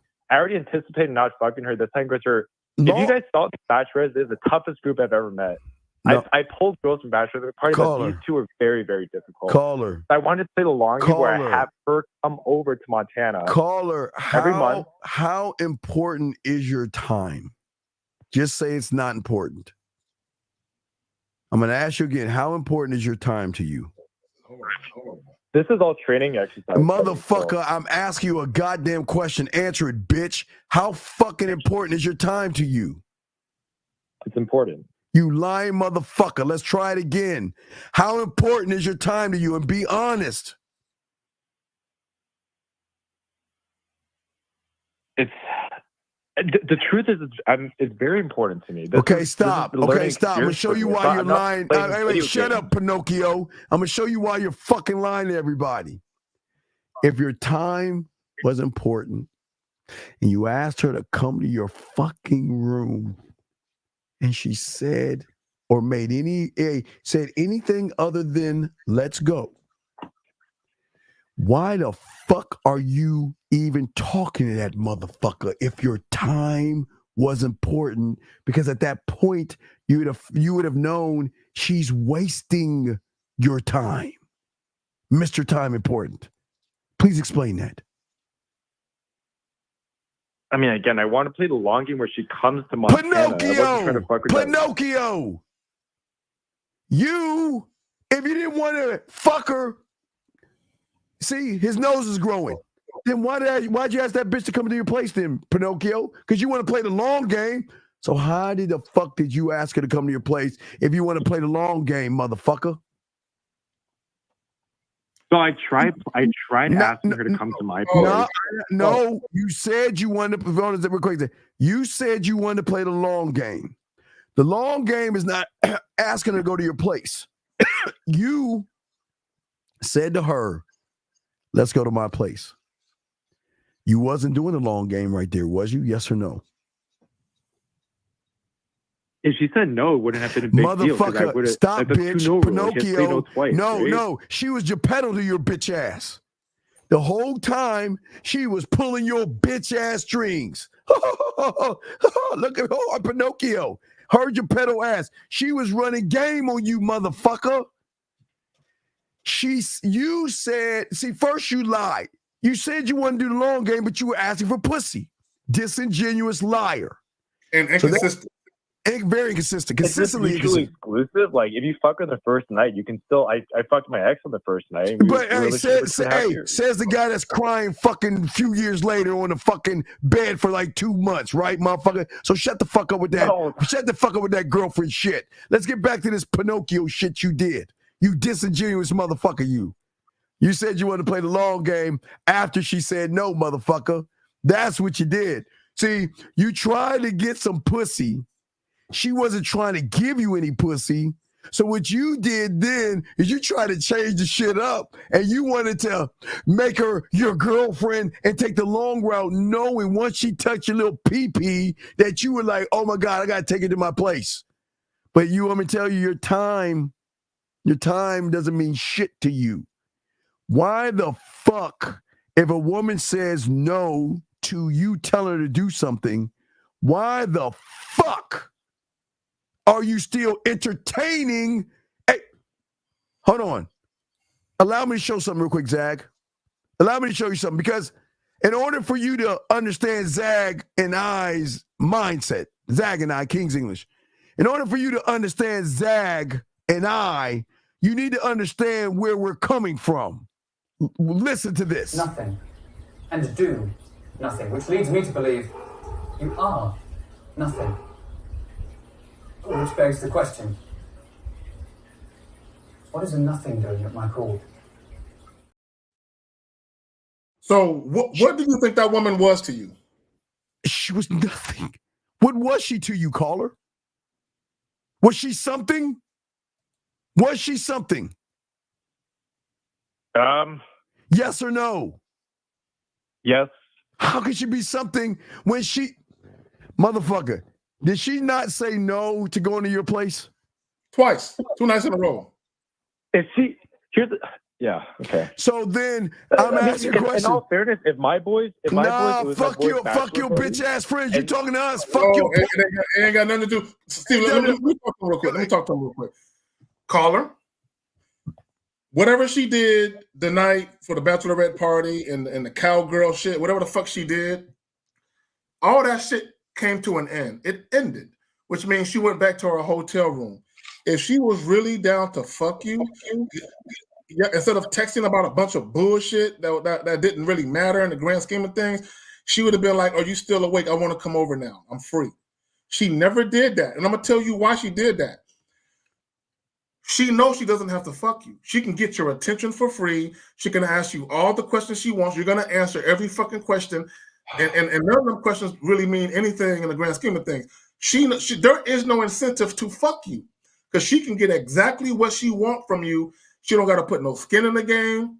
She don't got to invest anything. All she got to do is answer your texts and calls. And let me ask you a question. When you was texting her at night, how many hours were y'all texting back and forth? How many hours? We sent maybe 3 texts total if it's like late night. And was she in her hotel room? I just sent her my address. I'm like, I just told her to come through. Yeah, and what did she say? What did she say? When you said come through, what did she say? Wait, hold on. I'm gonna read it to you. Let me just pull it up. Yeah. Read that. So hold on. Oh yeah. So I sent her a picture. So someone took a picture of us, and she said, "Can you send me those pictures that guy took, please?" Wow. And I sent that. I sent a picture of my Airbnb, and she said, like, "Oh, you look cute." I'm like, "Better photos of us to come, hopefully." And she said, "Yes, hopefully. I want to see you again at 12:43 a.m." Then I said 12:44 a.m. I said, "Me too. Here's my address if you change your mind." Boom, address. 1:45 a.m. She said, "You don't know how bad I want to. You're only 12 away from me, and it would be so easy to meet up, but the girls have banned me and made me promise not to sneak away. I'm not rebel enough to wishes. LOL." Wow, boy, she played. Oh, she played you like a fucking harpsichord. She was full of shit, bro. She was full of shit. She was full of shit.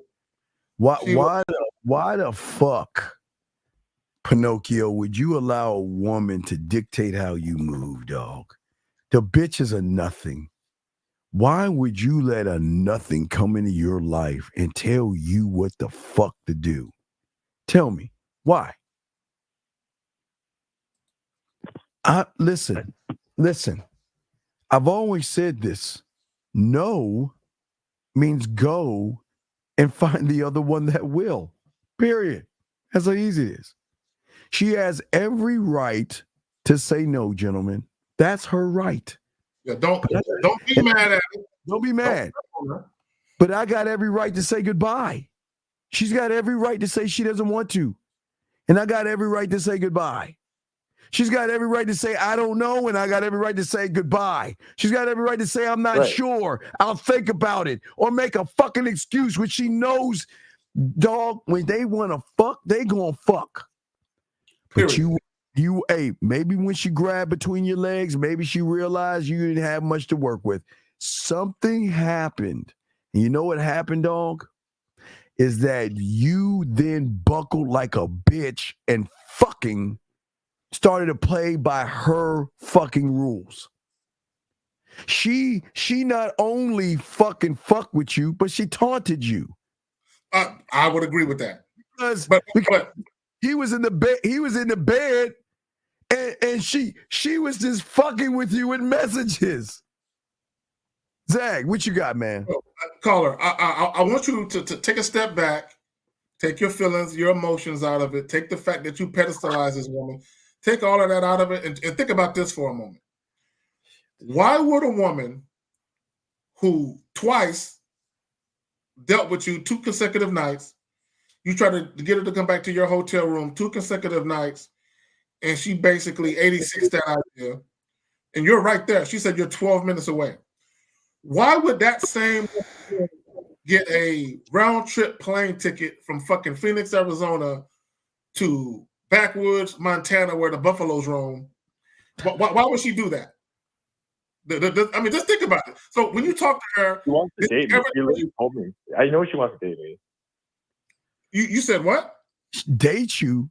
I know she wants to date me. Wait, I thought you wanted to fuck her. I know her friend already told me. Like, I thought you wanted to fuck. I know it. Wait, stop. Did you just say, wait, stop. Wait, did you just say, wait, before we get to the question, wait. This motherfucker want a girlfriend. Tell me that your friend said that she said, did you just say that? She told me. No, did you say, no? Told me that she really likes you. Wait a second. Wait. Are you in fucking high school? Or, I mean, elementary school? Why the fuck are you talking to her Why friends? the fuck are you talking to her friends for? They came up to me. I didn't talk to her friends. Bitch, why the fuck? She said, we gotta go. They said, we gotta go. Oh my God, I don't understand you humans. I don't understand you humans. Why are you letting this woman rank? The original question is like, I'm not in love with her. Shit, it sounds like it. Go for the It sex, sound like it. work, and I have to play the long game, right? No, wait a second. No! No, wait, stop. Stop. Who the fuck told you to do that? Who said that? Who do you know on this panel told you when a woman said no to fuck, because you shouldn't be trying to fuck anyway, but who told you to do a long game? If you thirsty and desperate. Who the fuck told you to do a long I'm game? desperate enough in Montana to have some girls fly over. I mean, I had like Brother, brother, you wanted to fuck. And because you didn't get your punk ass way, then you want to switch the goalpost and move it and go with the long game? Are you fucking serious? Whether we fucked or not the first night, I would have made it a recurring thing. If I fucked her the first night, I would have still had her fly out to Montana. No. That motherfucker can't even cut your fucking grass if you have game. Listen. Okay. You know what, Colin? If I give you an instruction, you have every right to say no. Now, mind you, I'm under the impression that we are enjoying each other enough. We're making out more than one time. So, and you're touching me in a very, very inappropriate way, which is kind of telling me, let's get out of here where we can be more private so I can suck and fuck the thing I'm grabbing. So with that being said, I'm not about games. So if that's going down, listen, let's get out of here. Let's go back to my place so we can continue and fuck. Now, she, on the other hand, has every fucking right to say, no, I'm not interested in doing that. I'm with my girlfriends. I'm not sure that. And hey, she can say all the shit she wants to say. If she is not saying the word okay, yes, I just got to tell my girlfriends where I'm going. If she's not saying anything on those lines, I'm saying goodbye. I didn't say good night. I said goodbye. That means I'm wasting my fucking time where I can meet some other motherfucker and put my motherfucking magic on them. Zag, you got it. This is my thing, and Steve is right. And we want to reiterate, a woman has a right to sexual autonomy. She has the right to change her mind. She has the right to say no. I don't care if you're butt naked in the bed with her. And a fucking tip is touching the interest of her coochie. She has a right to knock that motherfucker away and say, I don't want it no more. She has a right. Now, here is the thing, though. One thing a woman does not have the right to do is fondle my Johnson and tell me we ain't fucking. She can't do that. You can't grab my shit. You can't fill me up and then play them goofy games. My thing is, like Steve said, I'm not going to show you any type of anger. I'm going to be like, all right, well, look, you enjoy the rest of your time. I'll put it this way. If you're best friend at a party and you had to fuck a girl, would you ditch the girl for your boys, or would you go with your? Wait, brother. Are you serious? Sir, listen, you don't. Okay, brother. Did you not hear what the fuck I told you with myself, 50 and Jay Roman? Did I not tell you when we hit the cigar bar? Now the cigar bar had upper influence wings, so they had nothing but sexy ass waitresses. You couldn't look all fucked up and be in that place. All right. So we got in that bitch. We all dispersed until it was time to go home. So what are you talking about? What are you talking about if I'm with my friends? If I'm with my friends and I'm hanging out with them and I'm not getting no, they're going to be like, get the fuck out of my face, bitch. We go, hey, look, man, we ain't fucking with you no more. Why the fuck are you hanging out with losers? Call her. The woman didn't want to fuck you. Yeah. If she wanted to fuck you, let's say for the sake of argument, she didn't want to leave her friends. Cool. What she would have did at the bare minimum is once they got done hanging out, she would have went to your hotel room. She said, oh, I promised my friends I wasn't going to leave. Man, all that means is when I felt your dick, I didn't feel the girth and the length that I needed to catch an Uber to your hotel. And she knew you had a mouthy dog. So, And the worst part about it, you want to put her on the roster, make her your girlfriend. What has she done to earn that position? But don't call it a girlfriend. You're just a sex partner. No, see, now you're moving the goalposts again because you said a little while ago you wanted a girlfriend. Well, Steve, here's the news flash. In order for a woman to be a sex partner, she has to actually want to have sex with you. And then you got to actually do it. So how the fuck is that I going see to what work? you're saying. If she didn't want to have sex with you that night, there's no way she All can right, have call sex her. with you ever. Okay, what woman do you know grabs your dick while she's kissing you and then magically says, well, I can't go because my girlfriend's got tied up by elves, ran behind Smurfs, and we're trying to find Bigfoot later on the night. What fucking woman tells you all them fucked up ass excuses? And then on top of that, rubs it in your face by texting you later on that night when she could come see you. So please explain that to me. Yeah, okay. You can't explain it, huh? She did not want to fuck you, caller. If she wanted it bad enough, she would have done it. She didn't want it bad enough. It's not even. Look. That's part of it. Here's the thing, and this is what guys got to understand. So let me tell this real brief story, Steve.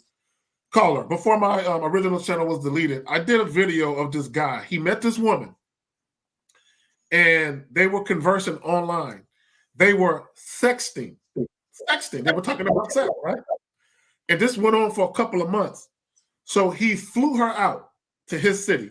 Not only did he fly her out, he paid for a round trip plane ticket, but he also paid for a hotel for her to stay in. Not a hotel for him to stay in, but a hotel for her to stay in. So the plane lands, caller. She never calls him or messages him that she's there. She goes to the hotel, she's chilling. So he hits her up and be like, hey, did your flight land? Did you make it okay? She's like, yeah, I just took a shower. I'm chilling. So he was like, so you're not going to hit me up? She was like, I didn't think it was that big of a deal. I'm just chilling. So he said, all right, I'm going to be over there in a little while. She said, only as friends. Only as friends. I remember right? that. So basically, now this is a hotel room that he paid for. She won't even let that motherfucker in a hotel room that he paid for unless he understands that they ain't fucking. So the point the reason I'm telling you that is women will talk about having sex with you sometimes, and they'll give the misleading impression that sex may happen. And the reason why they're doing it is because they understand they can get something from you. So they'll play that role just long enough. And then the moment you get pushy about the sex, they'll be like, it ain't gonna happen. Hey, caller, this is so weird. We're going to call Fox Mulder and Dana Scully because this is an X-File. It is so fucking weird. There's something weird about this. You're telling me that you wanted to smash a chick, she said no. And then you wanted to do the long game by just chit-chat with her. You tried to fuck her the next day again, right? She said no. And you still want her around? Why? What's the purpose? Okay, so again, she goes back to what I said earlier for two reasons, right? One is my style of game is very romantic, and I have very Wait. Stop. Wait. Sir, stop. He's offending me, Steve. I'm offended. Can you please stop saying those offensive words? Can you please stop saying that, sir? Yeah. You don't have game, yeah. so please stop saying that because that's very offensive to those who have game, okay? So please don't say that, okay? Thank you. Now, please continue.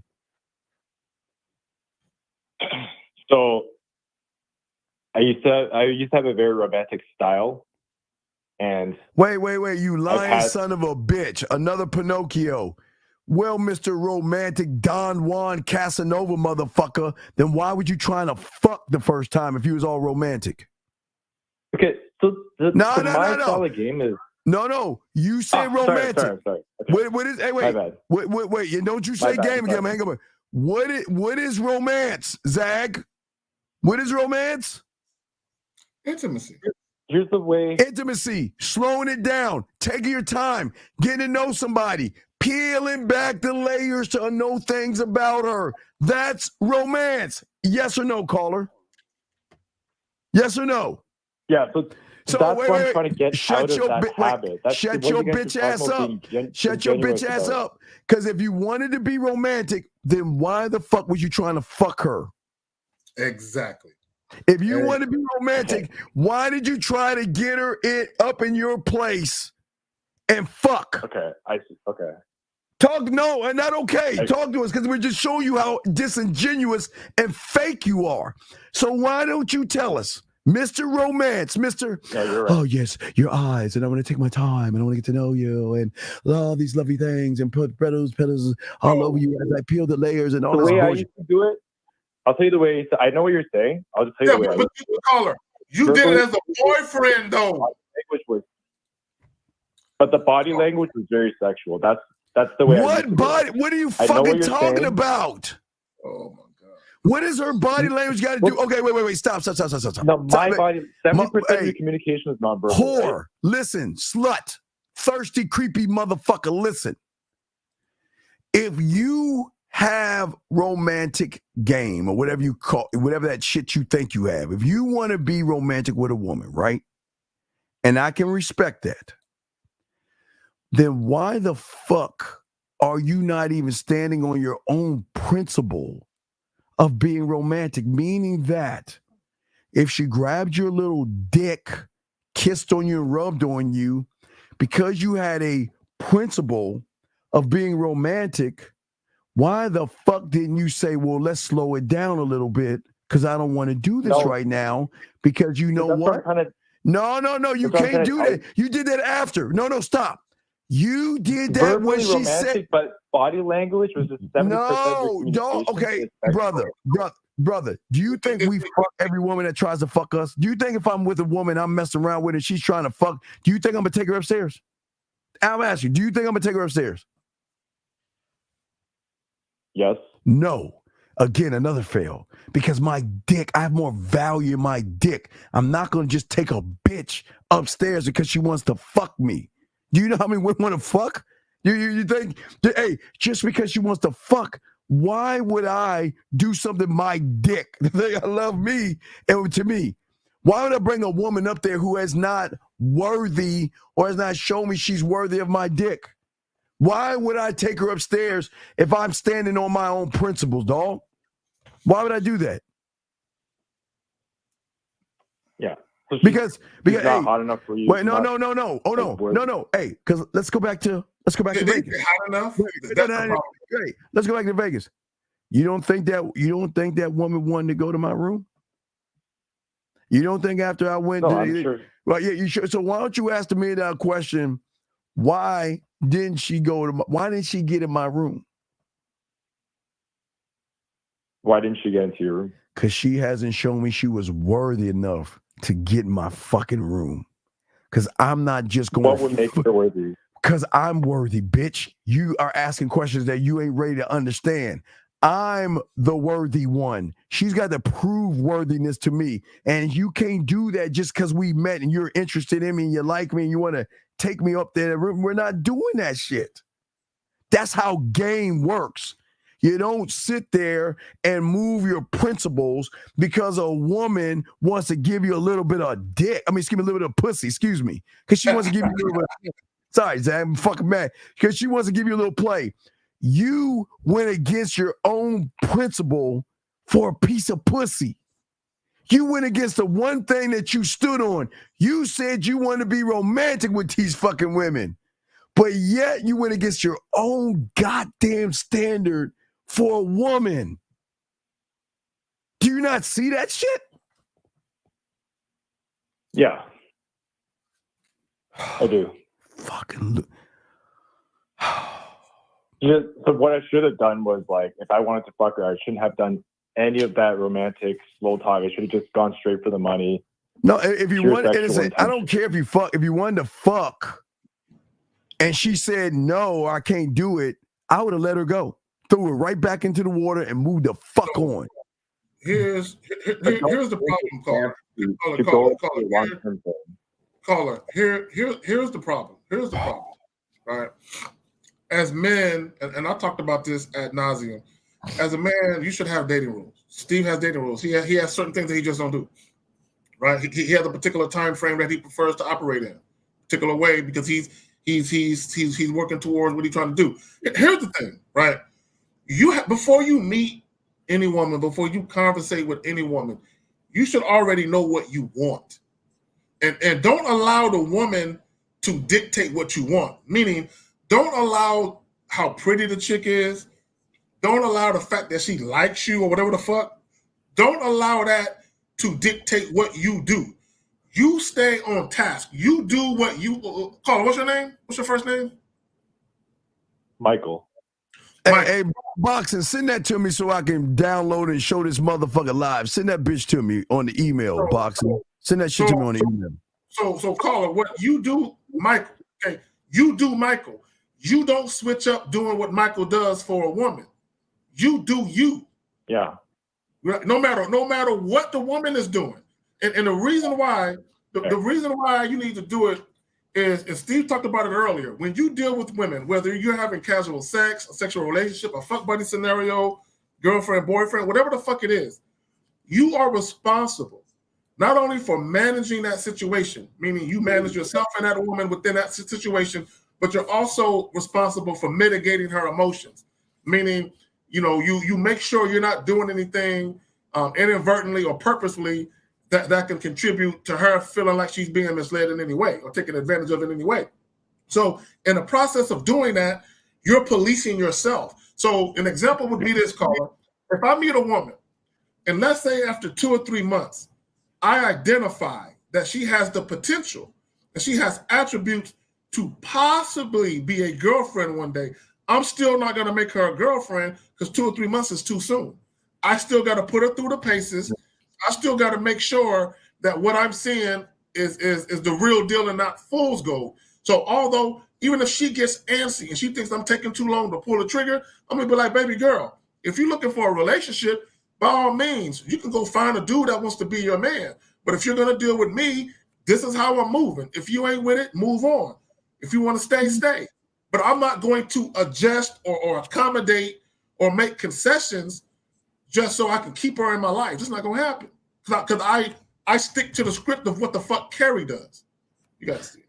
Yeah, but I don't understand why are you disingenuous though? No, okay, this makes perfect sense. Like, your point is, do not switch your stance. You couldn't if you want to. I don't for a piece of pussy. Why would I change my stance for a piece of pussy? Why would you compromise? Compromise myself. Dog, listen. Why would you do that? I had an easy layup, and I told her no. I had an easy layup, and I told her no. Mm-hmm. And you know what that got me? You know the prize I got? Respect. No, I got a free air flight. I got a free flight. Oh, Zach, I got a free flight to Vegas. Okay. Because you stand on what you stand on and you don't switch up. Because for the first time, she's never had anyone tell her no. Mm-hmm. I didn't tell her no to play games. I told her no because she wasn't worth my time at that point. She wasn't even worth my time at that point. So why would I offer her my dick just because she wants it? Why would I be like you? I have a question. Caller, how long ago were you in Phoenix? Yesterday. Thursday night to Monday. So it is. Hold on. Look, watch this. But let me see if I can find it. I don't know where that fuck is at. I'm over here talking shit. Hold on. Go ahead and do your thing. So, caller. So let's say, for the sake of argument, she wanted to fly to fucking video boxing, Montana. Boxing, you dumb mother. Real quick. Let's say she wanted to fly to Montana next weekend. Would you let her spend the night? Say yes. I mean, that's what I'm saying. You have to have boundaries and parameters. You have to. You have to. Bro, you got to make women earn everything. You got to make them earn your time. You got to make them earn your dick. You got to make them earn laying next to you in a bed, laying on your chest, playing with your nipples and shit. You got to make them earn that shit. If you're going to take showers with them, you got to make them earn that shit. If you're going to have a meal with them and shit, and some romantic shit, intimate setting or whatever, you got to make them earn everything. You can't do it simply because you're fucking her and you like her and she likes you. No. You got to make sure that she's, because caller, here's the thing. If, let's say, well, I do have children. Let's say, send me Miles' clip. You say it's the 58-minute timestamp. All right, sorry, Zach. Let me pull it up. Go ahead. Go ahead and find it. Let me see if I can. You say it's at the 58-minute mark. The 58-minute mark. 58-minute timestamp. All right, let me see. This shit. So, caller, here's the thing. You have to make women earn everything. Like, I'll give you another example. There are guys who fly women out, and when they fly them out, the chick don't cook nothing. They spend a whole weekend taking her out to eat. So you got a woman that you fly out to your spot. She come in your spot. She using the electricity. You know what I'm saying? She using the fucking water. You know what I'm saying? And she's literally at a free bed and breakfast. And she's not investing anything but some pussy. Boxing. Send me the Miles. Boxing. Send me the Miles Cunningham clip in the cigar bar. Just grab that shit and send it to me. The Miles Cunningham clip in the cigar bar. Find that shit and send it to me. I'm sorry, Zach. Go ahead, man.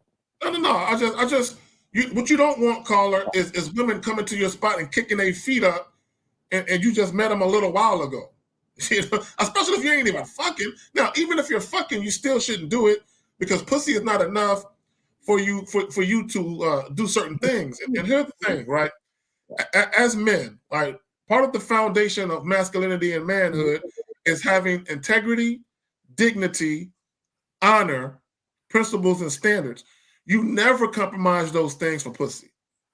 Okay, no matter how sexy the chick is, how cute she is.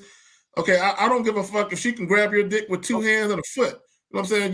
You don't just compromise that shit just because the chick got some pussy. And I'm gonna tell you, once women see that you're moved by their beauty or their body or sex, once they see that you're moved and they can control you with that, like the girl in Phoenix, she was controlling you with the prospect of fucking her. You might not look at her like that, but she knew what you wanted, and she was stringing you along.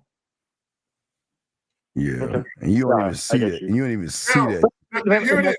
And caller, check this out real quick, caller. It's not to say that you can't fuck, but here's the problem. If you ever had sex with her, it's going to be on her terms, not on yours. You never deal with a woman on her terms. Never. Because the moment you do that, you're setting the precedent for her to always have shit go her way before you get what you want. You don't want a relationship to start out that way. Yeah, you don't. Yeah, definitely. So what's up, man? So let me ask you this question. So going back to being honest, if hypothetically there was another girl and I wanted to be in an open relationship with her, and I genuinely saw her after months, or like after, well, not even a month, like let's say after a week, and I talked to her and I'm like, I do see potential in this lady of being one of my girlfriends. Do I tell her right away? Okay. First and foremost, when you're very first dealing with women, you don't have to talk about your dating life. Okay, you don't. Even if women ask you questions, you don't have to answer their questions, right? Here's the thing, and this is what every guy needs to understand. Women only need pertinent information. Okay, whatever's going on in the moment, the only thing that you should divulge to them is shit that they need to know in the moment. Like a woman doesn't need to know your relationship with your parents. She don't need to know if you went to college and where, or what you majored or minored in. She don't need to know how many siblings you got. She don't need to know where you grew. She don't need to know none of that shit. None of that shit got anything to do with the task at hand. And here's the thing. If you're dealing with a woman long enough, she gonna find out all that shit eventually. In the beginning, she don't do that shit.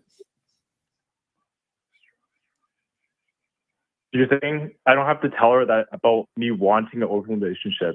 Eventually, she's gonna find out by the way you move.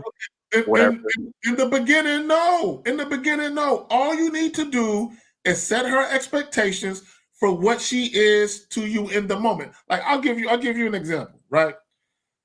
Women know out the gate that I'm seeing other women. They know out the gate that I'm seeing. They already know that, right? So if let's say 3-4 months pass, and they come to me and they say, "Hey, I know you're probably dating other women, but I'm really really feeling you. I care for you. I like you a lot. I don't know if you've ever thought about me and you the way I think about us.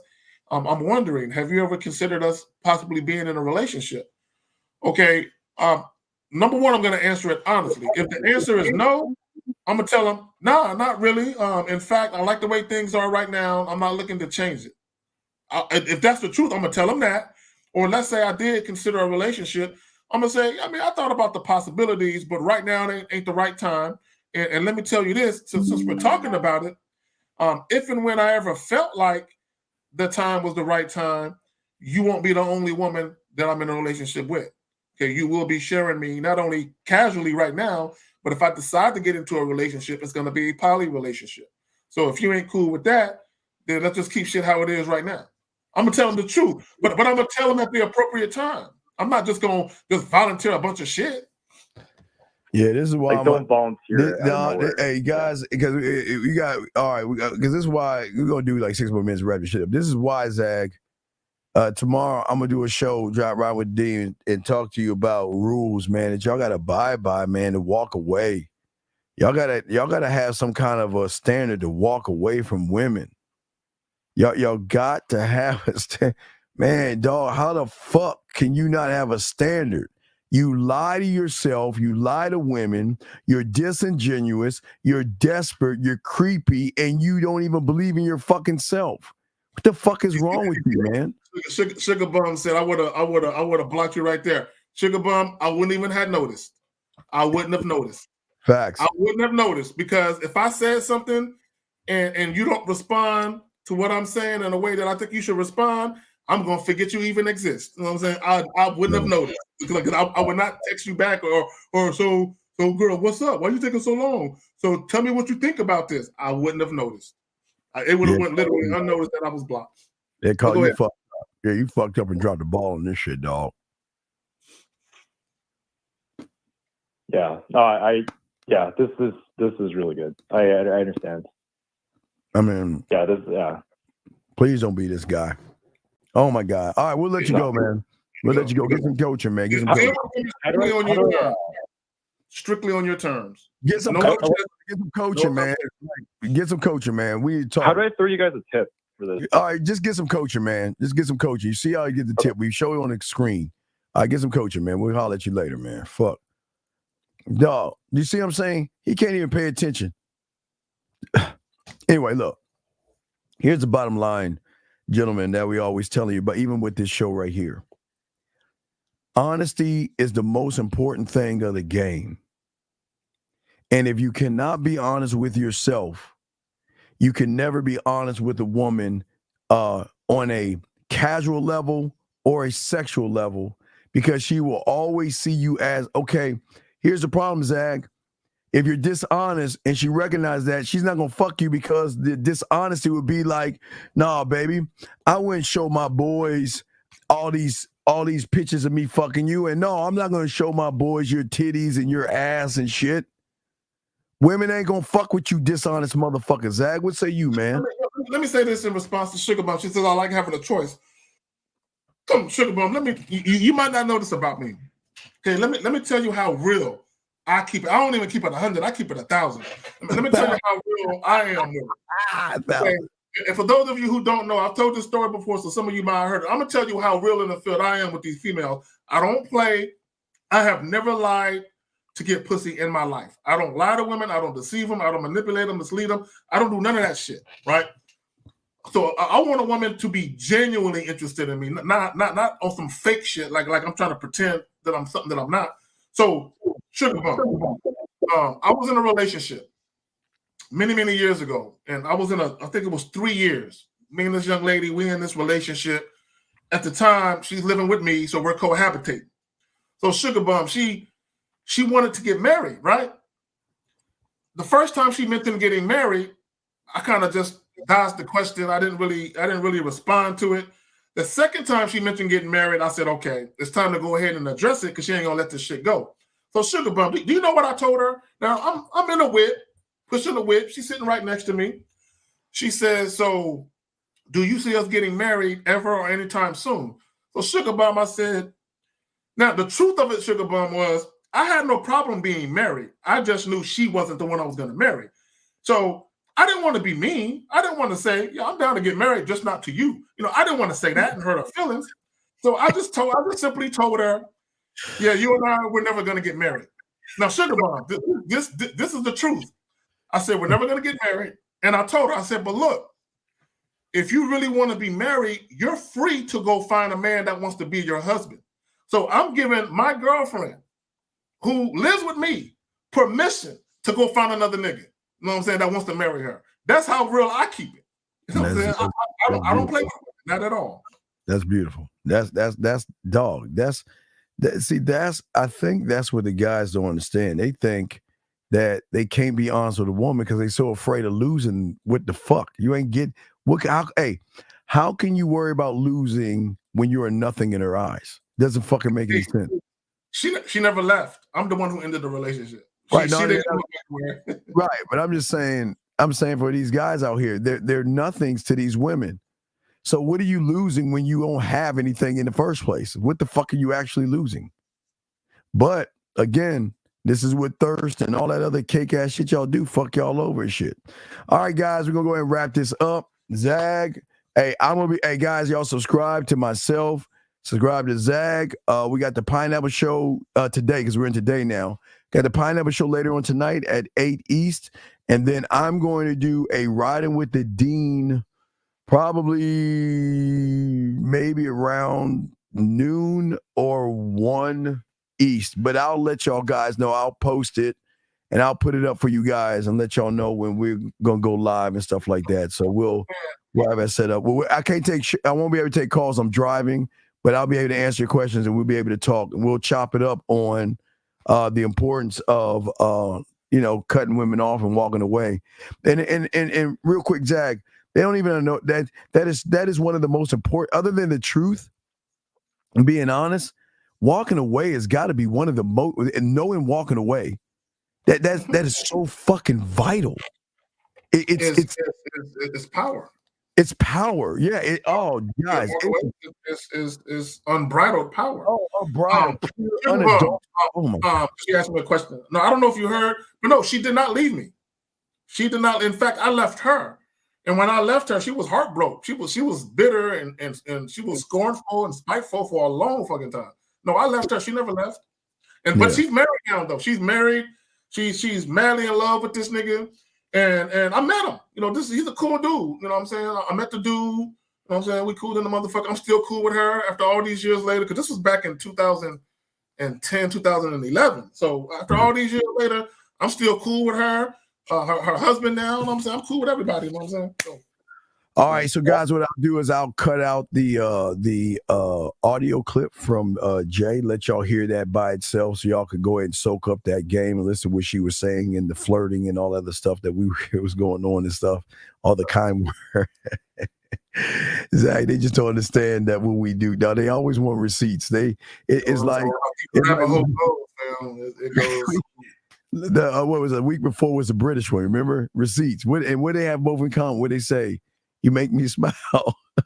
You make me smile. Words. Look, the power of words, that's real. And here's the thing with the power of words. The power of words in conjunction with your behavior matching your words, you have optimum influence. Oh, a lot of guys don't have no influence when it comes to women. This is why they struggle. So we'll talk about that, guys. We appreciate all you guys out there. Please appreciate yourselves, guys. Pineapple Show, myself, 1950 and Zag, and we out this bitch. And we'll see you guys, my guys, riding with the Dean, and we'll see y'all tomorrow.